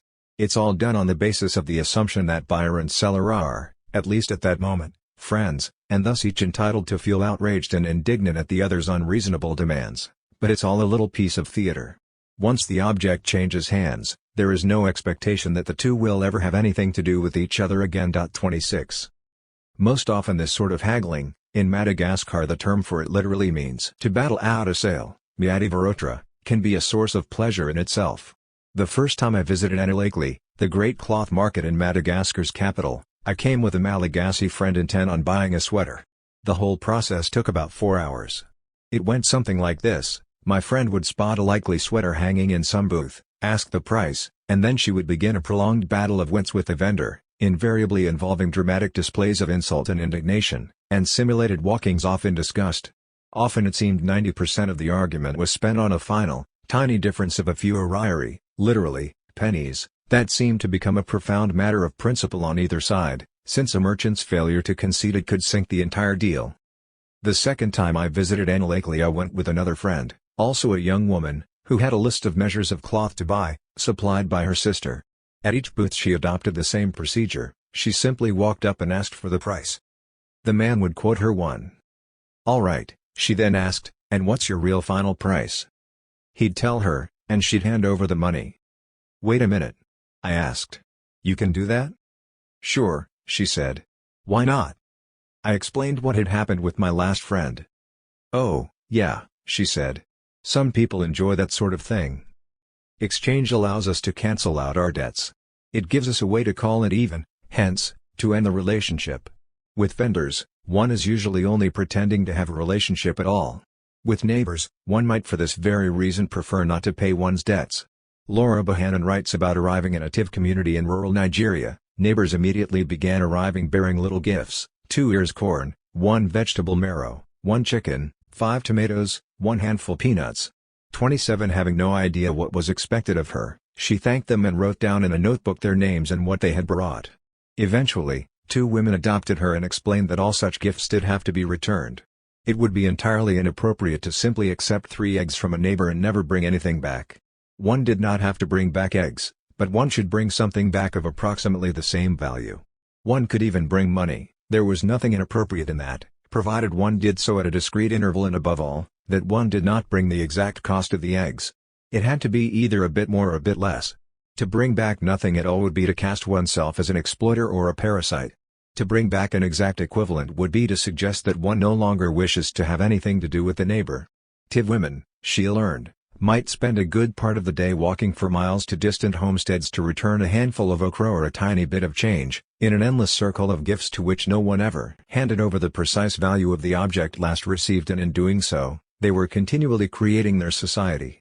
There was certainly a trace of communism here. Neighbors on good terms could also be trusted to help each other out in emergencies. But unlike communistic relations, which are assumed to be permanent, this sort of neighborliness had to be constantly created and maintained, because any link can be broken off at any time. There are endless variations on this sort of tit-for-tat, or almost tit-for-tat, gift exchange. The most familiar is the exchange of presents. I buy someone a beer, they buy me the next one. Perfect equivalence implies equality. But consider a slightly more complicated example. I take a friend out to a fancy restaurant for dinner. After a discrete interval, my friend does the same. As anthropologists have long been in the habit of pointing out, the very existence of such customs, especially, the feeling that one really ought to return the favor, can't be explained by standard economic theory, which assumes that any human interaction is ultimately a business deal and that we are all self-interested individuals trying to get the most for ourselves for the least cost or least amount of effort. 28 But this feeling is quite real, and it can cause genuine strain for those of limited means trying to keep up appearances. So, why, if I took a free market economic theorist out to an expensive dinner, would that economist feel somewhat diminished, uncomfortably in my debt, until he had been able to return the favor? Why, if he were feeling competitive with me, would he be inclined to take me to some place even more expensive? Recall the feasts and festivals alluded to above. Here, too, there is a base of conviviality and playful, sometimes not so playful, competition. On the one hand, everyone's pleasure is enhanced. After all, how many people would really want to eat a superb meal at a French restaurant all by themselves? On the other, things can easily slip into games of one-upmanship, and hence obsession, humiliation, rage, or, as we'll soon see, even worse. In some societies, these games are formalized, but it's important to stress that such games only really develop between people or groups who perceive themselves to be more or less equivalent in status. 29 To return to our imaginary economist, it's not clear that he would feel diminished if he received a present, or was taken out to dinner, by just anyone. He would be most likely to feel this way if the benefactor were someone he felt was of roughly equivalent status or dignity, a colleague, for example. If Bill Gates or George Soros took him out to dinner, he would likely conclude that he had indeed received something for nothing and leave it at that. If some ingratiating junior colleague or eager graduate student did the same, he'd be equally likely to conclude that he was doing the man a favor just by accepting the invitation, if indeed he did accept, which he probably wouldn't. This, too, appears to be the case wherever we find society divided into fine gradations of status and dignity. Pierre Bourdieu has described the dialectic of challenge and riposte that governs all games of honor among Kabyle Berber men in Algeria, in which the exchange of insults, attacks, in feud or battles, thefts, or threats was seen to follow exactly the same logic as the exchange of gifts. 30 To give a gift is both an honor and a provocation. To respond to one requires infinite artistry. Timing is all important. So is making the counter gift just different enough, but also just slightly grander. Above all is the tacit moral principle that one must always pick on someone one's own size. To challenge someone obviously older, richer, and more honorable is to risk being snubbed, and hence humiliated. To overwhelm a poor but respectable man with a gift he couldn't possibly pay back is simply cruel. and will do equal damage to your reputation. There's an Indonesian story about that, too. A rich man sacrificed a magnificent ox to shame a penurious rival. The poor man utterly humiliated him, and won the contest, by calmly proceeding to sacrifice a chicken. 31. Games like this become especially elaborate when status is to some degree up for grabs. When matters are too clear-cut, that introduces its own sorts of problems. Giving gifts to kings is often a particularly tricky and complicated business. The problem here is that one cannot really give a gift fit for a king, unless, perhaps, one is another king, since kings by definition already have everything. On the one hand, one is expected to make a reasonable effort. Nasruddin was once called up to visit the king. A neighbor saw him hurrying along the road carrying a bag of turnips. "What are those for?" he asked. "I've been called to see the king. I thought it would be best to bring some kind of present." "You're bringing him turnips? But turnips are peasant food. He's a king. You should bring him something more appropriate, like grapes." Nasruddin agreed, and came to the king carrying a bunch of grapes. The king was not amused. "You're giving me grapes? But I'm a king. This is ridiculous. Take this idiot out and teach him some manners. Throw each and every one of the grapes at him and then kick him out of the palace." The emperor's guards dragged Nasruddin into a side room and began pelting him with grapes. As they did so, he fell on his knees and began crying, thank you, God, for your infinite mercy." "Why are you thanking God?" they asked. "You're being totally humiliated." Nasruddin replied, "Oh, I was just thinking, thank God I didn't bring the turnips." On the other hand, to give something that a king does not already have can get you in even greater trouble. One story circulating in the early Roman Empire concerned an inventor who, with great fanfare, presented a glass bowl as a gift to the Emperor Tiberius. The emperor was puzzled. What was so impressive about a piece of glass? The man dropped it on the ground. Rather than shattering, it merely dented. He picked it up and simply pushed it back into its former shape. "Did you tell anyone else how you made this thing?" asked a startled Tiberius. The inventor assured him that he had not. The emperor therefore ordered him killed, since, if word of how to make unbreakable glass got out, his treasury of gold and silver would soon be worthless. 32. The best bet when dealing with kings was to make a reasonable effort to play the game, but one that is still bound to fail. The 14th-century Arab traveler Ibn Battuta tells of the customs of the king of Sind, a terrifying monarch who took a particular delight in displays of arbitrary power. 33 It was customary for foreign worthies visiting the king to present him with magnificent presents. Whatever the gift was, he would invariably respond by presenting the bearer with something many times its value. As a result, a substantial business developed where local bankers would lend money to such visitors to finance particularly spectacular gifts, knowing they could be well repaid from the proceeds of royal one-upmanship. The king must have known about this. He didn't object, since the whole point was to show that his wealth exceeded all possible equivalents. Anyway, he knew if he really needed to, he could always expropriate the bankers.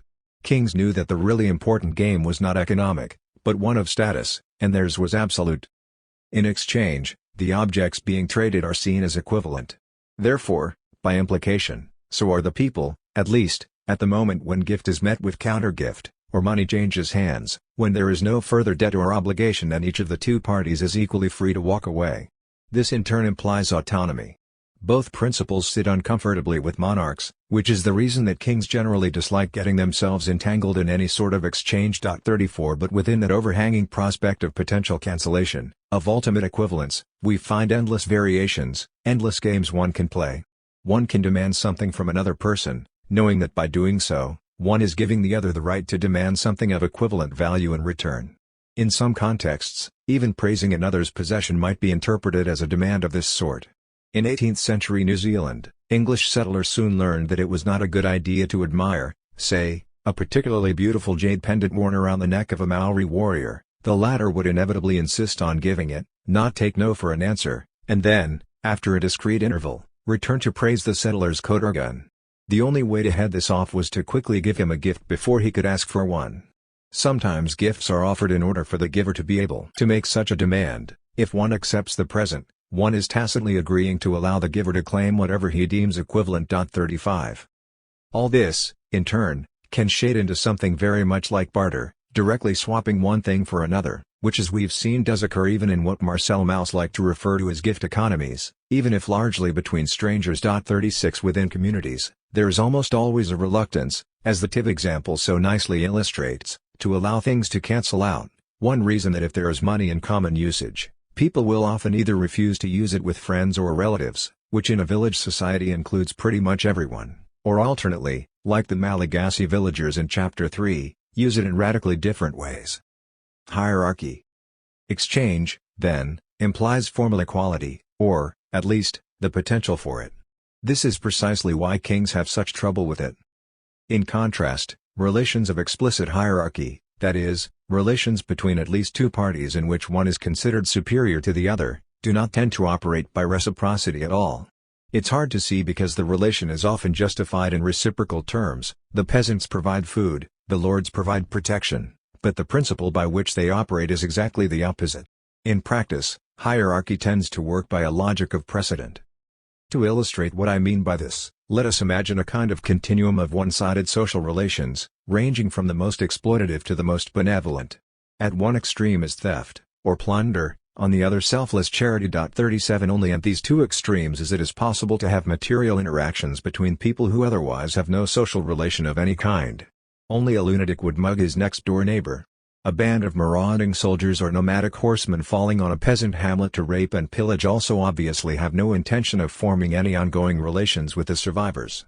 But in a similar way, religious traditions often insist that the only true charity is anonymous, in other words, not meant to place the recipient in one's debt. One extreme form of this, documented in various parts of the world, is the gift by stealth, in a kind of reverse burglary, to literally sneak into the recipient's house at night and plant one's present so no one can know for sure who has left it. The figure of Santa Claus, or Saint Nicholas, who, it must be remembered, was not just the patron saint of children, but also the patron saint of thieves, would appear to be the mythological version of the same principle, a benevolent burglar with whom no social relations are possible and therefore to whom no one could possibly owe anything, in his case, above all, because he does not actually exist. Observe, however, what happens when one moves just a little bit less far out on the continuum in either direction. I have been told that in some of the more lawless parts of the former Soviet Union, gangs prey so systematically on travelers on trains and buses that they have developed the habit of giving each victim a little token to confirm that the bearer has already been robbed. Obviously, one step toward the creation of a state. Actually, one popular theory of the origins of the state, which goes back at least to the 14th century North African historian Ibn Khaldun, runs precisely along these lines. Nomadic raiders eventually systematize their relations with sedentary villagers, pillage turns into tribute, rape turns into the right of the first night or the carrying off of likely candidates as recruits for the royal harem. Conquest, untrammeled force, becomes systematized, and thus framed not as a predatory relation but as a moral one, with the lords providing protection, and the villagers, their sustenance. But even if all parties assume they are operating by a shared moral code, that even kings cannot do whatever they want but must operate within limits, allowing peasants to argue about the rights and wrongs of just how much of their harvest a king's retainers are entitled to carry off, they are very unlikely to frame their calculation in terms of the quality or quantity of protection provided, but rather in terms of custom and precedent. How much did we pay last year? How much did our ancestors have to pay? The same is true on the other side. If charitable donations become the basis for any sort of social relation, it will not be one based on reciprocity. If you give some coins to a panhandler, and that panhandler recognizes you later, it is unlikely that he will give you any money, but he might well consider you more likely to give him money again. Certainly, this is true if one donates money to a charitable organization. I gave money to the United Farm Workers once and I still haven't heard the end of it. Such an act of one-sided generosity is treated as a precedent for what will be expected afterward. 38 It's quite the same if one gives candy to a child. This is what I mean when I say that hierarchy operates by a principle that is the very opposite of reciprocity. Whenever the lines of superiority and inferiority are clearly drawn and accepted by all parties as the framework of a relationship, and relations are sufficiently ongoing that we are no longer simply dealing with arbitrary force, then relations will be seen as being regulated by a web of habit or custom. Sometimes this situation is assumed to have originated in some founding act of conquest. Or it might be seen as ancestral custom for which there is no need of explanation. But this introduces another complication to the problem of giving gifts to kings, or to any superior. There is always the danger that it will be treated as a precedent, added to the web of custom, and therefore considered obligatory thereafter.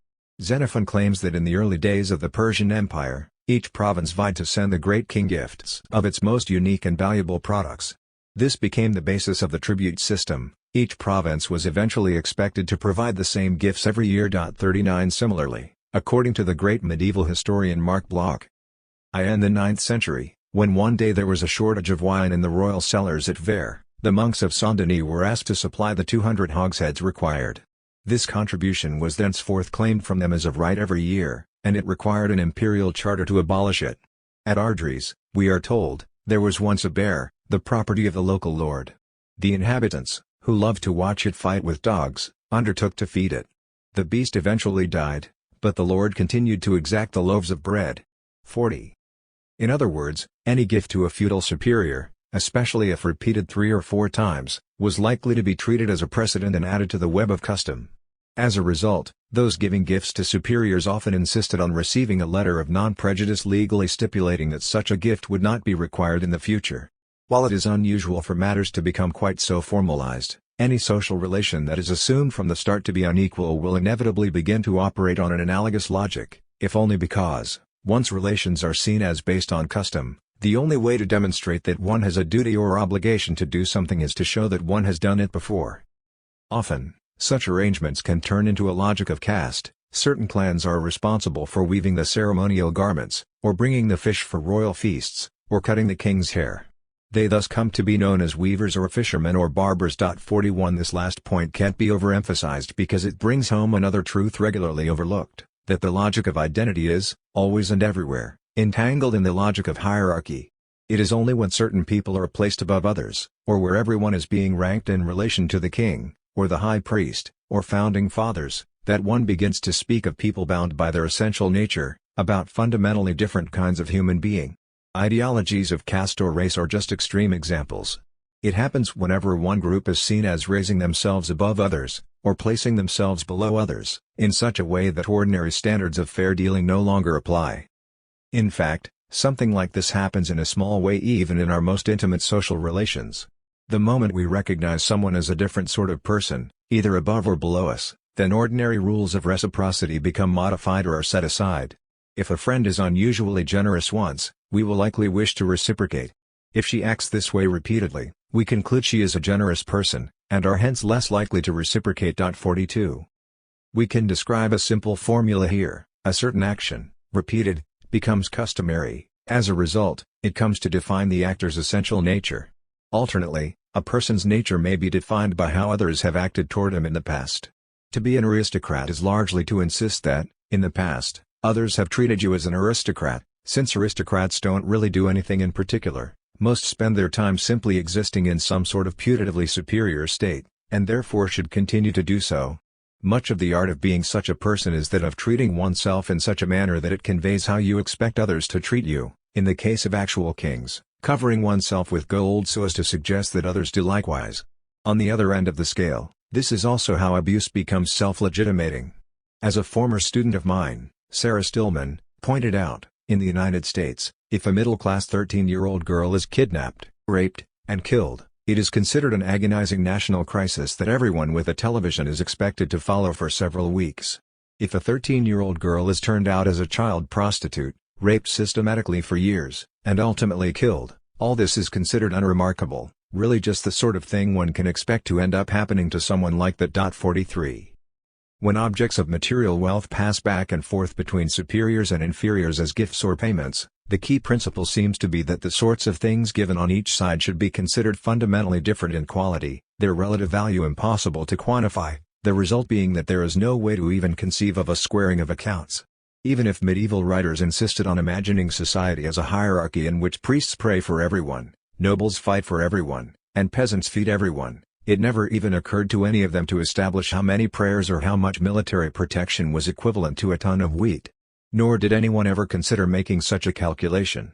Neither is it that lowly sorts of people are necessarily given lowly sorts of things and vice versa. Sometimes it is quite the opposite. Until recently, just about any notable philosopher, artist, poet, or musician was required to find a wealthy patron for support. Famous works of poetry or philosophy are often prefaced, oddly, to the modern eye, with gushing, sycophantic praise for the wisdom and virtue of some long-forgotten earl or count who provided a meager stipend. The fact that the noble patron merely provided room and board, or money, and that the client showed his gratitude by painting the Mona Lisa, or composing the toccata and fugue in D minor, was in no way seen to compromise the assumption of the noble's intrinsic. As a result, it comes to define the actor's essential nature. Alternately, a person's nature may be defined by how others have acted toward him in the past.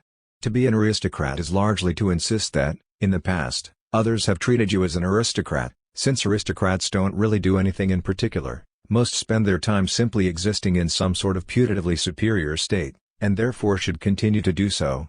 Much of the art of being such a person is that of treating oneself in such a manner that it conveys how you expect others to treat you, in the case of actual kings, covering oneself with gold so as to suggest that others do likewise. On the other end of the scale, this is also how abuse becomes self-legitimating. As a former student of mine, Sarah Stillman, pointed out, in the United States, if a middle-class 13-year-old girl is kidnapped, raped, and killed, it is considered an agonizing national crisis that everyone with a television is expected to follow for several weeks. If a 13-year-old girl is turned out as a child prostitute, raped systematically for years, and ultimately killed, all this is considered unremarkable, really just the sort of thing one can expect to end up happening to someone like that. 43. When objects of material wealth pass back and forth between superiors and inferiors as gifts or payments, the key principle seems to be that the sorts of things given on each side should be considered fundamentally different in quality, their relative value impossible to quantify, the result being that there is no way to even conceive of a squaring of accounts. Even if medieval writers insisted on imagining society as a hierarchy in which priests pray for everyone, nobles fight for everyone, and peasants feed everyone, it never even occurred to any of them to establish how many prayers or how much military protection was equivalent to a ton of wheat. Nor did anyone ever consider making such a calculation. Neither is it that lowly sorts of people are necessarily given lowly sorts of things and vice versa. Sometimes it is quite the opposite. Until recently, just about any notable philosopher, artist, poet, or musician was required to find a wealthy patron for support. Famous works of poetry or philosophy are often prefaced, oddly, to the modern eye, with gushing, sycophantic praise for the wisdom and virtue of some long-forgotten earl or count who provided a meager stipend. The fact that the noble patron merely provided room and board, or money, and that the client showed his gratitude by painting the Mona Lisa, or composing the toccata and fugue in D minor, was in no way seen to compromise the assumption of the noble's intrinsic. There is one great exception to this principle, and that is the phenomenon of hierarchical redistribution. Here, though, rather than giving back and forth the same sorts of things, they give back and forth exactly the same thing, as, for instance, when fans of certain Nigerian pop stars throw money onto the stage during concerts, and the pop stars in question make occasional tours of their fans' neighborhoods tossing the same money from the windows of their limos. When this is all that's going on, we may speak of an absolutely minimal sort of hierarchy. In much of Papua New Guinea, social life centers on big men, charismatic individuals who spend much of their time coaxing, cajoling, and manipulating in order to acquire masses of wealth to give away again at some great feast. One could, in practice, pass from here to, say, an Amazonian or indigenous North American chief. Unlike big men, their role is more formalized, but actually such chiefs have no power to compel anyone to do anything they don't want to, hence North American Indian chiefs' famous skill at oratory and powers of persuasion. As a result, they tended to give away far more than they received. Observers often remark that in terms of personal possessions, a village chief was often the poorest man in the village, such was the pressure on him for constant supply of largesse. Indeed, one could judge how egalitarian a society really was by exactly this, whether those ostensibly in positions of authority are merely conduits for redistribution, or able to use their positions to accumulate riches. The latter seems most likely in aristocratic societies that add another element, war and plunder. After all, just about anyone who comes into a very large amount of wealth will ultimately give at least part of it away, often in grandiose and spectacular ways to large numbers of people. The more of one's wealth that is obtained by plunder or extortion, the more spectacular and self-aggrandizing will be the forms in which it's given away. 44 And what is true of warrior aristocracies is all the more true of ancient states, where rulers almost invariably represented themselves as the protectors of the helpless, supporters of widows and orphans, and champions of the poor. The genealogy of the modern redistributive state, with its notorious tendency to foster identity politics, can be traced back not to any sort of primitive communism but ultimately to violence and war. Shifting between modalities. I should underline again that we are not talking about different types of society here. As we've seen, the very idea that we've ever been organized into discrete societies is dubious, but moral principles that always coexist everywhere.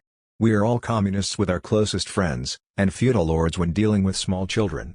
It is very hard to imagine a society where this would not be true. The obvious question is, if we are all ordinarily moving back and forth between completely different systems of moral accounting, why hasn't anybody noticed this? Why, instead, do we continually feel the need to reframe everything in terms of reciprocity? Here we must return to the fact that reciprocity is our main way of imagining justice. In particular, it is what we fall back on when we're thinking in the abstract, and especially when we're trying to create an idealized picture of society. I've already given examples of this sort of thing. Iroquois communities were based on an ethos that required everyone to be attentive to the needs of several different sorts of people, their friends, their families, members of their matrilineal clans, even friendly strangers in situations of hardship. It was when they had to think about society in the abstract that they started to emphasize the two sides of the village, each of which had to bury the other's dead. It was a way of imagining communism through reciprocity. Similarly, feudalism was a notoriously messy and complicated business, but whenever medieval thinkers generalized about it, they reduced all its ranks and orders into one simple formula in which each order contributed its share: some pray, some fight, still others work. 45 Even hierarchy was seen as ultimately reciprocal, despite this formula having virtually nothing to do with how real relations between priests, knights, and peasants operated on the ground. Anthropologists are familiar with the phenomenon. It's only when people who have never had occasion to really think about their society or culture as a whole, who probably weren't even aware they were living inside something other people considered a society or a culture, are asked to explain how everything works, that they say things like, "This is how we repay our mothers for the pain of having raised us," or puzzle over conceptual diagrams in which Clan A gives their women in marriage to Clan B, who gives theirs to Clan C, who gives theirs back to A again, but which never seem to quite correspond to what real people actually do. 46 When trying to imagine a just society, it's hard not to evoke images of balance and symmetry, of elegant geometries where everything balances out. The idea that there is something called the market is not so very different. Economists will often admit this, if you ask them in the right way. Markets aren't real. They are mathematical models, created by imagining a self-contained world where everyone has exactly the same motivation and the same knowledge and is engaged in the same self-interested calculating exchange. Economists are aware that reality is always more complicated, but they are also aware that to come up with a mathematical model, one always has to make the world into a bit of a cartoon. There's nothing wrong with this. The problem comes when it enables some, often these same economists, to declare that anyone who ignores the dictates of the market shall surely be punished, or that since we live in a market system, everything, except government interference, is based on principles of justice, that our economic system is one vast network of reciprocal relations in which, in the end, the accounts balance and all debts are paid. These principles get tangled up in each other, and it's thus often difficult to tell which predominates in a given situation. One reason that it's ridiculous to pretend we could ever reduce human behavior, economic or otherwise, to a mathematical formula of any sort. Still, this means that some degree of reciprocity can be detected as potentially present in any situation, so a determined observer can always find some excuse to say it's there. What's more, certain principles appear to have an inherent tendency to slip into others. For instance, a lot of extremely hierarchical relationships can operate, at least some of the time, on communistic principles. If you have a rich patron, you come to him in times of need, and he is expected to help you. But only to a certain degree. No one expects the patron to provide so much help that it threatens to undermine the underlying inequality. 47. Likewise, communistic relations can easily start slipping into relations of hierarchical inequality, often without anyone noticing it. It's not hard to see why this happens. Sometimes different people's abilities and needs are grossly disproportionate. Genuinely egalitarian societies are keenly aware of this and tend to develop elaborate safeguards around the dangers of anyone, say, especially good hunters, in a hunting society, rising too far above themselves, just as they tend to be suspicious of anything that might make one member of the society feel in genuine debt to another. A member who draws attention to his own accomplishments will find himself the object of mockery. Often, the only polite thing to do if one has accomplished something significant is to instead make fun of oneself. The Danish writer Peter Freuchen, in his book of the Eskimo, described how in Greenland, one could tell what a fine delicacy someone had to offer his guests by how much he belittled it beforehand. The old man laughed. "Some people don't know much. I am such a poor hunter and my wife a terrible cook who ruins everything. I don't have much, but I think there is a piece of meat outside. it might still be there as the dogs have refused it several times. This was such a recommendation in the Eskimo way of backwards bragging that everyone's mouths began to water. The reader will recall the walrus hunter of the last chapter, who took offense when the author tried to thank him for giving him a share of meat. After all, humans help one another, and once we treat something as a gift, we turn into something less than human. Up here we say that by gifts one makes slaves and by whips one makes dogs. 48.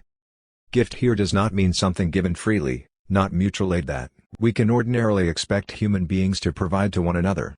To thank someone suggests that he or she might not have acted that way, and that therefore the choice to act this way creates an obligation, a sense of debt, and hence, inferiority. Communes or egalitarian collectives in the United States often face similar dilemmas, and they have to come up with their own safeguards against creeping hierarchy. It's not that the tendency for communism to slip into hierarchy is inevitable. Societies like the Inuit have managed to fend it off for thousands of years, but rather, that one must always guard against it. In contrast, it's notoriously difficult, often downright impossible, to shift relations based on an assumption of communistic sharing to relations of equal exchange. We observe this all the time with friends. If someone is seen as taking advantage of your generosity, it's often much easier to break off relations entirely than to demand that they somehow pay you back. One extreme example is the Maori story about a notorious glutton who used to irritate fishermen up and down the coast near where he lived by constantly asking for the best portions of their catch. Since to refuse a direct request for food was effectively impossible, they would dutifully turn it over, until one day, people decided enough was enough and killed him. 49. We've already seen how creating a ground of sociability among strangers can often require an elaborate process of testing the other's limits by helping oneself to their possessions. The same sort of thing can happen in peacemaking, or even in the creation of business partnerships. 50 In Madagascar, people told me that two men who are thinking of going into business together will often become blood brothers. Blood brotherhood, fatadra, consists of an unlimited promise of mutual aid. Both parties solemnly swear that they will never refuse any request from the other. In reality, partners to such an agreement are usually fairly circumspect in what they actually request. But, my friends insisted, when people first make such an agreement, they sometimes like to test it out. One may demand their new partner's pet dog, the shirt off their back, or, everyone's favorite example, the right to spend the night with their wife or husband. The only limit is the knowledge that anything one can demand, the other one can too. 51 Here, again, we are talking about an initial establishment of trust. Once the genuineness of the mutual commitment has been confirmed, the ground is prepared, as it were, and the two men can begin to buy and sell on consignment, advance funds, share profits, and otherwise trust that each will look after the other's commercial interests from then on. The most famous and dramatic moments, however, are those when relations of exchange threaten to break down into hierarchy, that is, when two parties are acting like equals, trading gifts, or blows, or commodities, or anything else, but one of them does something that completely flips the scale. I've already mentioned the tendency of gift exchange to turn into games of one-upmanship, and how in some societies this potential is formalized in great public contests. This is typical, above all, of what are often called heroic societies, those in which governments are weak or non-existent and society is organized instead around warrior noblemen, each with his entourage of loyal retainers and tied to the others by ever-shifting alliances and rivalries. Most epic poetry, from the Iliad to the Mahabharata to Beowulf, harkens back to this sort of world, and anthropologists have discovered similar arrangements among the Maori of New Zealand and the Kwakiutl, Tlingit, and Haida of the American Northwest Coast. In heroic societies, the throwing of feasts and resulting contests of generosity are often spoken of as mere extensions of war, fighting with property or fighting with food. Those who throw such feasts often indulge in colorful speeches about how their enemies are thus crushed and destroyed by glorious feats of generosity aimed in their direction. Kwakiutl chiefs like to speak of themselves as great mountains from which gifts rolled like giant boulders, and of how conquered rivals are thus reduced, much as in the Inuit metaphor, to slaves. Such statements are not to be taken literally. Another feature of such societies is a highly developed art of boasting. 52 Heroic chiefs and warriors tended to talk themselves up just as consistently as those in egalitarian societies talked themselves down. It's not as if someone who loses out in a contest of gift exchange is ever actually reduced to slavery, but he might end up feeling as if he were. And the consequences could be catastrophic. One ancient Greek source describes Celtic festivals where rival nobles would alternate between jousts and contests of generosity, presenting their enemies with magnificent gold and silver treasures. Occasionally this could lead to a kind of checkmate, Someone would be faced with a present so magnificent that he could not possibly match it. In this case, the only honorable response was for him to cut his own throat, thus allowing his wealth to be distributed to his followers. 600 years later, we find a case from an Icelandic saga of an aging Viking named Egil who befriended a younger man named Einar, who was still actively raiding. They liked to sit together composing poetry. One day Einar came by a magnificent shield inscribed with old tales, and between the writing were overlaid spangles of gold with precious stones. No one had ever seen anything like it. He took it with him on a visit to Egil. Egil was not at home, so Einar waited 3 days, as was the custom, then hung the shield as a present in the mead hall and rode off. Egil returned home, saw the shield, and asked who owned such a treasure. He was told that Einar had visited and given it to him. Then Egil said, "To hell with him. Does he think I'm going to stay up all night and compose a poem about his shield? Get my horse, I'm going to ride after him and kill him."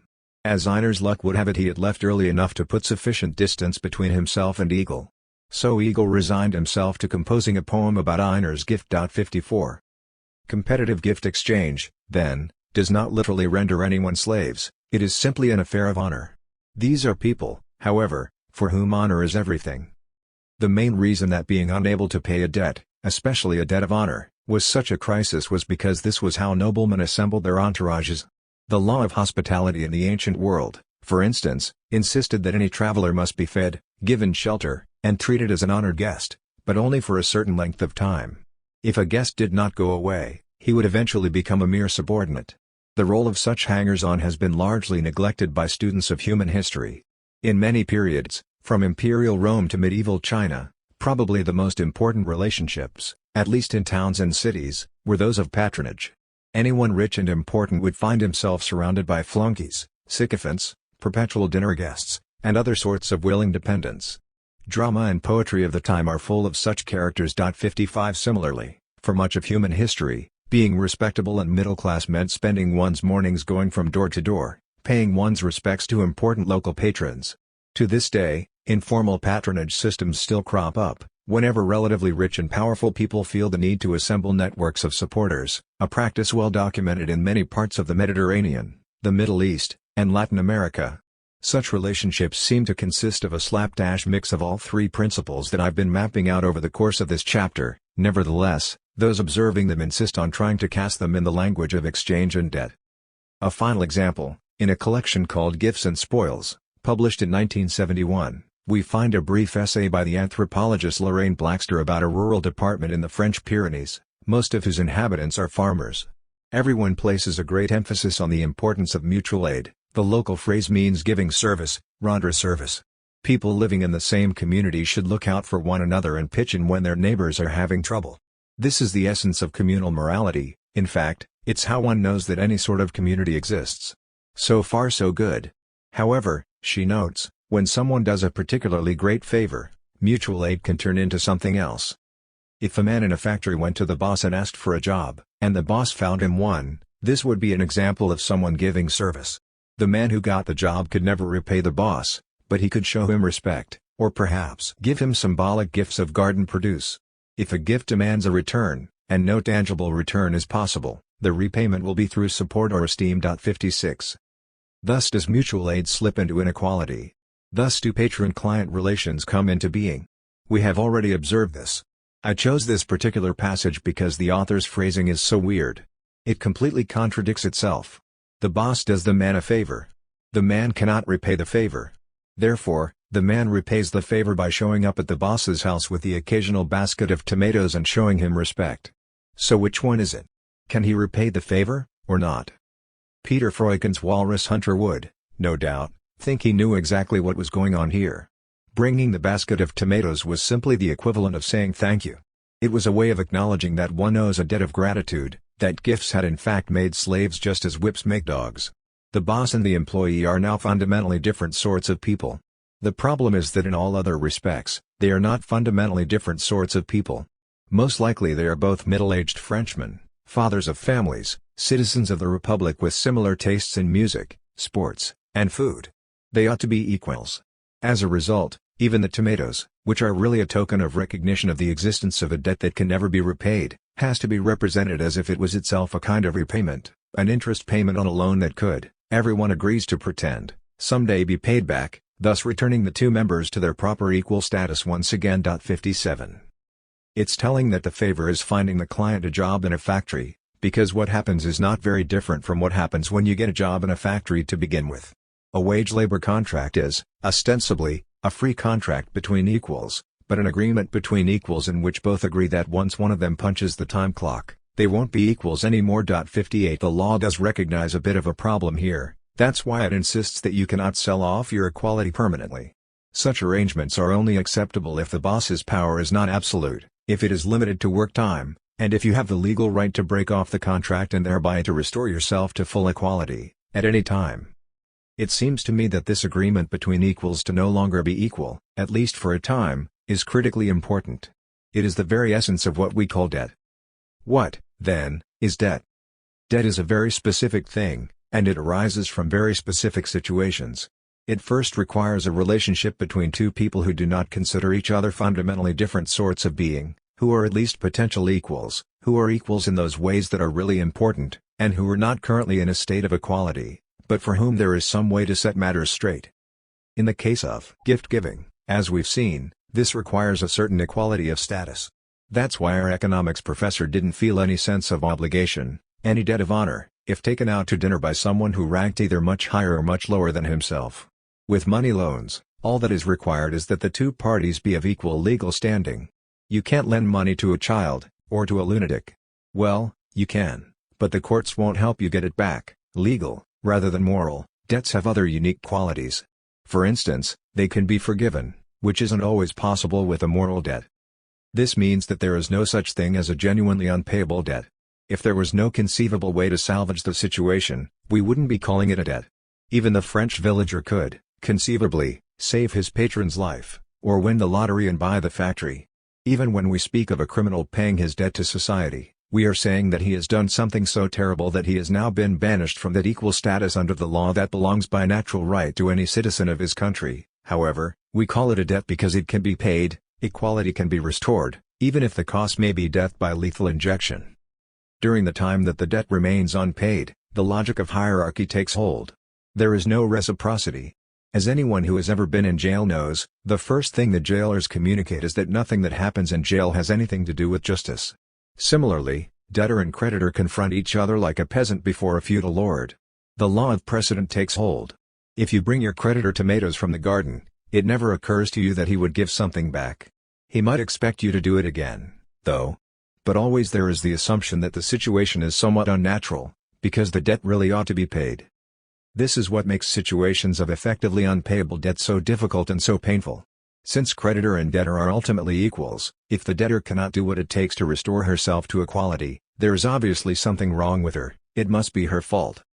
This connection becomes clear if we look at the etymology of common words for debt in European languages.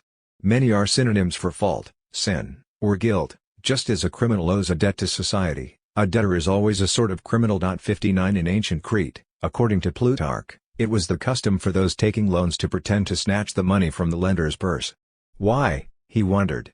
Probably so that, if they default, they could be charged with violence and punished all the more. 60 This is why in so many periods of history insolvent debtors could be jailed, or even, as in early Republican Rome, executed. A debt, then, is just an exchange that has not been brought to completion. It follows that debt is strictly a creature of reciprocity and has little to do with other sorts of morality, communism, with its needs and abilities, hierarchy, with its customs and qualities. True, if we were really determined, we could argue, as some do, that communism is a condition of permanent mutual indebtedness, or that hierarchy is constructed out of unpayable debts. But isn't this just the same old story, starting from the assumption that all human interactions must be, by definition, forms of exchange, and then performing whatever mental somersaults are required to prove it? No. All human interactions are not forms of exchange. Only some are. Exchange encourages a particular way of conceiving human relations. This is because exchange implies equality, but it also implies separation. It's precisely when the money changes hands, when the debt is cancelled, that equality is restored and both parties can walk away and have nothing further to do with each other. Debt is what happens in between, when the two parties cannot yet walk away from each other, because they are not yet equal. But it is carried out in the shadow of eventual equality. Because achieving that equality, however, destroys the very reason for having a relationship. Just about everything interesting happens in between. 61 In fact, just about everything human happens in between, even if this means that all such human relations bear with them at least a tiny element of criminality, guilt, or shame. For the TIV women whom I mentioned earlier in the chapter, this wasn't much of a problem. By ensuring that everyone was always slightly in debt to one another, they actually created human society, if a very fragile sort of society, a delicate web made up of obligations to return 3 eggs or a bag of okra, ties renewed and recreated, as any one of them could be cancelled out at any time. Our own habits of civility are not so very different. Consider the custom, in American society, of constantly saying please and thank you. To do so is often treated as basic morality. We are constantly chiding children for forgetting to do it, just as the moral guardians of our society, teachers and ministers, for instance, do to everybody else. We often assume that the habit is universal, but as the Inuit hunter made clear, it is not. 62 Like so many of our everyday courtesies, it is a kind of democratization of what was once a habit of feudal deference, the insistence on treating absolutely everyone the way that one used only to have to treat a lord or similar hierarchical superior. Perhaps this is not so in every case. Imagine we're on a crowded bus, looking for a seat. A fellow passenger moves her bag aside to clear one. We smile, or nod, or make some other little gesture of acknowledgement. Or perhaps we actually say, "Thank you." Such a gesture is simply a recognition of common humanity. We are acknowledging that the woman who had been blocking the seat is not a mere physical obstacle but a human being, and that we feel genuine gratitude towards someone we will likely never see again. None of this is generally true when one asks someone across the table to please pass the salt, or when the postman thanks you for signing for a delivery. We think of these simultaneously as meaningless formalities and as the very moral basis of society. Their apparent unimportance can be measured by the fact that almost no one would refuse, on principle, to say please or thank you in just about any situation, even those who might find it almost impossible to say I'm sorry or I apologize. In fact, the English please is short for if you please. If it pleases you to do this, it is the same in most European languages, French s'il vous plaît, Spanish por favor. Its literal meaning is you are under no obligation to do this. Hand me the salt. Not that I am saying that you have to. This is not true. There is a social obligation, and it would be almost impossible not to comply. But etiquette largely consists of the exchange of polite fictions, to use less polite language, lies. When you ask someone to pass the salt, you are also giving them an order. By attaching the word please, you are saying that it is not an order. But, in fact, it is. In English, thank you derives from think. It originally meant, I will remember what you did for me, which is usually not true either, but in other languages, the Portuguese obrigado is a good example. The standard term follows the form of the English much obliged. It actually does mean, I am in your debt. The French merci is even more graphic. It derives from mercy, as in begging for mercy. By saying it you are symbolically placing yourself in your benefactor's power, since a debtor is, after all, a criminal. 63 Saying you're welcome or it's nothing, French de rien, Spanish de nada, the latter has at least the advantage of often being literally true, is a way of reassuring the one to whom one has passed the salt that you are not actually inscribing a debit in your imaginary moral account book. So is saying my pleasure you are saying, no, actually, it's a credit, not a debit. You did me a favor because in asking me to pass the salt, you gave me the opportunity to do something I found rewarding in itself. 64. Decoding the tacit calculus of debt. I owe you one. No, you don't owe me anything. Actually, if anything, it's me who owes you, as if inscribing and then scratching off so many infinitesimal entries in an endless ledger, makes it easy to understand why this sort of thing is often viewed not as the quintessence of morality, but as the quintessence of middle-class morality. True, by now middle-class sensibilities dominate society. But there are still those who find the practice odd. Those at the very top of society often still feel that deference is owed primarily to hierarchical superiors and find it slightly idiotic to watch postmen and pastry chefs taking turns pretending to treat each other like little feudal lords. At the other extreme, those who grew up in what in Europe are called popular environments, small towns, poor neighborhoods, any place where there is still an assumption that people who are not enemies will, ordinarily, take care of one another, will often find it insulting to be constantly told, in effect, that there is some chance they might not do their job as a waiter or taxi driver correctly, or provide house guests with tea. In other words, middle-class etiquette insists that we are all equals, but it does so in a very particular way. On the one hand, It pretends that nobody is giving anybody orders. Think here of the burly security guard at the mall who appears before someone walking into a restricted area and says, "Can I help you?" On the other, it treats every gesture of what I've been calling baseline communism as if it were really a form of exchange. As a result, like THIRD neighborhoods, middle-class society has to be endlessly recreated, as a kind of constant flickering game of shadows, the crisscrossing of an infinity of momentary debt relations, each one almost instantly cancelled out. All of this is a relatively recent innovation. The habit of always saying please and thank you first began to take hold during the commercial revolution of the 16th and 17th centuries, among those very middle classes who were largely responsible for it.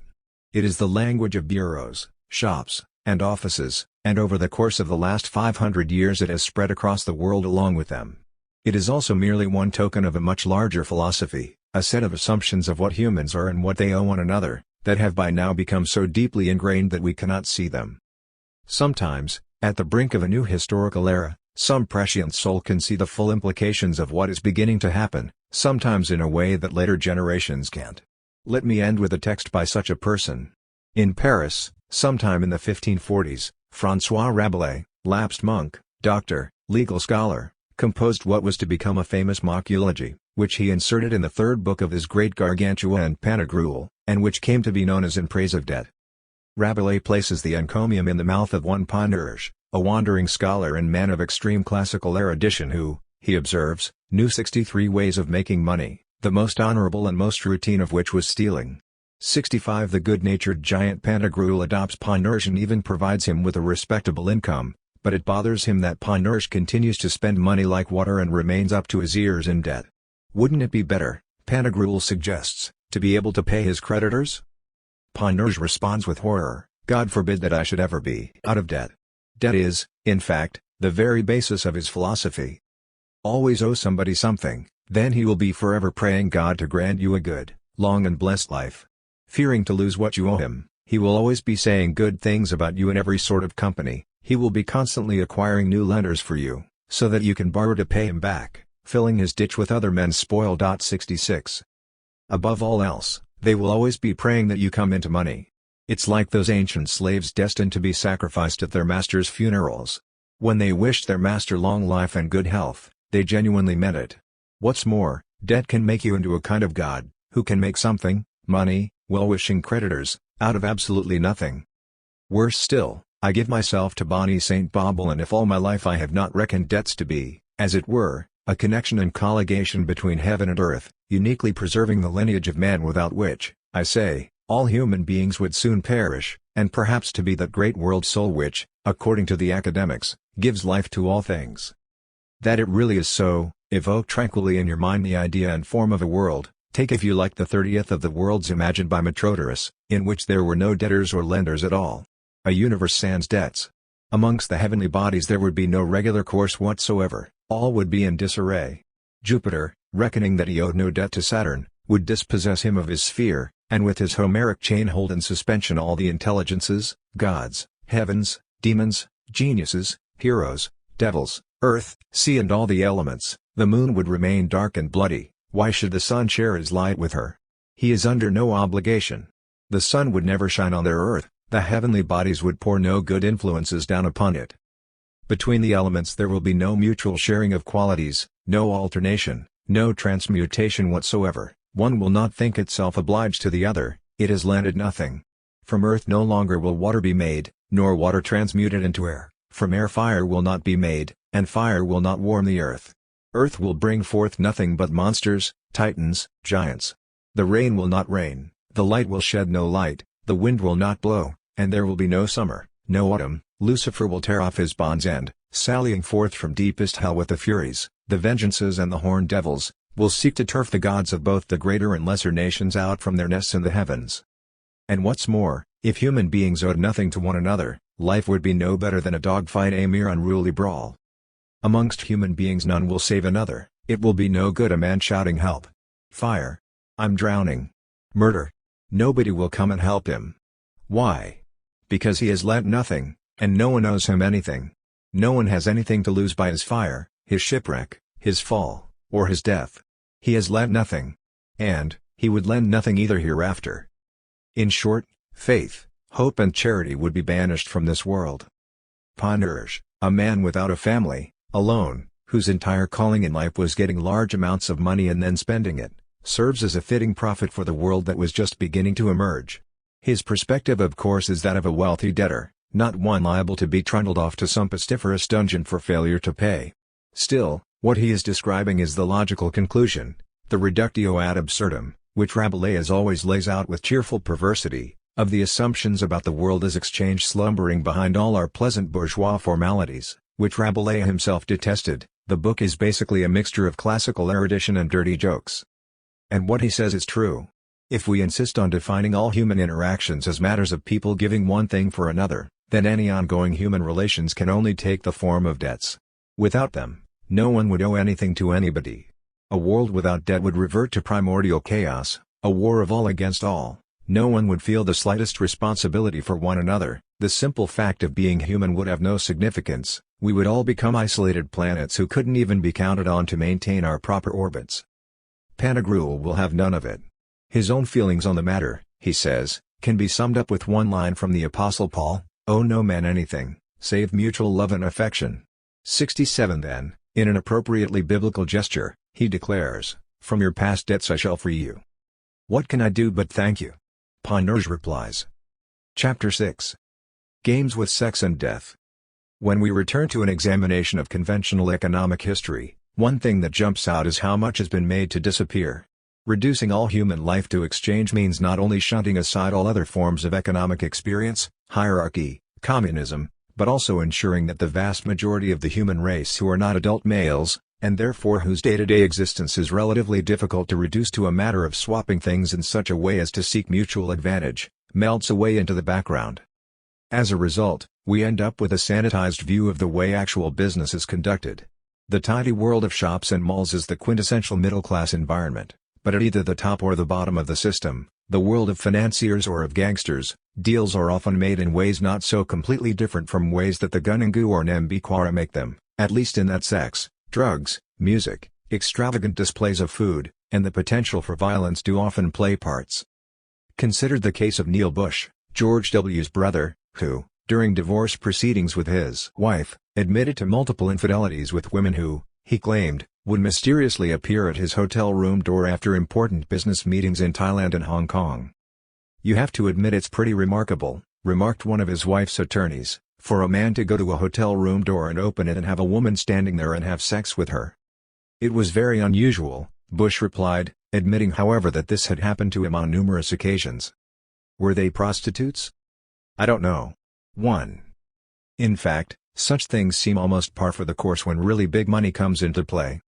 In this light, the economist's insistence that economic life begins with barter, the innocent exchange of arrows for teepee frames, with no one in a position to rape, humiliate, or torture anyone else, and that it continues in this way, is touchingly utopian.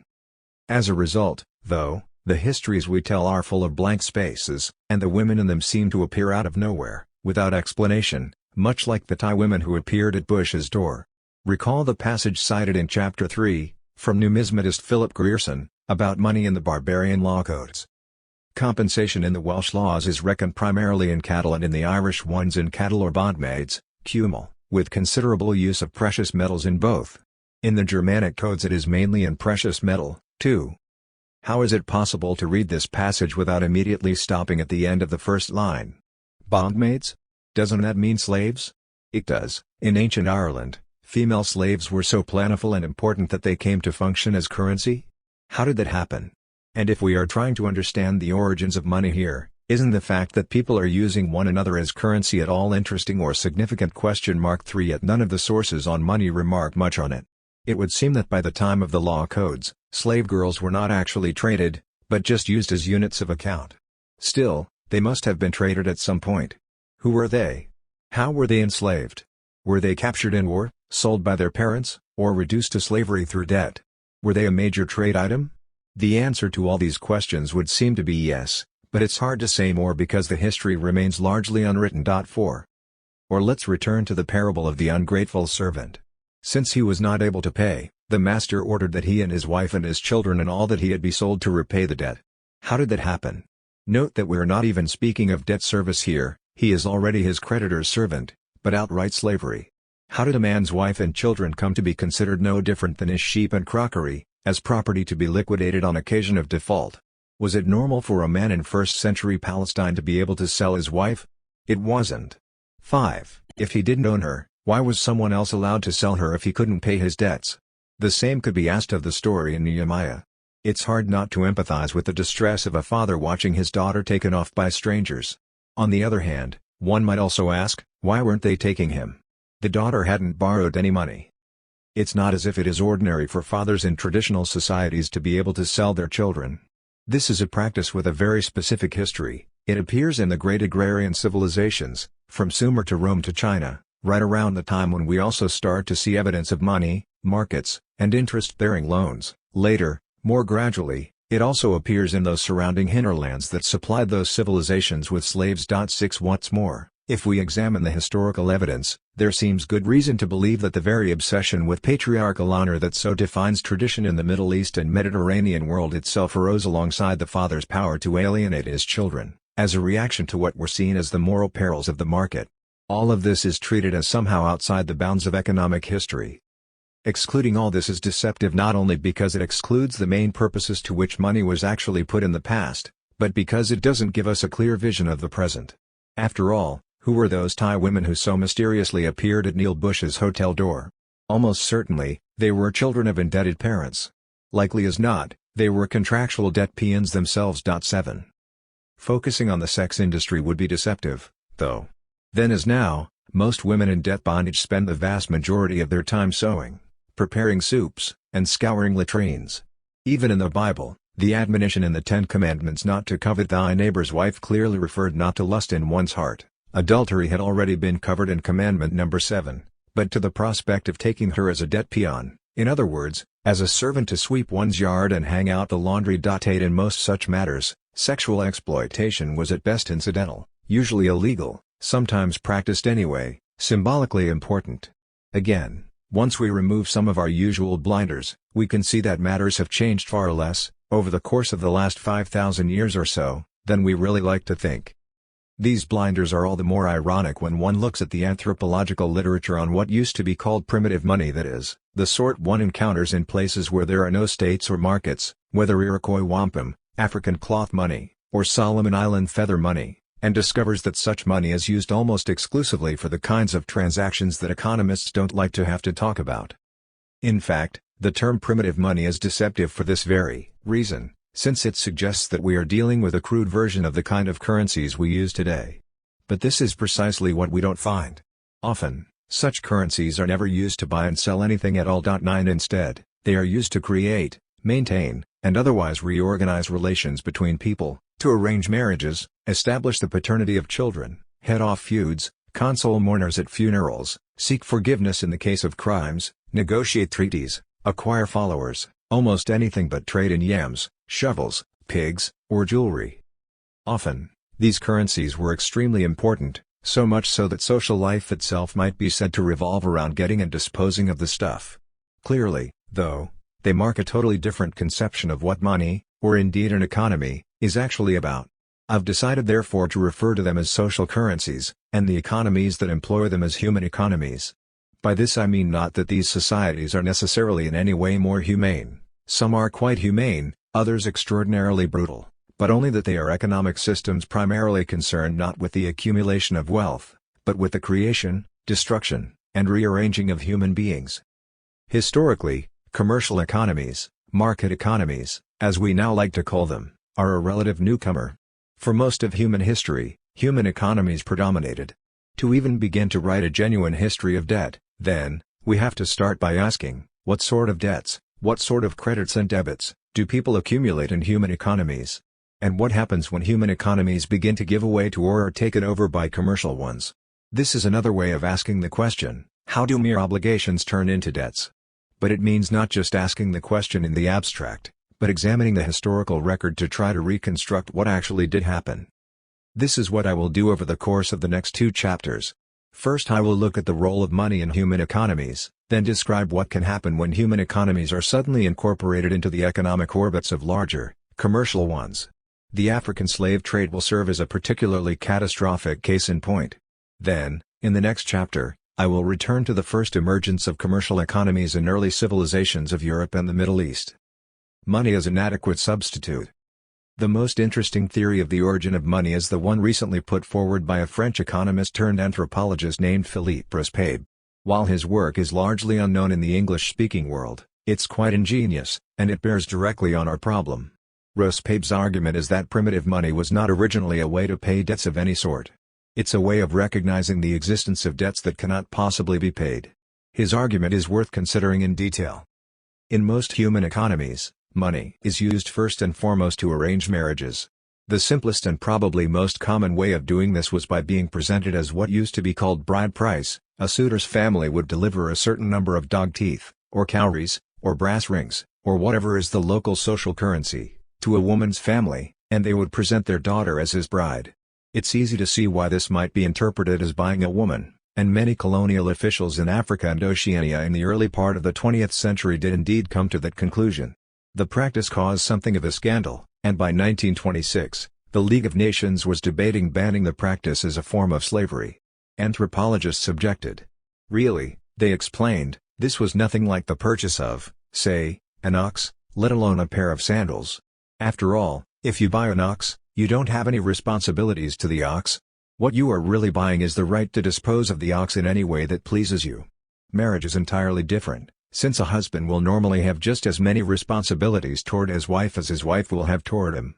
It's a way of rearranging relations between people. Second of all, if you were really buying a wife, you'd be able to sell her.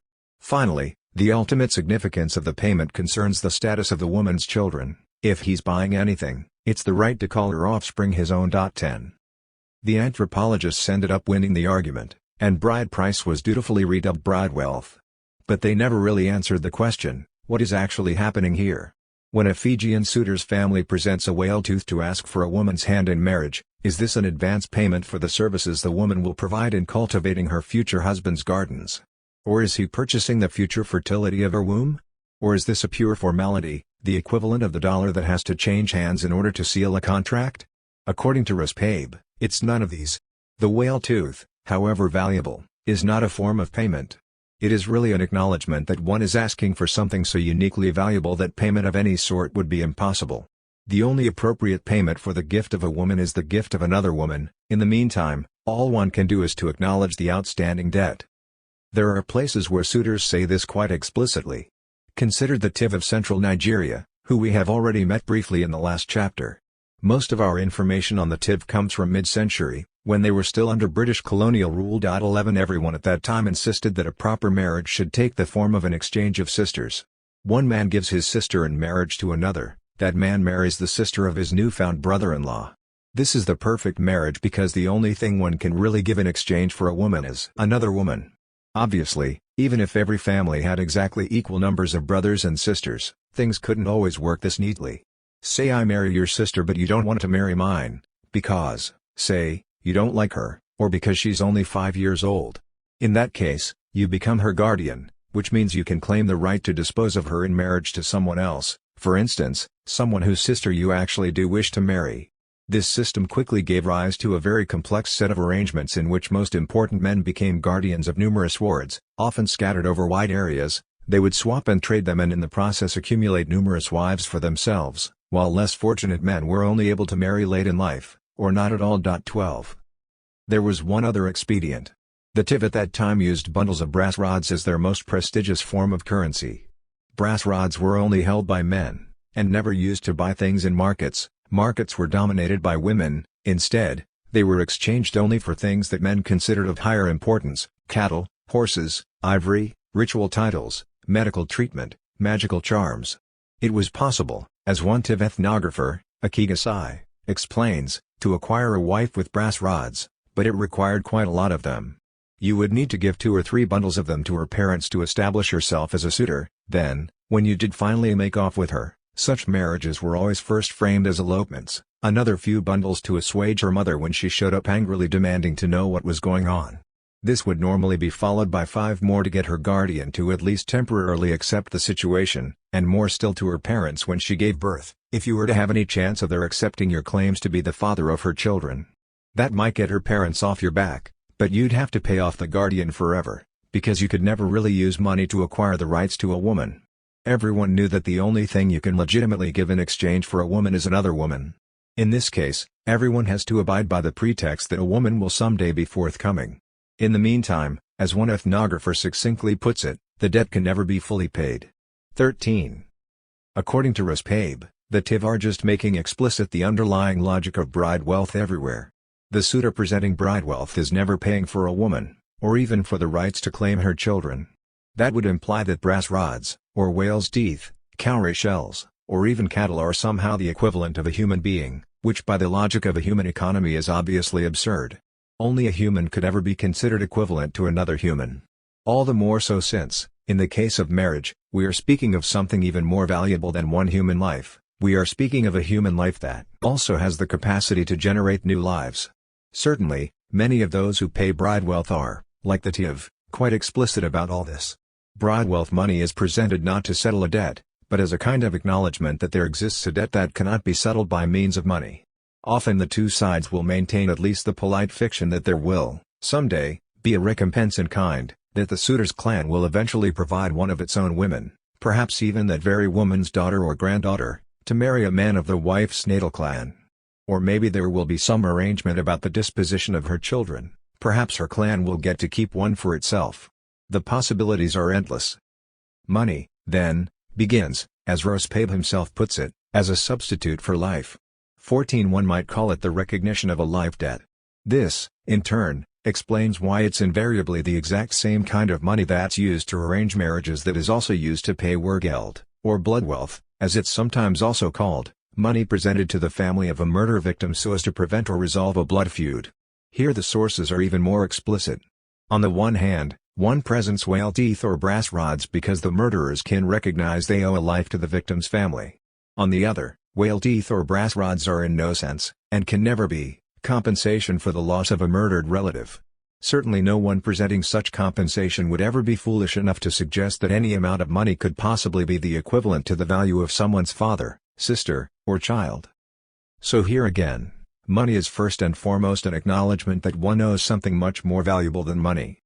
In the case of a blood feud, both parties will also be aware that even a revenge killing, while at least it conforms to the principle of a life for a life, won't really compensate for the victim's grief and pain either. This knowledge allows for some possibility of settling the matter without violence. But even here, there is often a feeling that, as in the case of marriage, the real solution to the problem is simply being temporarily postponed. An illustration might be helpful. Among the newer, there is a special class of priestly figures who specialize in mediating feuds, referred to in the literature as leopard skin chiefs. If one man murders another, he will immediately seek out one of their homesteads. Since such a homestead is treated as an inviolate sanctuary, even the dead man's family, who will be honor-bound to avenge the murder, will know that they cannot enter it, lest terrible consequences ensue. According to Evans Pritchard's classic account, the chief will immediately start trying to negotiate a settlement between the murderer and victim's families, a delicate business, because the victim's family will always first refuse.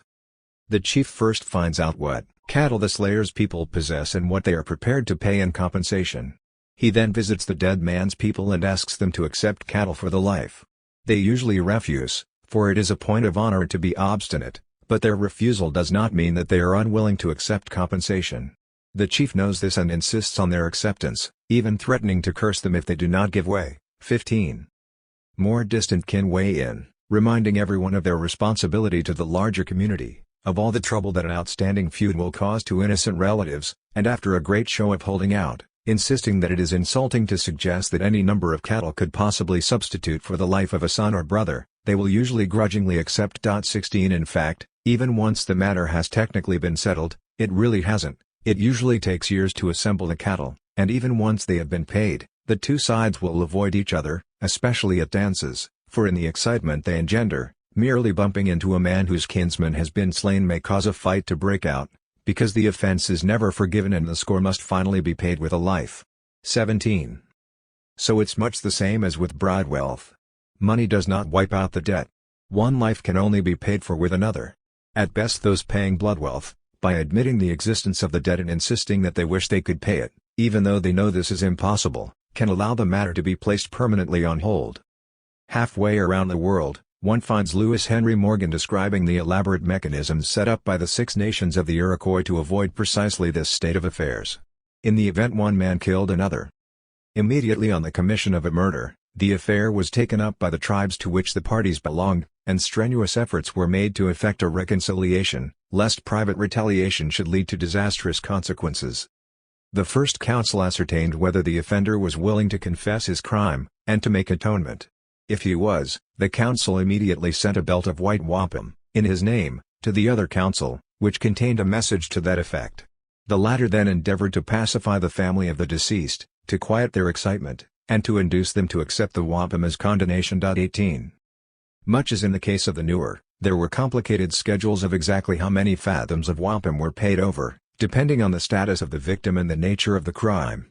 As with the Newer, too, everyone insisted that this was not payment. The value of the wampum in no sense represented the value of the dead man's life. The present of white wampum was not in the nature of a compensation for the life of the deceased, but of a regretful confession of the crime, with a petition for forgiveness.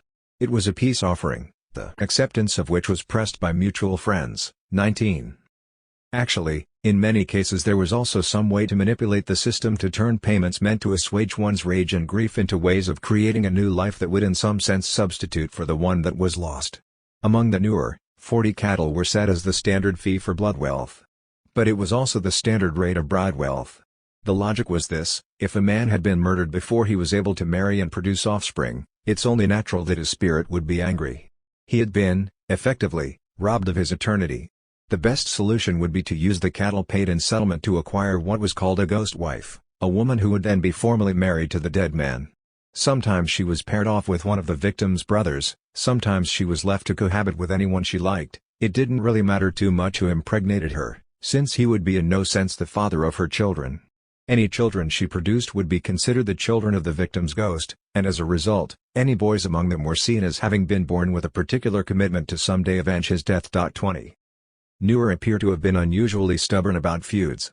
Rosepabe provides examples from other parts of the world that are even more telling. Among North African Bedouins, for instance, it sometimes happened that the only way to settle a feud was for the killer's family to turn over a daughter, who would then marry the victim's next of kin, his brother, say. If she bore him a male child, the boy was given the same name as his dead uncle and considered to be, at least in the broadest sense, a substitute for him. 21. The Iroquois, who traced descent in the female line, did not trade women in this fashion. However, they had another, more direct approach. If a man died, even of natural causes, his wife's relatives might put his name upon the mat, sending off belts of wampum to commission a war party, which would then raid an enemy village to secure a captive.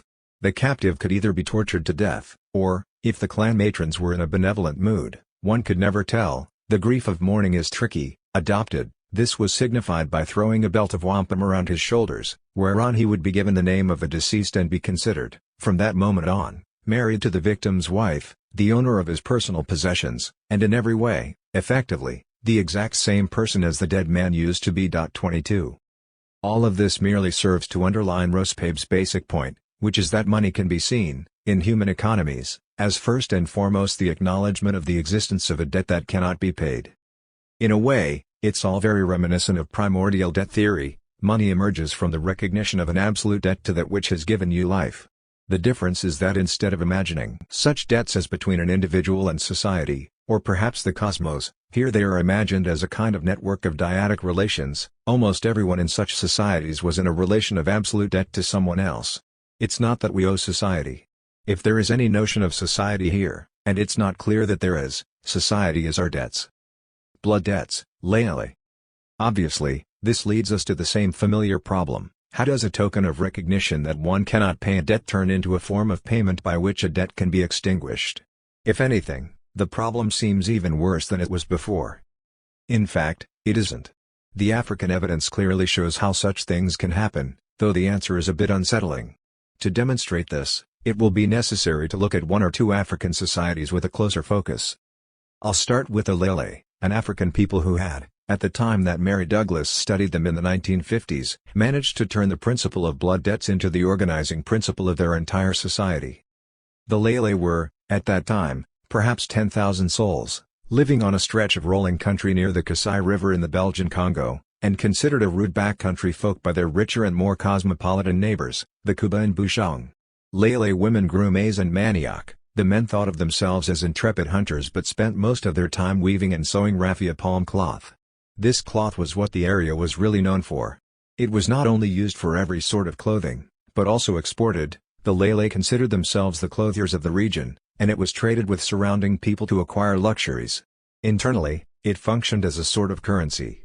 Still, it was not used in markets, there were no markets, and, as Mary Douglas discovered to her great inconvenience, within a village, neither could one use it to acquire food, tools, tableware, or really much of anything else. 23 It was the quintessential social currency.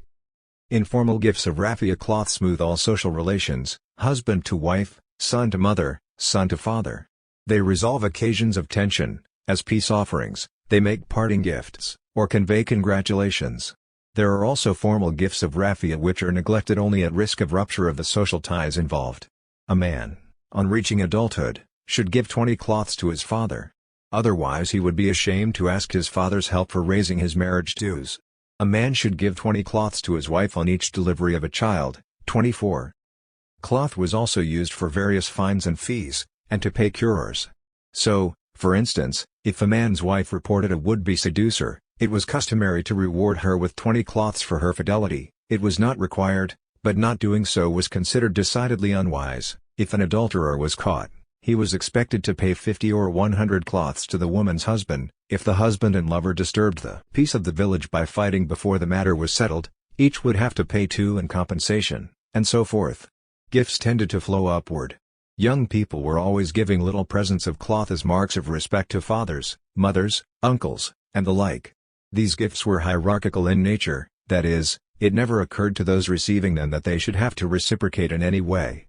As a result, elders, and especially elder men, usually had a few extra pieces lying around, and young men, who could never weave quite enough to meet their needs, would have to turn to them whenever time for some major payment rolled around. For instance, if they had to pay a major fine, or wished to hire a doctor to assist their wife in childbirth, or wanted to join a cult society.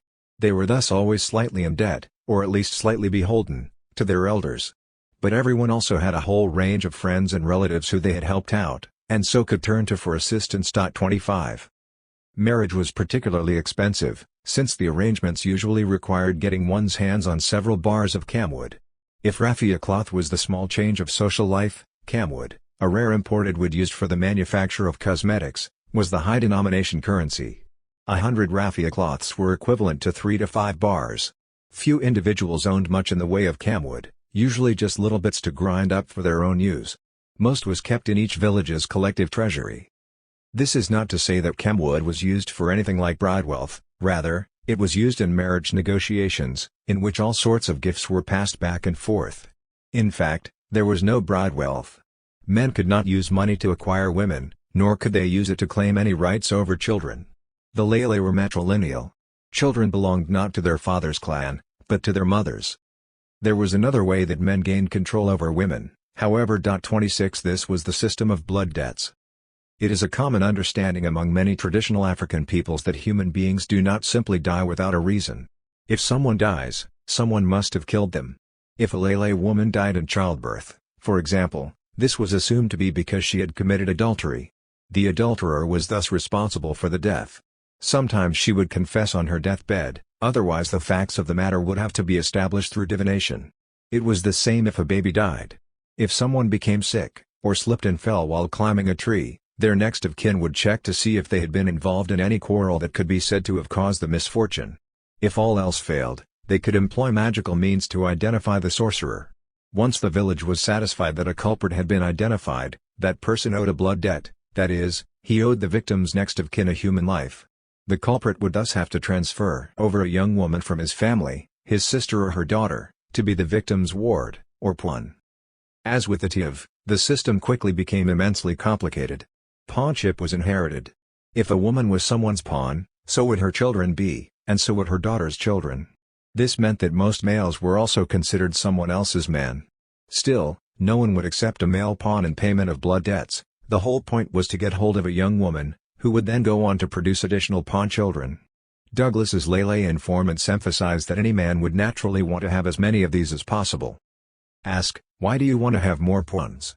And they invariably say, the advantage of owning pawns is that if you incur a blood debt, you can settle it by paying one of your pawns, and your own sisters remain free. Ask, why do you wish your own sisters to remain free? And they reply, then if I incur a blood debt, I can settle it by giving one of them as a pawn. Every man is always aware that at any time he is liable for a blood debt. If any woman he has seduced confesses his name in the throes of childbirth, and subsequently dies, or if her child dies, or if anyone he has quarreled with dies of illness or accident, he may be held responsible. Even if a woman runs away from her husband, and fighting breaks out on her account, the deaths will be laid at her door, and her brother or mother's brother will have to pay up. Since only women are accepted as blood compensation, and since compensation is demanded for all deaths, of men as well as of women, it is obvious that there can never be enough to go around. Men fall into arrears in their pawnship obligations, and girls used to be pledged before their birth, even before their mothers were of marriageable age. 27. In other words, the whole thing turned into an endlessly complicated chess game. One reason, Douglas remarks, why the term pawn seems singularly apropos. Just about every adult Lele male was both someone else's pawn and engaged in a constant game of securing, swapping, or redeeming pawns. Every major drama or tragedy of village life would ordinarily lead to a transfer of rights in women. Almost all of those women would eventually get swapped again. Several points need to be emphasized here. First of all, what were being traded were, quite specifically, human lives. Douglas calls them blood debts, but life debts would be more appropriate. Say, for instance, a man is drowning, and another man rescues him. Or say he's deathly ill but a doctor cures him. In either case, we would likely say one man owes his life to the other. So would the Lele, but they meant it literally.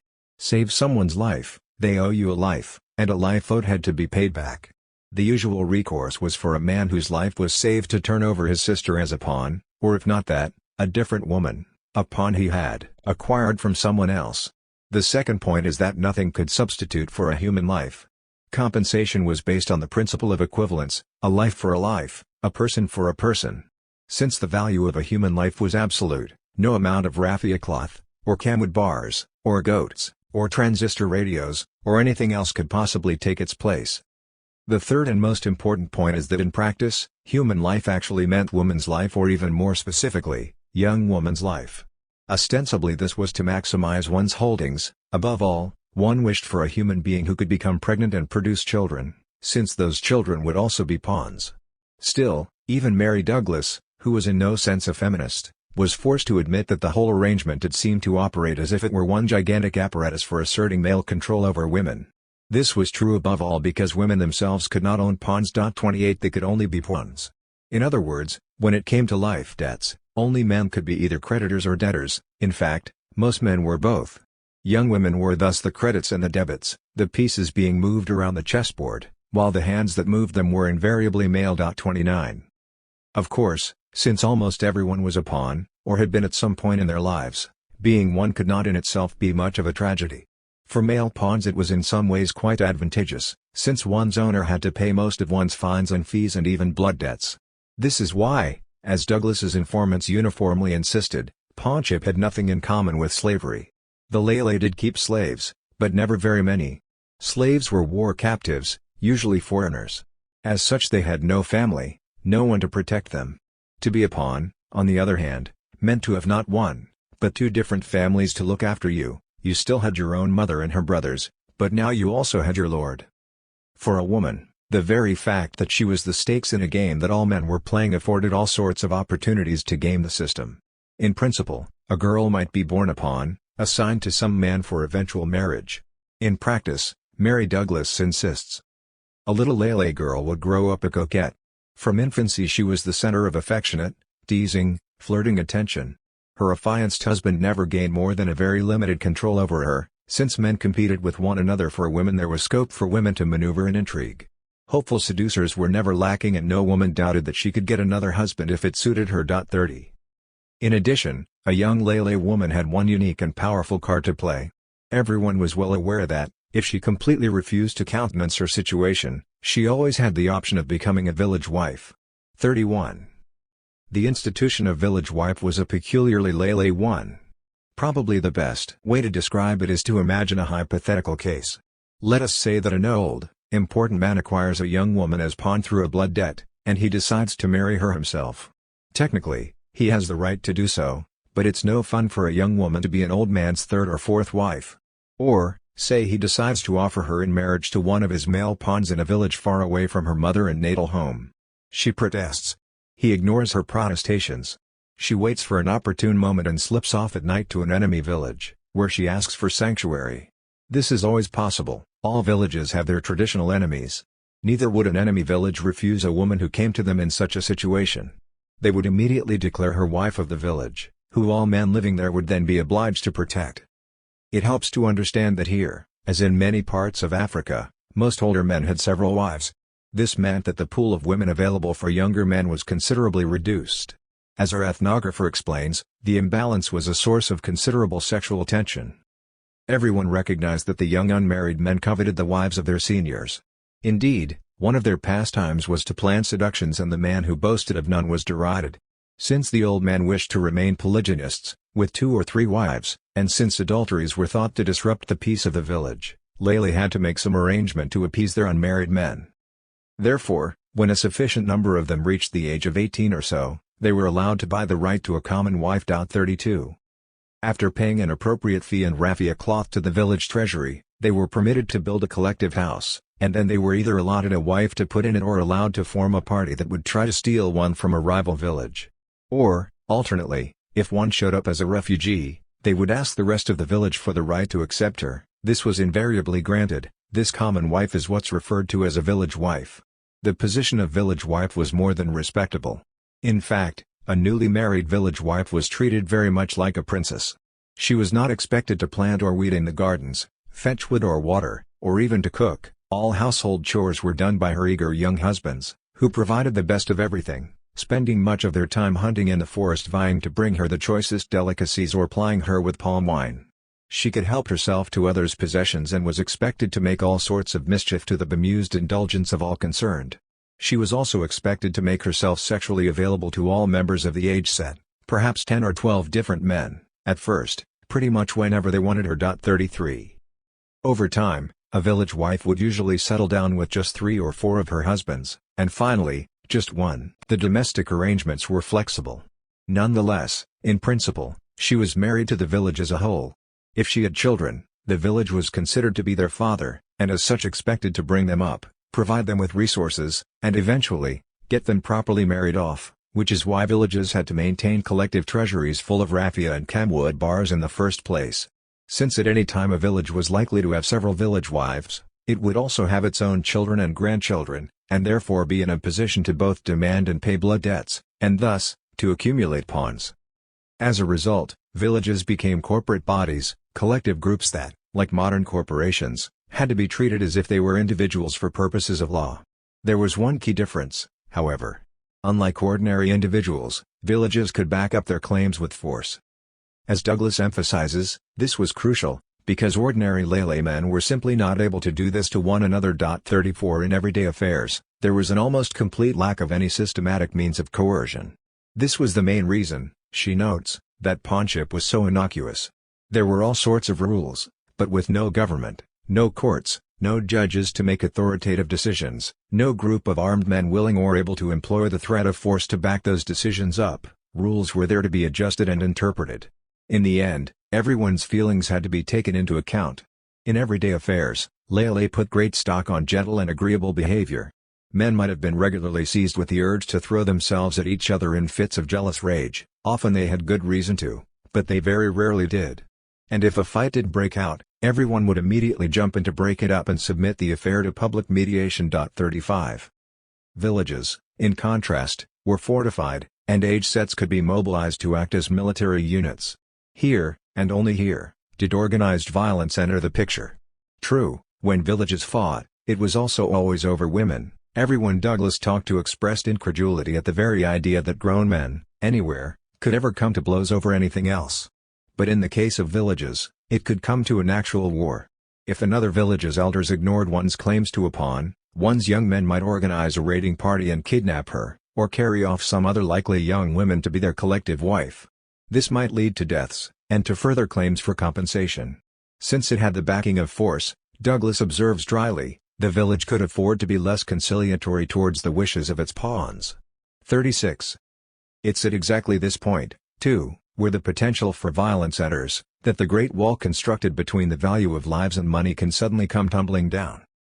Sometimes when two clans were disputing a claim to blood compensation, the claimant might see no hope of getting satisfaction from his opponents.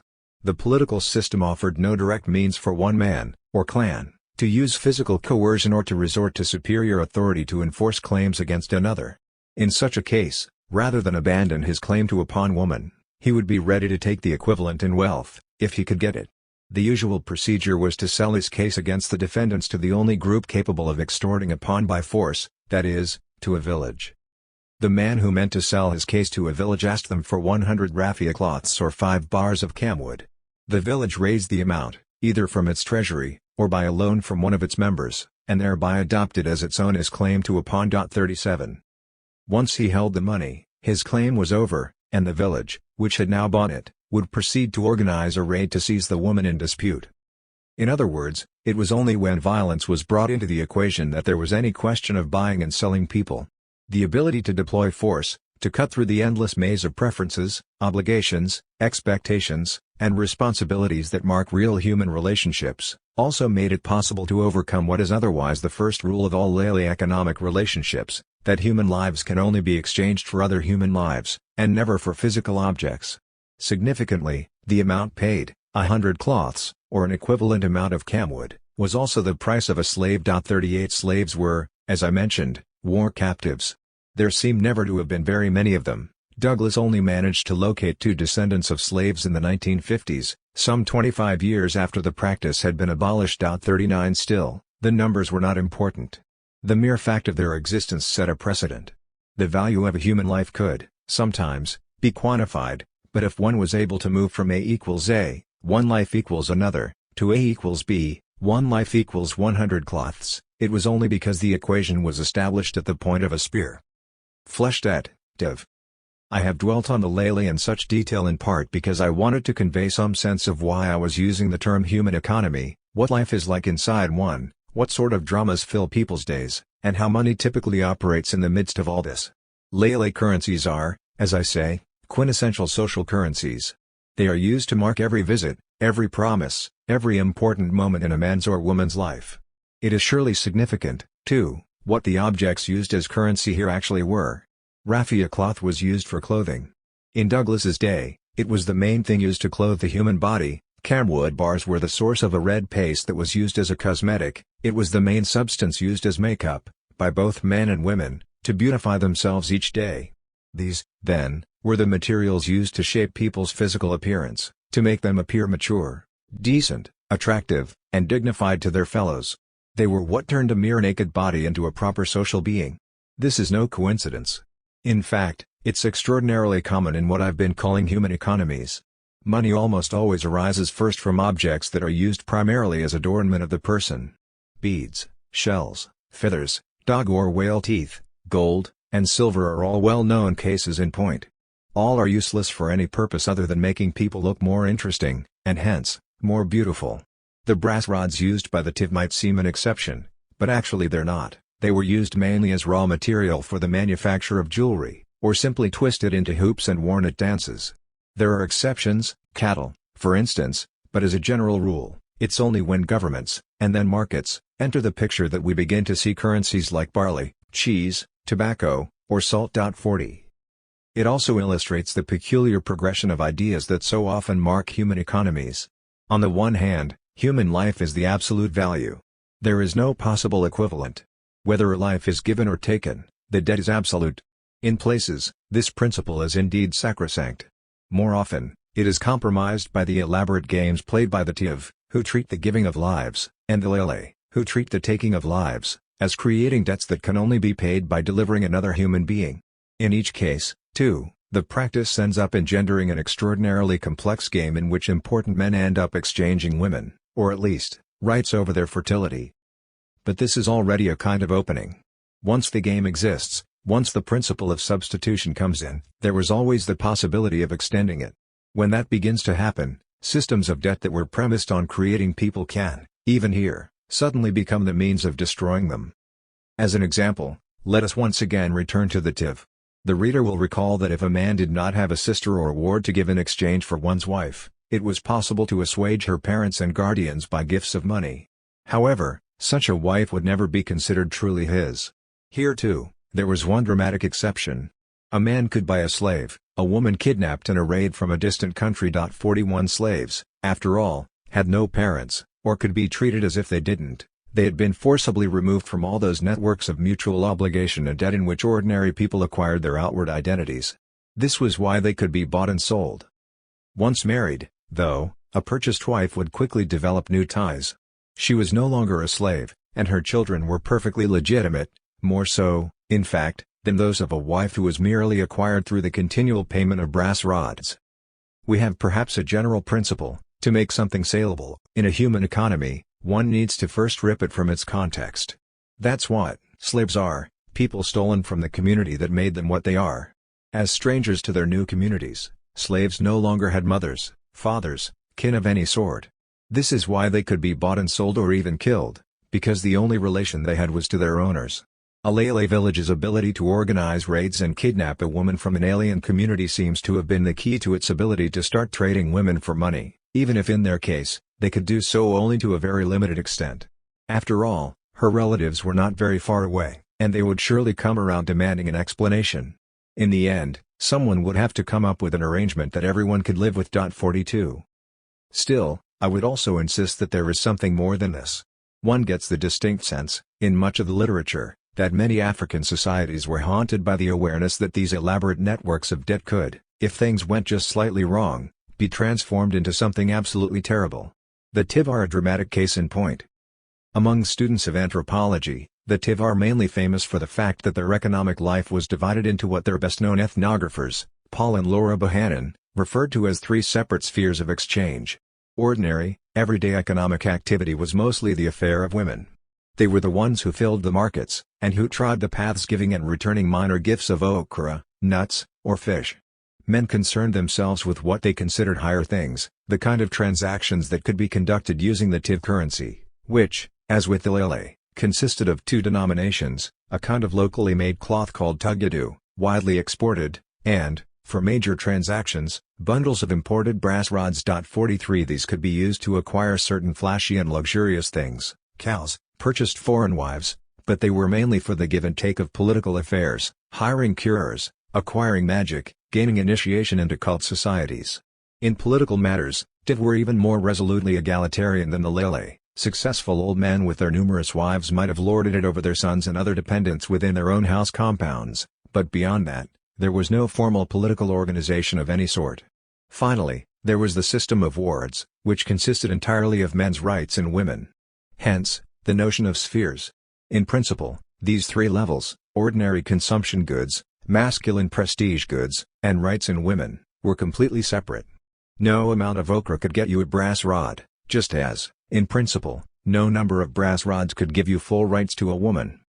In practice, there were ways to game the system. Say a neighbor was sponsoring a feast but was short on supplies, one might come to his aid, then later, discreetly, ask for a bundle or two in repayment. To be able to wheel and deal, to turn chickens into cows, as the saying went, and ultimately, broker one's wealth and prestige into a way of acquiring wives, required a strong heart, that is, an enterprising and charismatic personality. 44 But strong heart had another meaning too. There was believed to be a certain actual biological substance called zav that grew on the human heart. This was what gave certain people their charm, their energy, and their powers of persuasion. Zav therefore was both a physical substance and that invisible power that allows certain people to bend others to their will. 45. The problem was, and most TIV of that time appear to have believed that this was the problem with their society, that it was also possible to augment one's zav through artificial means, and this could only be accomplished by consuming human flesh. Now, I should emphasize right away that there is no reason to believe that any TIV actually did practice cannibalism. The idea of eating human flesh appears to have disgusted and horrified the average TIV as much as it would the average American. Yet for centuries, most appear to have been veritably obsessed by the suspicion that some of their neighbors, and particularly prominent men who became de facto political leaders, were, in fact, secret cannibals. Men who built up their Zov by such means, the stories went, attained extraordinary powers, the ability to fly, to become impervious to weapons, to be able to send out their souls at night to kill their victims in such a way that their victims did not even know that they were dead, but would wander about, confused and feckless, to be harvested for their cannibal feasts. They became, in short, terrifying witches. 46. The Imbatsev, or Society of Witches, was always looking for new members, and the way to accomplish this was to trick people into eating human flesh. A witch would take a piece of the body of one of his own close relatives, who he had murdered, and place it in the victim's food. If the man was foolish enough to eat it, he would contract a flesh debt, and the Society of Witches ensured that flesh debts are always paid. Perhaps your friend, or some older man, has noticed that you have a large number of children, or brothers and sisters, and so tricks you into contracting the debt with him. He invites you to eat food in his house alone with him, and when you begin the meal he sets before you 2 dishes of sauce, one of which contains cooked human flesh, into cows, as the saying went, and ultimately, broker one's wealth and prestige into a way of acquiring wives, required a strong heart, that is, an enterprising and charismatic personality. 44 But strong heart had another meaning too. There was believed to be a certain actual biological substance called Zov that grew on the human heart. This was what gave certain people their charm, their energy, and their powers of persuasion. Zov therefore was both a physical substance and that invisible power that allows certain people to bend others to their will. 45. The problem was, and most of that time appear to have believed that this was the problem with their society, that it was also possible to augment one's Zov through artificial means, and this could only be accomplished by consuming human flesh. Now, I should emphasize right away that there is no reason to believe that any Tiv actually did practice cannibalism. The idea of eating human flesh appears to have disgusted and horrified the average Tiv as much as it would the average American. Yet for centuries, most appear to have been veritably obsessed by the suspicion that some of their neighbors, and particularly prominent men who became de facto political leaders, were, in fact, secret cannibals. Men who built up their Zov by such means, the stories went, attained extraordinary powers, the ability to fly, to become impervious to weapons, to be able to send out their souls at night to kill their victims in such a way that their victims did not even know that they were dead, but would wander about, confused and feckless, to be harvested for their cannibal feasts. They became, in short, terrifying witches. 46. The Imbatsev, or Society of Witches, was always looking for new members, and the way to accomplish this was to trick people into eating human flesh. A witch would take a piece of the body of one of his own close relatives, who he had murdered, and place it in the victim's food. If the man was foolish enough to eat it, he would contract a flesh debt, and the Society of Witches ensured that flesh debts are always paid. Perhaps your friend, or some older man, has noticed that you have a large number of children, or brothers and sisters, and so tricks you into contracting the debt with him. He invites you to eat food in his house alone with him, and when you begin the meal he sets before you 2 dishes of sauce, one of which contains cooked human flesh. If you eat from the wrong dish, but you do not have a strong heart, the potential to become a witch, you will become sick and flee from the house in terror. But if you have that hidden potential, the flesh will begin to work in you. That evening, you will find your house surrounded by screeching cats and owls. Strange noises will fill the air. Your new creditor will appear before you, backed by his confederates in evil. He will tell of how he killed his own brother so you two could dine together, and pretend to be tortured by the thought of having lost his own kin as you sit there, surrounded by your plump and healthy relatives. The other witches will concur, acting as if all this is your own fault. You have sought for trouble, and trouble has come upon you. Come and lie down on the ground, that we may cut your throat. 47 There's only one way out, and that's to pledge a member of your own family as substitute. This is possible, because you will find you have terrible new powers, but they must be used as the other witches demand. One by one, you must kill off your brothers, sisters, children. Their bodies will be stolen from their graves by the College of Witches, brought back to life just long enough to be properly fattened, tortured, killed again, then carved and roasted for yet another feast. The flesh debt goes on and on. The creditor keeps on coming. Unless the debtor has men behind him who are very strong in Zov, he cannot free himself from the flesh debt until he has given up all his people, and his family is finished. Then he goes himself and lies down on the ground to be slaughtered, and so the debt is finally discharged. 48. The slave trade. In one sense, it's obvious what's going on here. Men with strong hearts have power and charisma. Using it, they can manipulate debt to turn extra food into treasures, and treasures into wives, wards, and daughters, and thus become the heads of ever-growing families. But that very power and charisma that allows them to do this also makes them run a constant danger of sending the whole process jolting back into a kind of horrific implosion, of creating flesh debts whereby one's family is converted back into food. Now, if one is simply trying to imagine the worst thing that could possibly happen to someone, surely, being forced to dine on the mutilated corpses of one's own children would, anywhere, be pretty high on the list. Still, anthropologists have come to understand, over the years, that every society is haunted by slightly different nightmares, and these differences are significant. Horror stories, whether about vampires, ghouls, or flesh-eating zombies, always turn out to reflect some aspect of the teller's own social lives, some terrifying potential, in the way they are accustomed to interact with each other, that they do not wish to acknowledge or confront, but also cannot help but talk about. 49. In the TIV case, what would that be? Clearly, TIV did have a major problem with authority. They lived in a landscape dotted with compounds, each organized around a single older man with his numerous wives, children, and assorted hangers-on. Within each compound, that man had near absolute authority. Outside there was no formal political structure, and TIV were fiercely egalitarian. In other words, all men aspired to become the masters of large families, but they were extremely suspicious of any other form of mastery. Hardly surprising, then, that TIV men were so ambivalent about the nature of power that they became convinced that the very qualities that allow a man to rise to legitimate prominence could, if taken just a little bit further, turn him into a monster. 50. In fact, most TIV seemed to assume that most male elders were witches, and that if a young person died, they were probably being paid off for a flesh debt. But this still doesn't answer the one obvious question: why is all this framed in terms of debt? Here a little history is in order. It would appear that the ancestors of the TIV arrived in the Benue River Valley and adjacent lands sometime around 1750, a time when all of what's now Nigeria was being torn apart by the Atlantic slave trade. Early stories relate how the TIV, during their migrations, used to paint their wives and children with what looked like smallpox scars, so that potential raiders would be afraid to carry them off. 51 They established themselves in a notoriously inaccessible stretch of country and offered up ferocious defense against periodic raids from neighboring kingdoms to their north and west, with which they eventually came to a political rapprochement. 52 The TIV, then, were well aware of what was happening all around them. Consider, for example, the case of the copper bars whose use they were so careful to restrict, so as to avoid their becoming an all-purpose form of currency. Now, copper bars had been used for money in this part of Africa for centuries, and at least in some places, for ordinary commercial transactions, as well. It was easy enough to do. One simply snapped them apart into smaller pieces, or pulled some of them into thin wires, twisted those around into little loops, and one had perfectly serviceable small change for everyday market transactions. 53 Most of the ones current in TIV land since the late 18th century, on the other hand, were mass-produced in factories in Birmingham and imported through the port of Old Calabar, at the mouth of the Cross River, by slave traders based in Liverpool and Bristol. 54 In all the country adjoining the Cross River, that is, in the region directly to the south of the TIV territory, copper bars were used as everyday currency. This was presumably how they entered TIV land. They were either carried in by peddlers from the Cross River or acquired by TIV traders on expeditions abroad. All this, however, makes the fact that the TIV refused to use copper bars as such a currency doubly significant.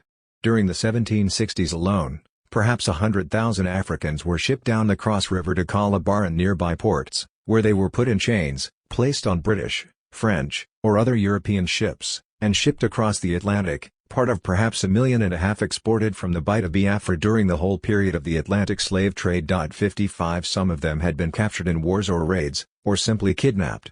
The majority, though, were carried off because of debts. Here, though, I must explain something about the organization of the slave trade. The Atlantic slave trade as a whole was a gigantic network of credit arrangements. Ship owners based in Liverpool or Bristol would acquire goods on easy credit terms from local wholesalers, expecting to make good by selling slaves, also on credit, to planters in the Antilles and America, with commission agents in the City of London ultimately financing the affair through the profits of the sugar and tobacco trade. 56 Ship owners would then transport their wares to African ports like Old Calabar. Calabar itself was the quintessential mercantile city-state, dominated by rich African merchants who dressed in European clothes, lived in European-style houses, and in some cases even sent their children to England to be educated. On arrival, European traders would negotiate the value of their cargoes in the copper bars that served as the currency of the port. In 1698, a merchant aboard a ship called the Dragon noted the following prices he managed to establish for his wares. 1 bar iron. 4 copper bars. 1 bunch of beads. 4 copper bars. 5 rangos 57. 4 copper bars. 1 basin number 1. 4 copper bars. 1 tankard. 3 copper bars. 1 yard linen. 1 copper bar. 6 knives. 1 copper bar. 1 brass bell number 1. 3 copper bars 58. By the height of the trade 50 years later, British ships were bringing in large quantities of cloth, both products of the newly created Manchester mills and calicos from India, and iron and copper ware, along with incidental goods like beads, and also, for obvious reasons, substantial numbers of firearms. 59 The goods were then advanced to African merchants, again on credit, who assigned them to their own agents to move upstream. The obvious problem was how to secure the debt. The trade was an extraordinarily duplicitous and brutal business, and slave raiders were unlikely to be dependable credit risks, especially when dealing with foreign merchants who they might never see again. 60 As a result, a system quickly developed in which European captains would demand security in the form of pawns. These pawns are quite different from the kind we encountered among the Lele. In many of the kingdoms and trading towns of West Africa, the nature of pawnship appears to have already undergone profound changes by the time Europeans showed up on the scene around 1500. It had become, effectively, a kind of debt peonage. Debtors would pledge family members as surety for loans, the pawns would then become dependents in the creditors' households, working their fields and tending to their household chores, their persons acting as security while their labor, effectively, substituted for interest. 61 Pawns were not slaves, they were not, like slaves, cut off from their families, but neither were they precisely free. 62 In Calabar and other ports, masters of slaving ships, on advancing goods to their African counterparts, developed the custom of demanding pawns as security. For instance, 2 of the merchants owned dependents for every 3 slaves to be delivered, preferably including at least 1 member of the merchants' families. 63 This was in practice not much different than demanding the surrender of hostages, and at times it created major political crises when captains, tired of waiting for delayed shipments, decided to take off with a cargo of pawns instead. Upriver, debt pawns also played a major part in the trade. In one way, the area was a bit unusual. In most of West Africa, the trade ran through major kingdoms such as Dahomey or Asante to make wars and impose draconian punishments. One very common expedient for rulers was to manipulate the justice system, so that almost any crime came to be punishable by enslavement, or by death with the enslavement of one's wife and children, or by outrageously high fines which, if one could not pay them, would cause the defaulter and his family to be sold as slaves. In another way, it is unusually revealing, since the lack of any larger government structures made it easier to see what was really happening. The pervasive climate of violence led to the systematic perversion of all the institutions of existing human economies, which were transformed into a gigantic apparatus of dehumanization and destruction. In the Cross River region, the trade seems to have seen 2 phases. The first was a period of absolute terror and utter chaos, in which raids were frequent, and anyone traveling alone risked being kidnapped by roving gangs of thugs and sold to Calabar. Before long, villages lay abandoned, many people fled into the forest, men would have to form armed parties to work the fields. 64 This period was relatively brief. The second began when representatives of local merchant societies began to establish themselves in communities up and down the region, offering to restore order. The most famous of these was the Aro Confederacy, who called themselves Children of God. 65 Backed by heavily armed mercenaries and the prestige of their famous oracle at Orokukwu, they established a new and notoriously harsh justice system. 66 Kidnappers were hunted down and themselves sold as slaves. Safety was restored to roads and farmsteads. At the same time, Aro collaborated with local elders to create a code of ritual laws and penalties so comprehensive and severe that everyone was at constant risk of falling afoul of them. 67 Anyone who violated even the most apparently trivial of these laws and could not pay the fine would be turned over to the Aro for transport to the coast, with their accuser receiving their price in copper bars. 68 According to some contemporary accounts, a man who simply disliked his wife and was in need of brass rods could always come up with some reason to sell her, and the village elders, who received a share of the profits, would almost invariably concur. 69 The most ingenious trick of the merchant societies, though, was to assist in the dissemination of a secret society, called epee, which made its members complicit in their own potential enslavement. Epee was most famous for sponsoring magnificent masquerades and for initiating its members into arcane mysteries, but it also acted as a secret mechanism for the enforcement of debts. 70 In Calabar itself, for example, the Epee Society had access to a whole range of sanctions, starting with boycotts. All members were forbidden to conduct trade with a defaulting debtor, fines, seizure of property, arrest, and finally, execution, with the most hapless victims left tied to trees, their lower jaws removed, as a warning to others. 71 It was ingenious, particularly, because such societies always allowed anyone to buy in, rising through the 9 initiatory grades if they could pay the fee. These also exacted, of course, in the brass rods the merchants themselves supplied. In Calabar, the fee schedule for each grade looked like this: 72. In other words, it was quite expensive. But membership quickly became the chief mark of honor and distinction everywhere. Entry fees were no doubt less exorbitant in small, distant communities, but the effect was still the same. Thousands ended up in debt to the merchants, whether for the fees required for joining, or for the trade goods they supplied, mostly cloth and metal put to use creating the gear and costumes for the Epee performances, debts that they thus themselves became responsible for enforcing on themselves. These debts, too, were regularly paid in people, ostensibly yielded up as pawns. How did it work in practice? It appears to have varied a great deal from place to place. In the Afikpo district, on a remote part of the Upper Cross River, for instance, we read that everyday affairs, the acquisition of food, for example, was conducted, as among the Tiv, without trade or the use of money. Brass rods, supplied by the merchant societies, were used to buy and sell slaves, but otherwise mostly as a social currency, used for gifts and for payments in funerals, titles, and other ceremonies.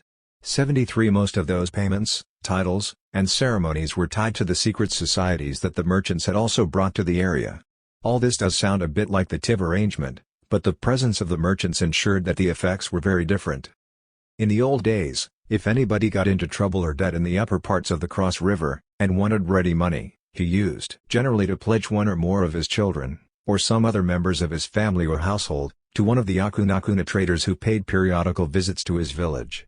Or he would make a raid on some neighboring village, seize a child, and sell him or her to the same willing purchaser. 74. The passage only makes sense if one recognizes that debtors were also, owing to their membership in the secret societies, collectors. The seizing of a child is a reference to the local practice of panyaring, current throughout West Africa, by which creditors despairing of repayment would simply sweep into the debtor's community with a group of armed men and seize anything, people, goods, domestic animals, that could be easily carried off, then hold it hostage as security. 75 It didn't matter if the people or goods had belonged to the debtor, or even the debtor's relatives. A neighbor's goats or children would do just as well, since the whole point was to bring social pressure on whoever owed the money. As William Bussman put it, if the debtor be an honest man and the debt just, he immediately endeavors by the satisfaction of his creditors to free his countrymen. 76 It was actually a quite sensible expedient in an environment with no central authority, where people tended to feel an enormous sense of responsibility toward other members of their community and very little responsibility toward anyone else.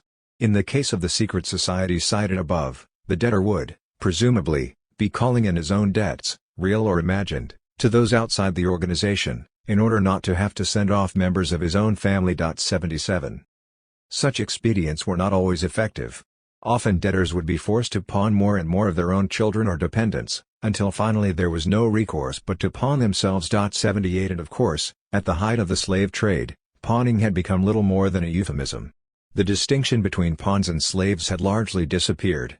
Debtors, like their families before them, ended up turned over to the RO, then to the British, and finally, shackled and chained, crowded into tiny slaving vessels and sent off to be sold on plantations across the sea. 79. If the Tiv, then, were haunted by the vision of an insidious secret organization that lured unsuspecting victims into debt traps, whereby they themselves became the enforcers of debts to be paid with the bodies of their children, and ultimately, themselves, one reason was because this was literally happening to people who lived a few hundred miles away.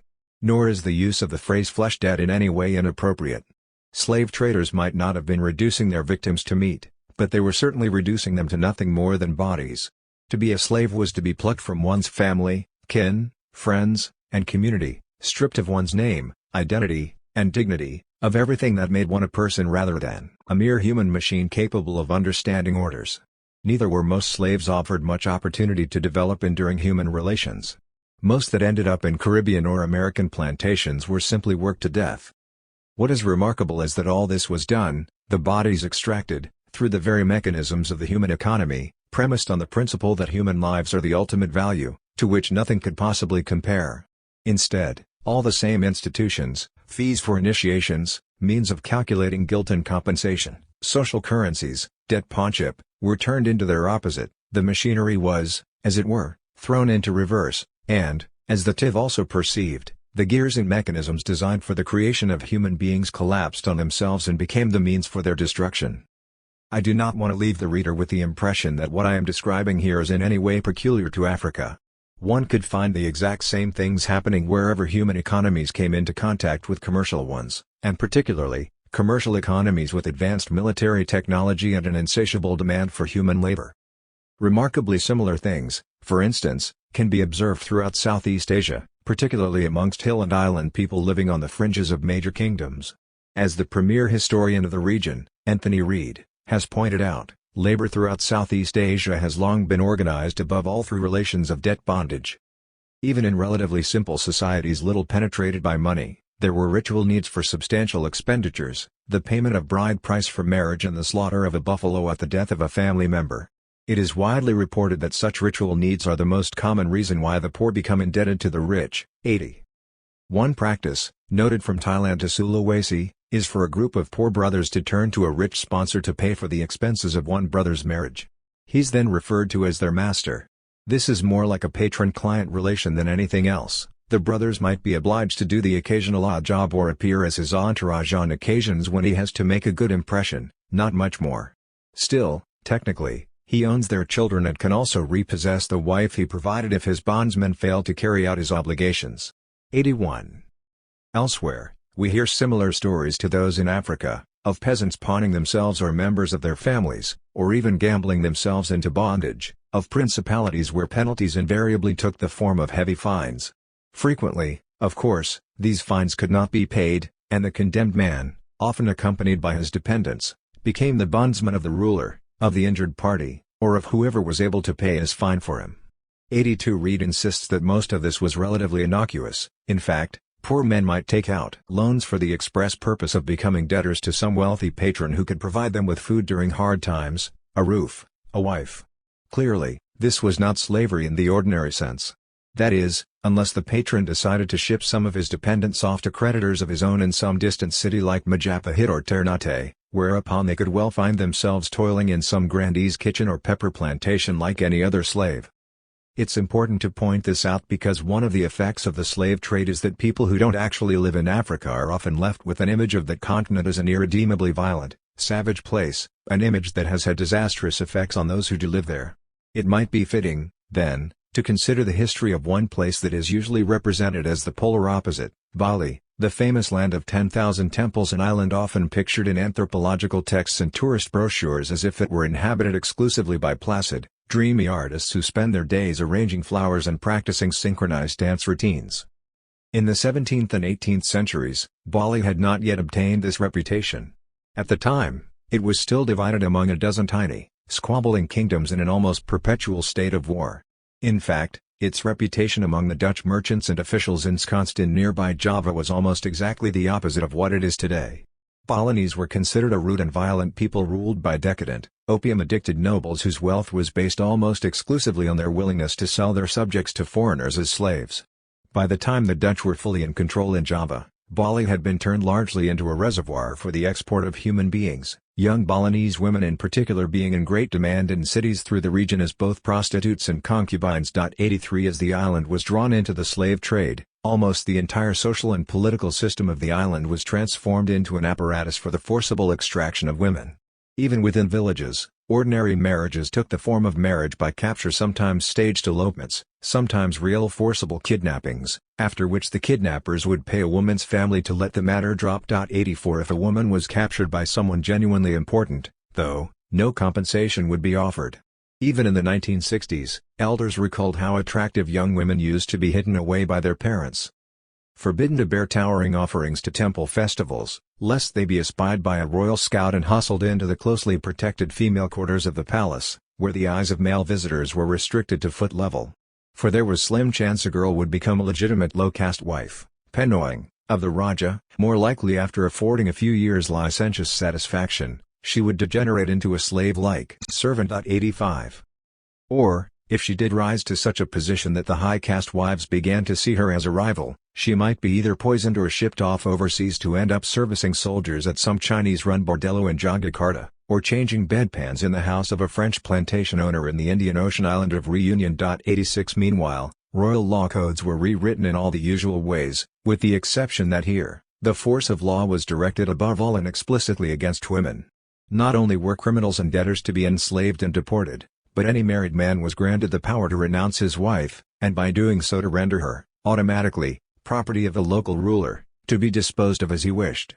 Even a woman whose husband died before she had produced male offspring could be handed over to the palace to be sold abroad. 87. As Adrian Vickers explains, even Bali's famous cockfights, so familiar to any first-year anthropology student, were originally promoted by royal courts as a way of recruiting human merchandise. Kings even helped put people into debt by staging large cockfights in their capitals. The passionate extravagance encouraged by this exciting sport led many peasants to bet more than they could afford. As with any gambling, the hope of great wealth and the drama of a contest fueled ambitions which few could afford, and at the end of the day, when the last spur had sunk into the chest of the last rooster, many peasants had no home and family to return to. They, and their wives and children, would be sold to Java. 88.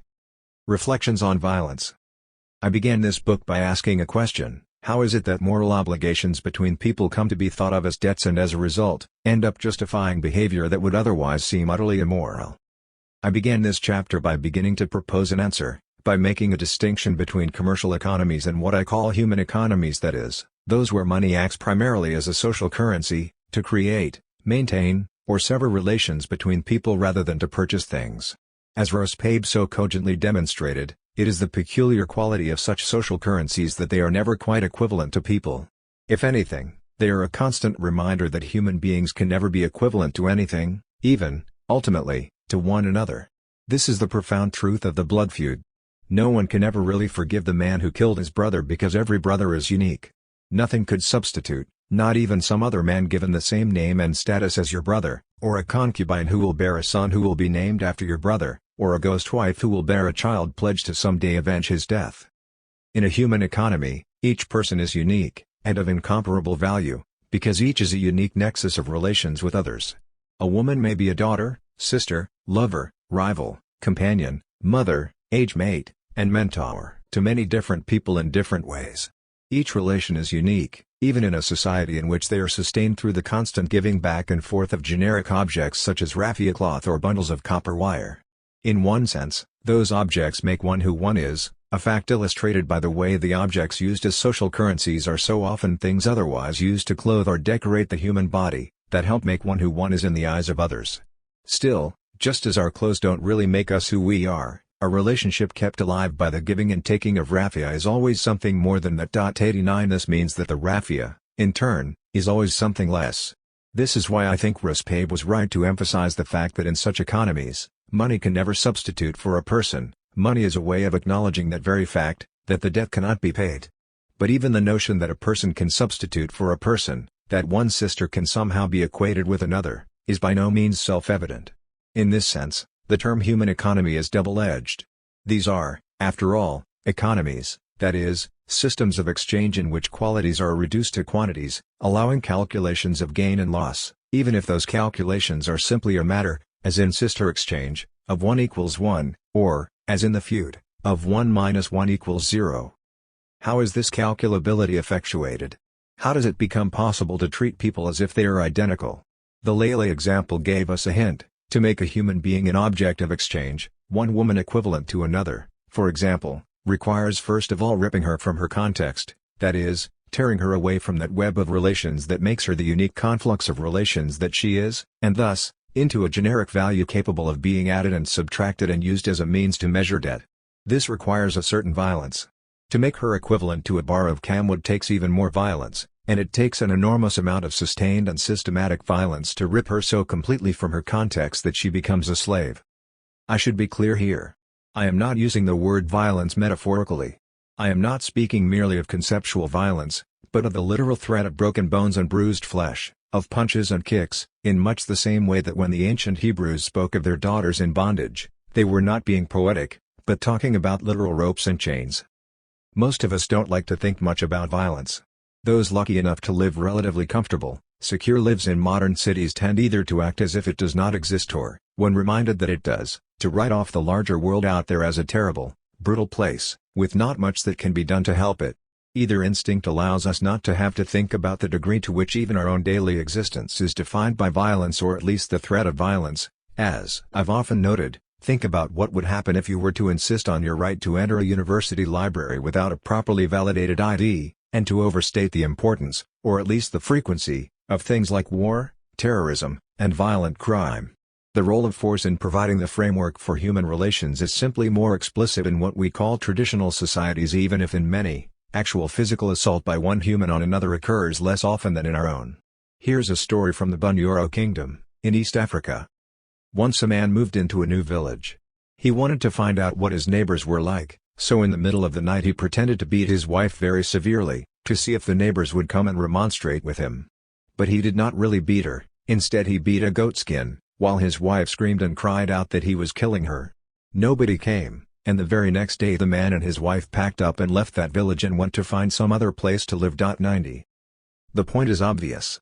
In a proper village, the neighbors should have rushed in, held him back, demanded to know what the woman could possibly have done to deserve such treatment. The dispute would become a collective concern that ended in some sort of collective settlement. This is how people ought to live. No reasonable man or woman would want to live in a place where neighbors don't look after one another. In its own way it's a revealing story, charming even, but one must still ask, how would a community, even one the man in the story would have considered a proper community, have reacted if they thought she was beating him? 91. I think we all know the answer. The first case would have led to concern, the second would have led to ridicule. In Europe in the 16th and 17th centuries, young villagers used to put on satirical skits making fun of husbands beaten by their wives, even to parade them about the town mounted backwards on an ass for everyone to jeer at. 92. No African society, as far as I know, went quite this far.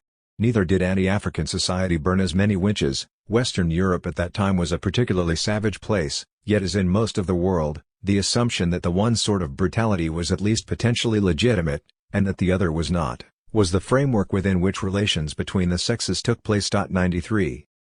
What I want to emphasize is that there is a direct relation between that fact and the possibility of trading lives for one another.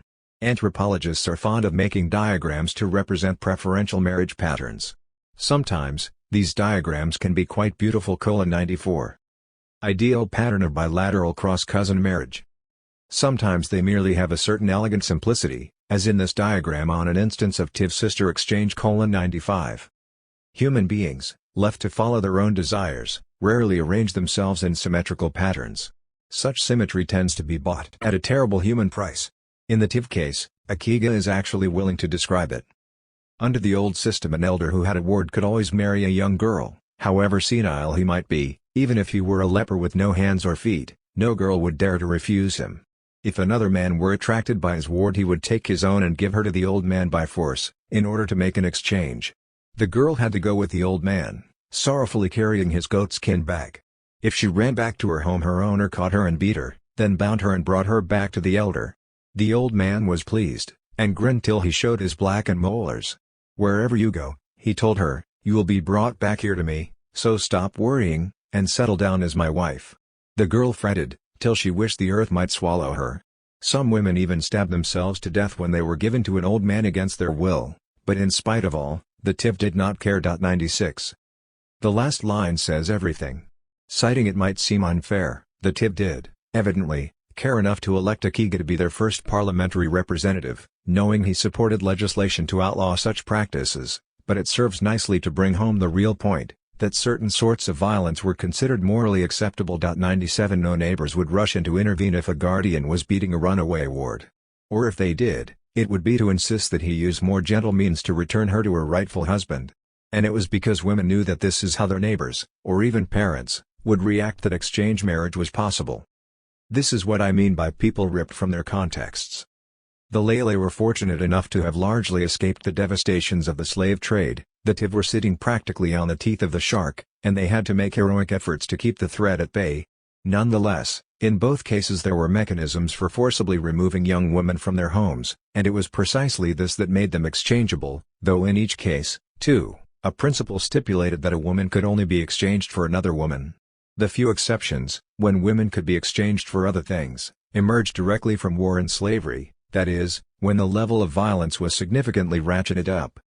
The slave trade, of course, represented violence on an exponentially different scale.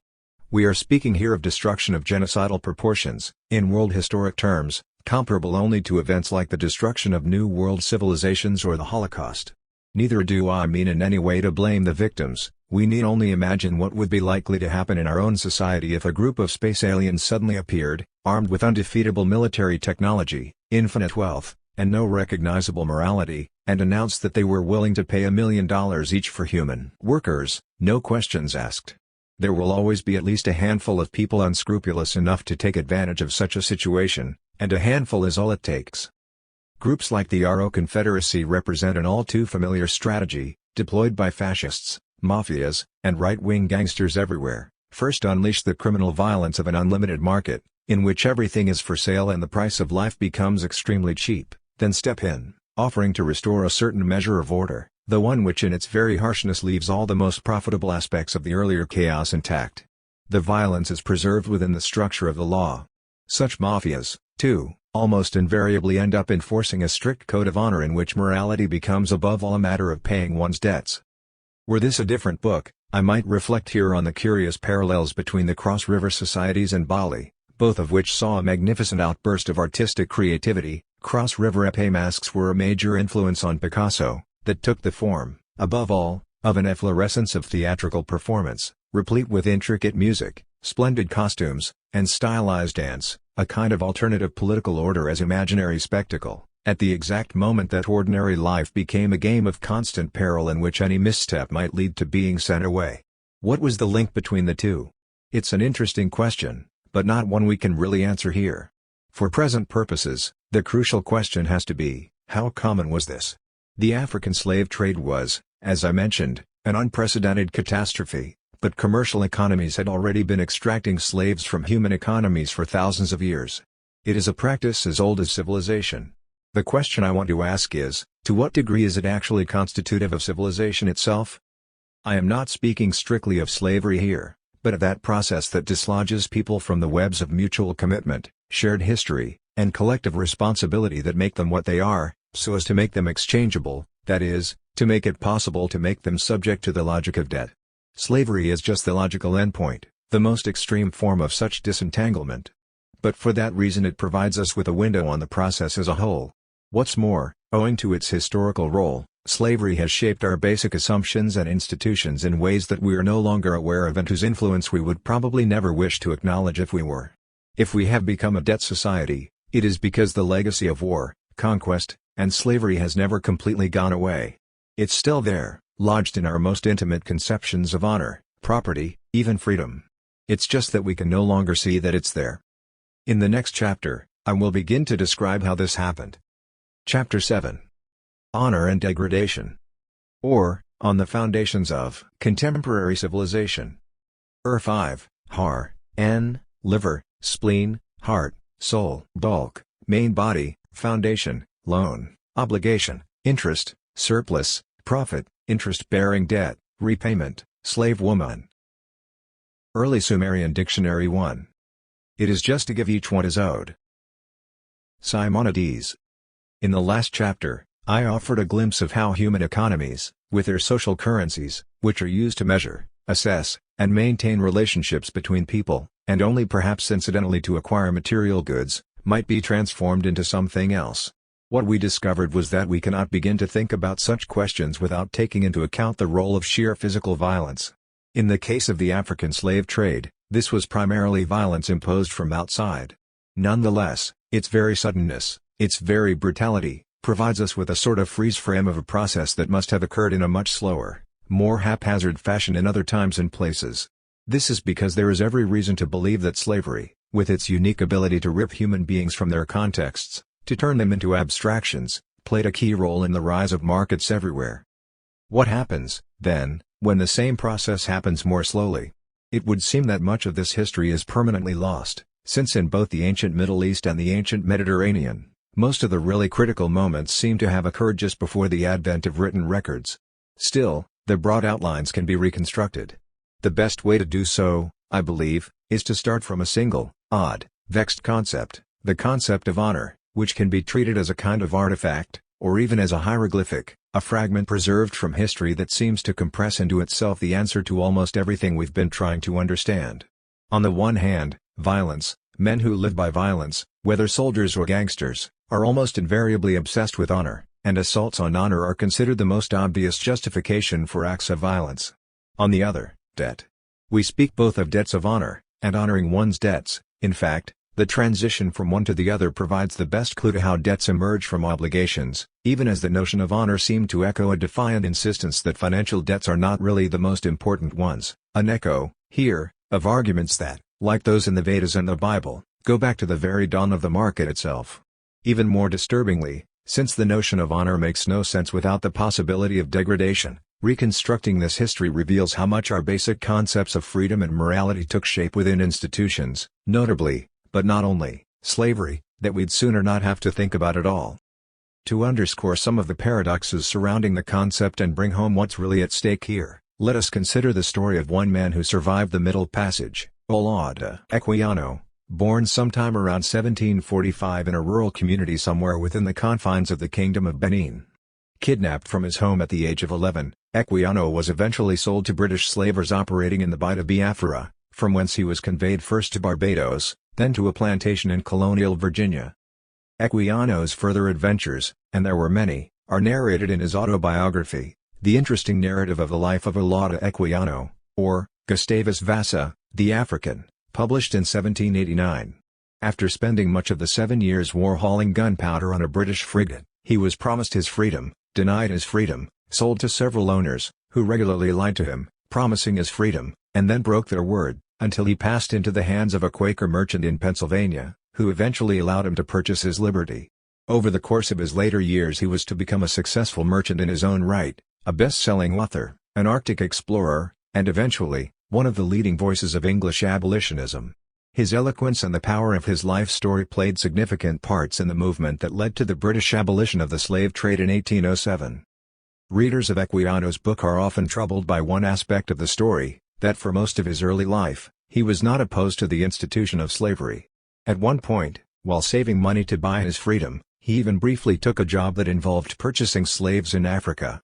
Equiano only came around to an abolitionist position after converting to Methodism and making common cause with religious activists against the trade.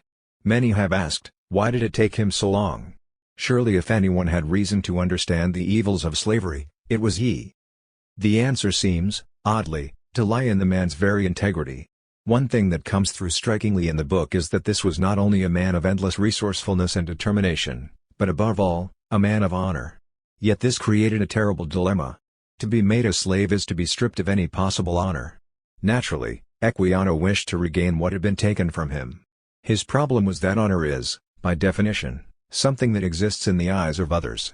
To be able to recover it, then, a slave must necessarily adopt the rules and standards of the society that surrounds him, and this means that, in practice at least, he cannot absolutely reject the institutions that deprived him of his honor in the first place. It strikes me that this experience, of only being able to restore one's lost honor, to regain the ability to act with integrity by acting in accord with the terms of a system that one knows, through deeply traumatic personal experience, to be utterly unjust, is itself one of the most profoundly violent aspects of slavery. It is another example, perhaps, of the need to argue in the master's language, but here taken to insidious extremes. All societies based on slavery tend to be marked by this agonizing double consciousness, the awareness that the highest things one has to strive for are also, ultimately, wrong, but at the same time, the feeling that this is simply the nature of reality. This might help explain why throughout most of history, when slaves did rebel against their masters, they rarely rebelled against slavery itself. But the flip side of this is that even slave owners seemed to feel that the whole arrangement was somehow fundamentally perverse or unnatural. First-year Roman law students, for instance, were made to memorize the following definition. Slavery is an institution according to the law of nations whereby one person falls under the property rights of another, contrary to nature. 2. At the very least, There was always seen to be something disreputable and ugly about slavery. Anyone too close to it was tainted. Slave traders particularly were scorned as inhuman brutes. Throughout history, moral justifications for slavery are rarely taken particularly seriously even by those who espouse them. Instead, most people saw slavery much as we see war, a tawdry business, to be sure, but one would have to be naive indeed to imagine it could simply be eliminated. Honor is surplus dignity. So what is slavery? I've already begun to suggest an answer in the last chapter. Slavery is the ultimate form of being ripped from one's context, and thus from all the social relationships that make one a human being. Another way to put this is that the slave is, in a very real sense, dead. This was the conclusion of the first scholar to carry out a broad historical survey of the institution, an Egyptian sociologist named Ali Abd al-Wahid Wafi. In a dissertation he wrote in Paris in 1931.3 Everywhere, he observes, from the ancient world to then present-day South America, one finds the same list of possible ways whereby a free person might be reduced to slavery. 1. By the law of force. A. By surrender or capture in war. B. By being the victim of raiding or kidnapping. 2. As legal punishment for crimes, including debt. 3. Through paternal authority, a father's sale of his children. 4. Through the voluntary sale of oneself for. Everywhere, capture in war is considered the only way that is considered absolutely legitimate. All the others were surrounded by moral problems. Kidnapping was obviously criminal, and parents would not sell children except under desperate circumstances. 5. We read of famines in China so severe that thousands of poor men would castrate themselves, in the hope that they might sell themselves as eunuchs at court, but this was also seen as the sign of total social breakdown. 6. Even the judicial process could easily be corrupted, as the ancients were well aware, especially when it came to enslavement for debt. On one level, al-Wahid's argument is just an extended apologia for the role of slavery in Islam, widely criticized, since Islamic law never eliminated slavery, even when the institution largely vanished in the rest of the medieval world. True, he argues, Muhammad did not forbid the practice, but still, the early caliphate was the first government we know of that actually succeeded in eliminating all these practices, judicial abuse, kidnappings, the sale of offspring, that had been recognized as social problems for thousands of years, and to limit slavery strictly to prisoners of war. The book's most enduring contribution, though, lay simply in asking, what do all these circumstances have in common? Al-Wahid's answer is striking in its simplicity: one becomes a slave in situations where one would otherwise have died. This is obvious in the case of war. In the ancient world, the victor was assumed to have total power over the vanquished, including their women and children. All of them could be simply massacred. Similarly, he argued, criminals were condemned to slavery only for capital crimes, and those who sold themselves, or their children, normally faced starvation. 7. This is not just to say, though, that a slave was seen as owing his master his life since he would otherwise be dead. 8. Perhaps this was true at the moment of his or her enslavement. But after that, a slave could not owe debts, because in almost every important sense, a slave was dead. In Roman law, this was quite explicit. If a Roman soldier was captured and lost his liberty, his family was expected to read his will and dispose of his possessions. Should he later regain his freedom, he would have to start over, even to the point of remarrying the woman who was now considered his widow. 9. In West Africa, according to one French anthropologist, the same principles applied. Once he had been finally removed from his own milieu through capture, the slave was considered as socially dead, just as if he had been vanquished and killed in combat. Among the Mande, at one time, prisoners of war brought home by the conquerors were offered deej, millet and milk porridge, because it was held that a man should not die on an empty stomach, and then presented with their arms so that they could kill themselves. Anyone who refused was slapped on the face by his abductor and kept as a captive. He had accepted the contempt which deprived him of personality. 10.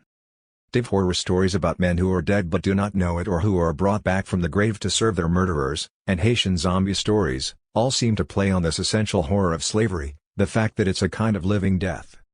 In a book called Slavery and Social Death, surely the most profound comparative study of the institution yet written, Orlando Patterson works out exactly what it has meant to be so completely and absolutely ripped from one's context. 11. First of all, he emphasizes, slavery is unlike any other form of human relation because it is not a moral relation. Slave owners might dress it up in all sorts of legalistic or paternalistic language, but really this is just window dressing, and no one really believes otherwise. Really, it is a relation based purely on violence. A slave must obey because if he doesn't, He can be beaten, tortured, or killed, and everyone is perfectly well aware of this. Second of all, being socially dead means that a slave has no binding moral relations with anyone else. He is alienated from his ancestors, community, family, clan, city. He cannot make contracts or meaningful promises, except at the whim of his master, who could just as easily take it back. Even if he acquires a family, it can be broken up at any time. The relation of pure force that attached him to his master was hence the only human relationship that ultimately mattered. As a result, and this is the third essential element, the slave's situation was one of utter degradation. Hence the Mande warrior's slap. The captive, having refused his one final chance to save his honor by killing himself, must recognize that he will now be considered an entirely contemptible being. 12. Yet at the same time, this ability to strip others of their dignity becomes, for the master, the foundation of his honor. As Patterson notes, there have been places, the Islamic world affords numerous examples, where slaves are not even put to work for profit. Instead, rich men make a point of surrounding themselves with battalions of slave retainers as tokens of their magnificence and nothing else. It seems to me that this is precisely what gives honor its notoriously fragile quality. Men of honor tend to combine a sense of total ease and self-assurance, which comes with the habit of command, with a notorious jumpiness, a heightened sensitivity to slights and insults, the feeling that a man, and it is almost always a man, is somehow reduced, humiliated, if any debt of honor is allowed to go unpaid. This is because honor is not the same as dignity. One might even say, honor is surplus dignity. It is that heightened consciousness of power, and its dangers, that comes from having stripped away the power and dignity of others, or at the very least, from the knowledge that one is capable of doing so. At its simplest, honor is that excess dignity that must be defended with the knife or sword. Violent men, as we all know, are almost invariably obsessed with honor. Hence the warrior's ethos, where almost anything that could possibly be seen as a sign of disrespect, an inappropriate word, an inappropriate glance, is considered a challenge, or can be treated as such. Yet even where overt violence has largely been put out of the picture, wherever honor is at issue, it comes with a sense that dignity can be lost, and therefore must be constantly defended. The result is that to this day, honor has two contradictory meanings. On the one hand, we can speak of honor as simple integrity. Decent people honor their commitments. This is clearly what honor meant for Equiano. To be an honorable man, meant to be one who speaks the truth, obeys the law, keeps his promises, is fair and conscientious in his commercial dealings. 13 His problem was that honor simultaneously meant something else, which had everything to do with the kind of violence required to reduce human beings to commodities to begin with. The reader might be asking, but what does all this have to do with the origins of money? The answer is, surprisingly, everything. Some of the most genuinely archaic forms of money we know about appear to have been used precisely as measures of honor and degradation. That is, the value of money was, ultimately, the value of the power to turn others into money. The curious puzzle of the cumul, the slave girl money of medieval Ireland, provides one dramatic illustration. Let us turn to it now. Honor price, early medieval Ireland. For much of its early history, Ireland's situation was not very different than that of many of the African societies we looked at in the end of the last chapter. It was a human economy perched uncomfortably on the fringe of an expanding commercial one. What's more, at certain periods there was a very lively slave trade. As one historian put it, Ireland has no mineral wealth, and foreign luxury goods could be bought by Irish kings mainly for two export goods, cattle and people. 14 Hardly surprising, perhaps, that cattle and people were the two major denominations of the currency. Still, by the time our earliest records kick in, around 600 AD, the slave trade appears to have died off, and slavery itself was a waning institution, coming under severe disapproval from the Church. 15 Why, then, were cumuls still being used as units of account, to tally up debts that were actually paid out in cows, in cups and brooches and other objects made of silver, or, in the case of minor transactions, sacks of wheat or oats? And there's an even more obvious question, why women? There were plenty of male slaves in early Ireland, yet no one seems ever to have used them as money. Most of what we know about the economy of early medieval Ireland comes from legal sources, a series of law codes, drawn up by a powerful class of jurists, dating roughly from the 7th to 9th centuries AD. These, however, are exceptionally rich. Ireland at that time was still very much a human economy. It was also very much a rural one. People lived in scattered homesteads, not unlike the Tiv, growing wheat and tending cattle. The closest there were to towns were a few concentrations around monasteries. There appears to have been a near-total absence of markets, except for a few on the coast, presumably, mainly slave or cattle markets, frequented by foreign ships. 16. As a result, money was employed almost exclusively for social purposes, gifts, fees to craftsmen, doctors, poets, judges, and entertainers, various feudal payments. Lords gave gifts of cattle to clients who then had to regularly supply them with food. The authors of the law codes didn't even know how to put a price on most goods of ordinary use, pitchers, pillows, chisels, slabs of bacon, and the like. No one seems ever to have paid money for them. 17 Food was shared in families or delivered to feudal superiors, who laid it out in sumptuous feasts for friends, rivals, and retainers. Anyone needing a tool or furniture or clothing either went to a kinsman with the relevant craft skills or paid someone to make it. The objects themselves were not for sale. Kings, in turn, assigned tasks to different clans. This one was to provide them with leather, this one poets, this one shields, precisely the sort of unwieldy arrangement that markets were later developed to get around. 18. Money could be loaned. There was a highly complex system of pledges and sureties to guarantee that debtors delivered what they owed. Mainly, though, it was used for paying fines. These fines are endlessly and meticulously elaborated in the codes, but what really strikes the contemporary observer is that they were carefully graded by the injured party's rank. This is true of almost all the barbarian law codes. The size of the penalties usually has at least as much to do with the status of the victim as it does with the nature of the injury, but only in Ireland were things mapped out quite so systematically. The key to the system was a notion of honor, literally face. 19. One's honor was the esteem one had in the eyes of others, one's honesty, integrity, and character, but also one's power, in the sense of the ability to protect oneself, and one's family and followers, from any sort of degradation or insult. Those who had the highest degree of honor were literally sacred beings, their persons and possessions were sacrosanct. What was so unusual about Celtic systems, and the Irish one went further with this than any other, was that honor could be precisely quantified. Every free person had his or her honor price, the price that one had to pay for an insult to the person's dignity.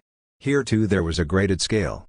The honor price of a king, for instance, was 7 cumils, or 7 slave girls. This was the standard honor price for any sacred being, the same as a bishop or master poet.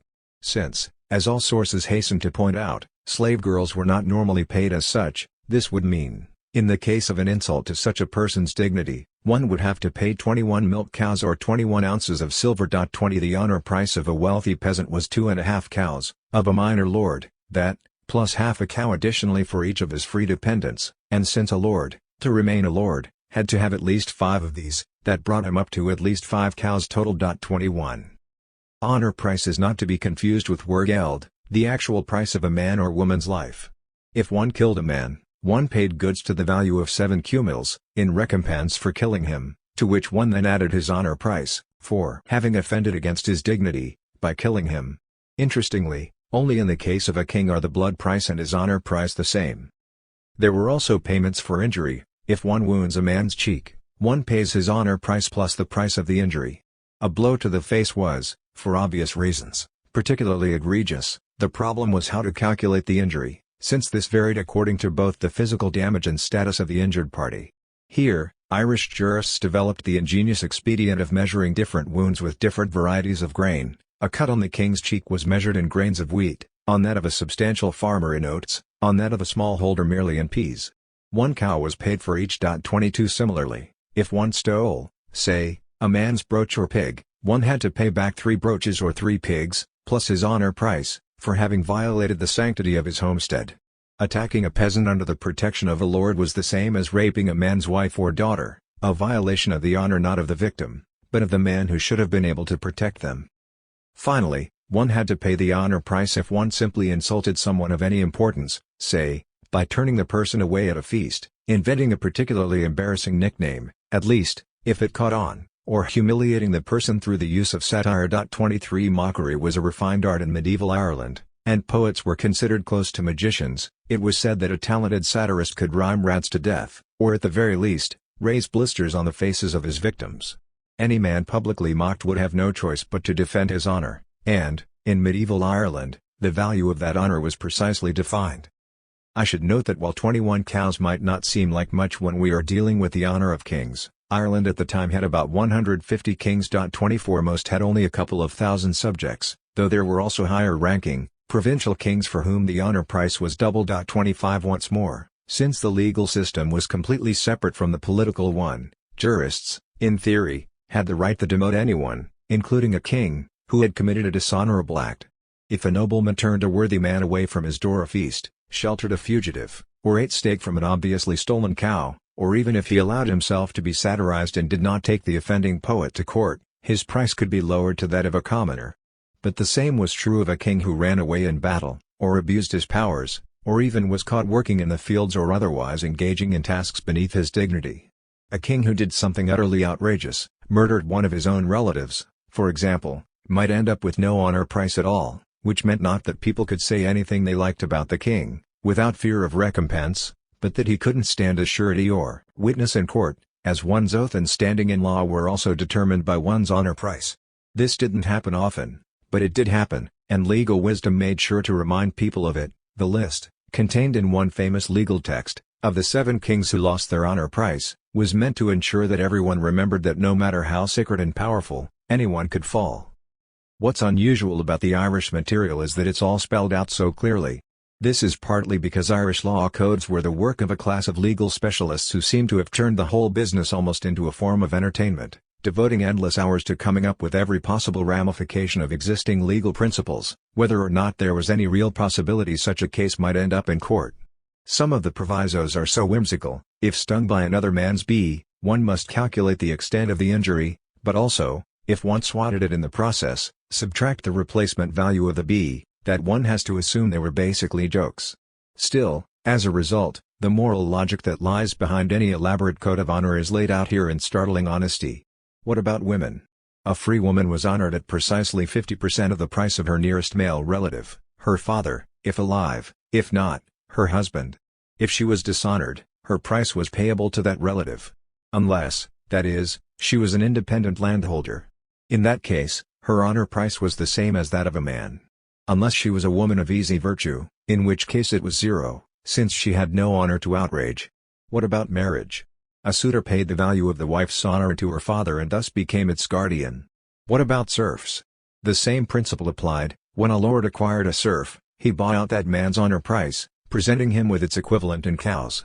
From that moment on, if anyone insulted or injured the serf, it was seen an attack on the lord's honor, and it was up to the lord to collect the attendant fees. Meanwhile, the lord's honor price was notched upward as a result of gathering another dependent. In other words, he literally absorbs his new vassal's honor into his own. 26. All this, in turn, makes it possible to understand both something of the nature of honor, and why slave girls were kept as units for reckoning debts of honor even at a time when, owing no doubt to church influence, they no longer actually changed hands. At first sight it might seem strange that the honor of a nobleman or king should be measured in slaves, since slaves were human beings whose honor was zero. But if one's honor is ultimately founded on one's ability to extract the honor of others, it makes perfect sense. The value of a slave is that of the honor that has been extracted from them. Sometimes, one comes upon a single haphazard detail that gives the entire game away. In this case it comes not from Ireland but from the Diocletian Code in Wales, written somewhat later but operating on much the same principles. At one point, after listing the honors due to the 7 holy sees of the kingdom of Dyfed, whose bishops and abbots were the most exalted and sacred creatures in the kingdom, the text specifies that whoever draws blood from an abbot of any one of those principal seats before mentioned, let him pay £7, and a female of his kindred to be a washerwoman, as a disgrace to the kindred, and to serve as a memorial to the payment of the honor price. 27. A washerwoman was the lowest of servants, and the one turned over in this case was to serve for life. She was, in effect, reduced to slavery. Her permanent disgrace was the restoration of the abbot's honor. While we cannot know if some similar institution once lay behind the habit of reckoning the honor of Irish sacred beings and slave women, the principle is clearly the same. Honor is a zero-sum game. A man's ability to protect the women of his family is an essential part of that honor. Therefore, forcing him to surrender a woman of his family to perform menial and degrading chores in another's household is the ultimate blow to his honor. This, in turn, makes it the ultimate reaffirmation of the honor of he who takes it away. What makes medieval Irish laws seem so peculiar from our perspective is that their exponents had not the slightest discomfort with putting an exact monetary price on human dignity. For us, the notion that the sanctity of a priest or the majesty of a king could be held equivalent to 1,000,000 fried eggs or 100,000 haircuts is simply bizarre. These are precisely the things that ought to be considered beyond all possibility of quantification. If medieval Irish jurists felt otherwise, it was because people at that time did not use money to acquire eggs or haircuts. 28 It was the fact that it was still a human economy, in which money was used for social purposes, that made it possible to create such an intricate system whereby it was possible not just to measure but to add and subtract specific quantities of human dignity, and in doing so, provide us with a unique window into the true nature of honor itself. The obvious question is, what happens to such an economy when people do begin to use the same money used to measure dignity to acquire eggs and haircuts? As the history of ancient Mesopotamia and the Mediterranean world reveals, the result was a profound, and enduring, moral crisis. Mesopotamia, the origins of patriarchy. In ancient Greek, the word for honor was time. In Homer's time, the term appears to have been used much like the Irish term honor price. It referred both to the glory of the warrior and the compensation paid as damages in case of injury or insult. Yet with the rise of markets over the next several centuries, the meaning of the word time began to change. On the one hand, it became the word for price as in, the price of something one buys in the market. On the other, it referred to an attitude of complete contempt for markets. Actually, this is still the case today. In Greece the word timi means honor, which has been typically seen as the most important value in Greek village society. Honor is often characterized in Greece as an open-handed generosity and blatant disregard for monetary costs and counting. And yet the same word also means price as in the price of a pound of tomatoes. 29. The word crisis literally refers to a crossroads. It is the point where things could go either of two different ways. The odd thing about the crisis and the concept of honor is that it never seems to have been resolved. Is honor the willingness to pay one's monetary debts? Or is it the fact that one does not feel that monetary debts are really that important? It appears to be both at the same time. There's also the question of what men of honor actually do think is important. When most of us think of a Mediterranean villager's sense of honor, we don't think so much of a casual attitude toward money as of a veritable obsession with premarital virginity. Masculine honor is caught up not even so much in a man's ability to protect his womenfolk as in his ability to protect their sexual reputations, to respond to any suggestion of impropriety on the part of his mother, wife, sister, or daughter as if it were a direct physical attack on his own person. This is a stereotype, but it's not entirely unjustified. One historian who went through 50 years of police reports about knife fights in 19th-century Ionia discovered that virtually every one of them began when one party publicly suggested that the other's wife or sister was a whore. 30. So, why the sudden obsession with sexual propriety? It doesn't seem to be there in the Welsh or Irish material. There, the greatest humiliation was to see your sister or daughter reduced to scrubbing someone else's laundry. What is it, then, about the rise of money and markets that cause so many men to become so uneasy about sex? 31. This is a difficult question, but at the very least, one can imagine how the transition from a human economy to a commercial one might cause certain moral dilemmas. What happens, for instance, when the same money once used to arrange marriages and settle affairs of honor can also be used to pay for the services of prostitutes?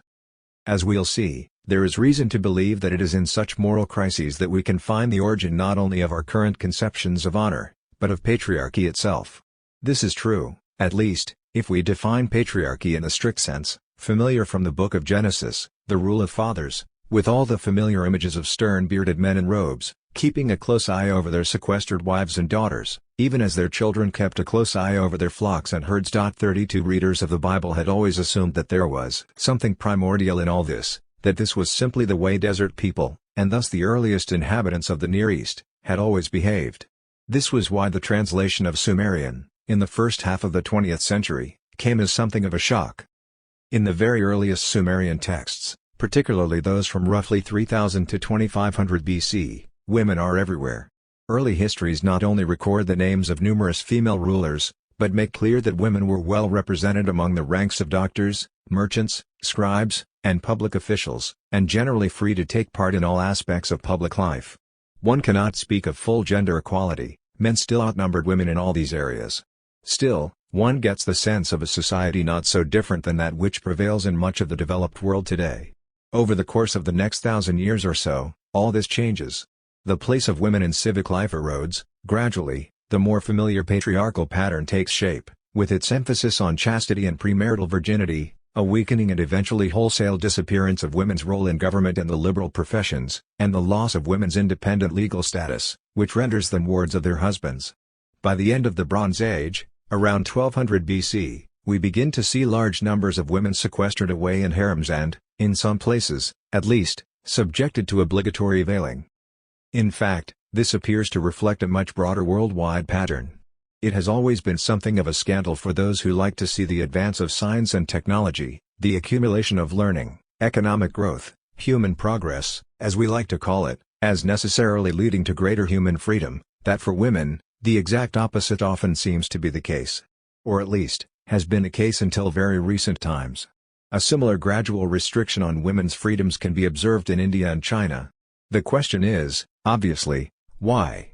The standard explanation in the Sumerian case has been the gradual infiltration of pastoralists from the surrounding deserts who, presumably, always had more patriarchal mores. There was, after all, only a narrow strip of land along the Tigris and Euphrates rivers that could support intensive irrigation, and hence, urban life. Civilization was thus from early times surrounded by a fringe of desert people, who lived much like those described in Genesis and spoke the same Semitic languages. It is undeniably true that, over the course of time, the Sumerian language was gradually replaced, first by Akkadian, then by Amorite, then by Aramaic languages, and finally, most recently of all, by Arabic, which was also brought to Mesopotamia and the Levant by desert pastoralists.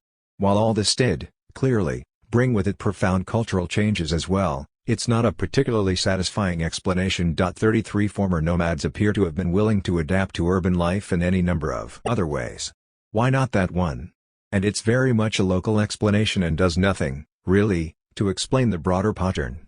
Feminist scholarship has instead tended to emphasize the growing scale and social importance of war, and the increasing centralization of the state that accompanied it. 34 This is more convincing. Certainly, the more militaristic the state, the harsher its laws tended to be toward women. But I would add another, complementary argument. As I have emphasized, historically, war, states, and markets all tend to feed off one another. Conquest leads to taxes. Taxes tend to be ways to create markets, which are convenient for soldiers and administrators. In the specific case of Mesopotamia, all of this took on a complicated relation to an explosion of debt that threatened to turn all human relations, and by extension, women's bodies, into potential commodities. At the same time, it created a horrified reaction on the part of the male winners of the economic game, who over time felt forced to go to greater and greater lengths to make clear that their women could in no sense be bought or sold. A glance at the existing material on Mesopotamian marriage gives us a clue as to how this might have happened. It is common anthropological wisdom that bride wealth tends to be typical of situations where population is relatively thin, land not a particularly scarce resource, and therefore, politics are all about controlling labor. Where population is dense and land at a premium, one tends to instead find dowry. Adding a woman to the household is adding another mouth to feed, and rather than having to be paid off, a bride's father is expected to contribute something, land, wealth, money, to help support his daughter in her new home. 35 In Sumerian times, for instance, the main payment at marriage was a huge gift of food paid by the groom's father to the brides, destined to provide a sumptuous feast for the wedding. 36 Before long, however, this seems to have split into two payments, one for the wedding, another to the woman's father, calculated, and often paid, in silver. 37 Wealthy women sometimes appear to have ended up with the money, at least, many appear to have worn silver arm and leg rings of identical denominations. However, as time went on, this payment, called the dirham, often began to take on the qualities of a simple purchase. It was referred to as the price of a virgin, not a mere metaphor, since the illegal deflowering of a virgin was considered a property crime against her father. 38 Marriage was referred to as taking possession of a woman, the same word one would use for the seizure of goods. 39 In principle, a wife, once possessed, owed her husband strict obedience, and often could not seek a divorce even in cases of physical abuse. For women with wealthy or powerful parents, all this remained largely a matter of principle, modified considerably in practice. Merchants' daughters, for example, typically received substantial cash dowries, with which they could go into business in their own right, or act as partners to their husbands. However, for the poor, that is, most people, marriage came more and more to resemble a simple cash transaction. Some of this must have been an effect of slavery. While actual slaves were rarely numerous, the very existence of a class of people with no kin, who were simply commodities, did make a difference. In Nuzi, for instance, the bride price was paid in domestic animals and silver, amounting to a total value of 40 shekels of silver, to which the author dryly adds, There is some evidence that it was equal to the price of a slave girl. 40. This must have been making things uncomfortably obvious. It's in Newsy, too, where we happen to have unusually detailed records, that we find examples of rich men paying cut-rate bride price to impoverished families to acquire a daughter who they would then adopt, but who would in fact be either kept as a concubine or nursemaid, or married to one of their slaves. 41. Still, the really critical factor here was debt. As I pointed out in the last chapter, anthropologists have long emphasized that paying bride wealth is not the same as buying a wife. After all, and this was one of the clinching arguments, remember, in the original 1930s League of Nations debate, if a man were really buying a woman, wouldn't he also be able to sell her? Clearly African and Melanesian husbands were not able to sell their wives to some third party. At most, they could send them home and demand back their bride wealth. 42. A Mesopotamian husband couldn't sell his wife either. Or, normally he couldn't. Still, everything changed the moment he took out a loan. Since if he did, it was perfectly legal, as we've seen, to use his wife and children as surety, and if he was unable to pay, they could then be taken away as debt pawns in exactly the same way that he could lose his slaves, sheep, and goats. What this also meant was that honor and credit became, effectively, the same thing, at least for a poor man. One's creditworthiness was precisely one's command over one's household, and, the flip side, as it were, relations of domestic authority, relations that in principle involved responsibility for care and protection, became property rights that could indeed be bought and sold. Again, for the poor, this meant that family members became commodities that could be rented or sold. Not only could one dispose of daughters as brides to work in rich men's households, tablets in Newsy show that one could now hire out family members simply by taking out a loan. There are recorded cases of men sending their sons or even wives as pawns for loans that were clearly just advance payment for employment in the lender's farm or cloth workshop. 43. The most dramatic and enduring crisis centered on prostitution. It's actually not entirely clear, from the sources, whether in the earliest period one can speak of prostitution at all. Sumerian temples do often appear to have hosted a variety of sexual activities. Some priestesses, for instance, were considered to be married to or otherwise dedicated to gods. What this meant in practice seems to have varied considerably. Much as in the case of the later devadasis, or temple dancers, of Hindu India, some remained celibate, others were permitted to marry but were not to bear children, others were apparently expected to find wealthy patrons, becoming in effect courtesans to the elite. Still others lived in the temples and had the responsibility to make themselves sexually available to worshippers on certain ritual occasions. 44. One thing the early texts do make clear is that all such women were considered extraordinarily important. In a very real sense, they were the ultimate embodiments of civilization. After all, the entire machinery of the Sumerian economy ostensibly existed to support the temples, which were considered the households of the gods. As such, they represented the ultimate possible refinement in everything from music and dance to art, cuisine, and graciousness of living. Temple priestesses and spouses of the gods were the highest human incarnations of this perfect life. It's also important to emphasize that Sumerian men do not appear, at least in this earliest period, to have seen anything troubling about the idea of their sisters having sex for money. To the contrary, insofar as prostitution did occur, and remember, it could not have been nearly so impersonal, cold cash a relation in a credit economy, Sumerian religious texts identify it as among the fundamental features of human civilization, a gift given by the gods at the dawn of time. Procreative sex was considered natural, after all, animals did it. Non-procreative sex, sex for pleasure, was divine. 45. The most famous expression of this identification of prostitute and civilization can be found in the story of Enkidu in the Epic of Gilgamesh.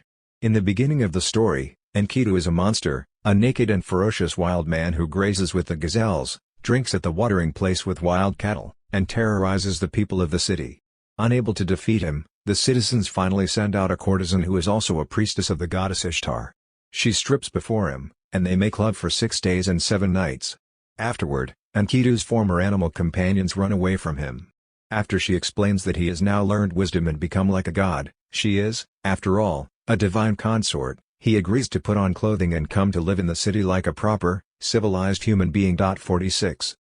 Already, in the earliest version of the Enkidu story, though, one can detect a certain ambivalence.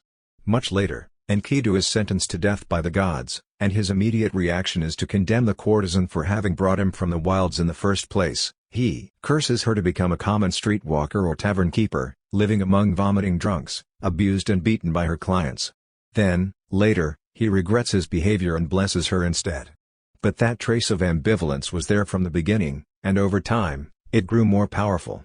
From early times, Sumerian and Babylonian temple complexes were surrounded by far less glamorous providers of sexual services. Indeed, by the time we know much about them, they were the center of veritable red-light districts full of taverns with dancing girls, men in drag, some of them slaves, some runaways, and an almost infinite variety of prostitutes. There is an endlessly elaborate terminology of types of sex worker whose subtleties are long since lost to us. Most seem to have doubled as entertainers, tavern keepers doubled as musicians, male transvestites were not only singers and dancers, but often performed knife-throwing acts. Many were slaves put to work by their masters, or women working off religious vows or debts, or debt bondswomen, or, for that matter, women escaping debt bondage with no place else to go. Over time, many of the lower-ranking temple women were either bought as slaves or debt peons as well, and there might have often been a blurring of roles between priestesses who performed erotic rituals and prostitutes owned by the temple, and hence, in principle, by the god, sometimes lodged within the temple compound itself, whose earnings added to the temple treasuries. 47 Since most everyday transactions in Mesopotamia were not cash transactions, one has to assume that it was the same with prostitutes. Like the tavern keepers, many of whom seem to have been former prostitutes, they developed ongoing credit relations with their clients, and this must have meant that most were less like what we think of as streetwalkers and more like courtesans. 48 Still, the origins of commercial prostitution appear to have been caught up in a peculiar mixture of sacred, or once sacred, practice, commerce, slavery, and debt. Patriarchy originated, first and foremost, in a rejection of the great urban civilizations in the name of a kind of purity, a reassertion of paternal control against great cities like Uruk, Lagash, and Babylon, seen as places of bureaucrats, traders, and whores. The pastoral fringes, the deserts and steppes away from the river valleys, were the places to which displaced, indebted farmers fled. Resistance, in the ancient Middle East, was always less a politics of rebellion than a politics of exodus, of melting away with one's flocks and families, often before both were taken away. 49 There were always tribal peoples living on the fringes. During good times, they began to take to the cities. In hard times, their numbers swelled with refugees, farmers who effectively became Enkidu once again. Then, periodically, they would create their own alliances and sweep back into the cities once again as conquerors. It's difficult to say precisely how they imagine their situation, because it's only in the Old Testament, written on the other side of the Fertile Crescent, that one has any record of the pastoral rebels' points of view. But nothing there mitigates against the suggestion that the extraordinary emphasis we find there on the absolute authority of fathers, and the jealous protection of their fickle womenfolk, was made possible by, but at the same time was a protest against, this very commoditization of people in the cities that they fled. The world's holy books, the Old and New Testaments, the Quran, religious literature from the Middle Ages to this day, echo this voice of rebellion, combining contempt for the corrupt urban life, suspicion of the merchant, and often, intense misogyny. One need only think of the image of Babylon itself, which has become permanently lodged in the collective imagination as not only the cradle of civilization, but also the place of whores. Herodotus echoed popular Greek fantasies when he claimed that every Babylonian maiden was obliged to prostitute herself at the temple, so as to raise the money for her dowry. 50 In the New Testament, St. Peter often referred to Rome as Babylon, and the Book of Revelation provides perhaps the most vivid image of what he meant by this when it speaks of Babylon, the great whore, sitting upon a scarlet-colored beast, full of names of blasphemy. 17-4 And the woman was arrayed in purple and scarlet color, and decked with gold and precious stones and pearls, having a golden cup in her hand full of abominations and filthiness of her fornication. 17-5 And upon her forehead was a name written, Mystery, Babylon the Great, the mother of harlots and abominations of the earth. 51 Such is the voice of patriarchal hatred of the city, and of the angry millennial voices of the fathers of the ancient poor. Patriarchy as we know it seems to have taken shape in a seesawing battle between the newfound elites and newly dispossessed. Much of my own analysis here is inspired by the brilliant work of feminist historian Gerda Lerner, who, in an essay on the origins of prostitution, observed, another source for commercial prostitution was the pauperization of farmers and their increasing dependence on loans in order to survive periods of famine, which led to debt slavery. Children of both sexes were given up for debt pledges or sold for adoption. Out of such practices, the prostitution of female family members for the benefit of the head of the family could readily develop. Women might end up as prostitutes because their parents had to sell them into slavery, or because their impoverished husbands might so use them. Or they might become self-employed as a last alternative to enslavement. With luck, they might in this profession be upwardly mobile through becoming concubines. By the middle of the second millennium BC, prostitution was well established as a likely occupation for the daughters of the poor. As the sexual regulation of women of the propertied class became more firmly entrenched, the virginity of respectable daughters became a financial asset for the family. Thus, commercial prostitution came to be seen as a social necessity for meeting the sexual needs of men.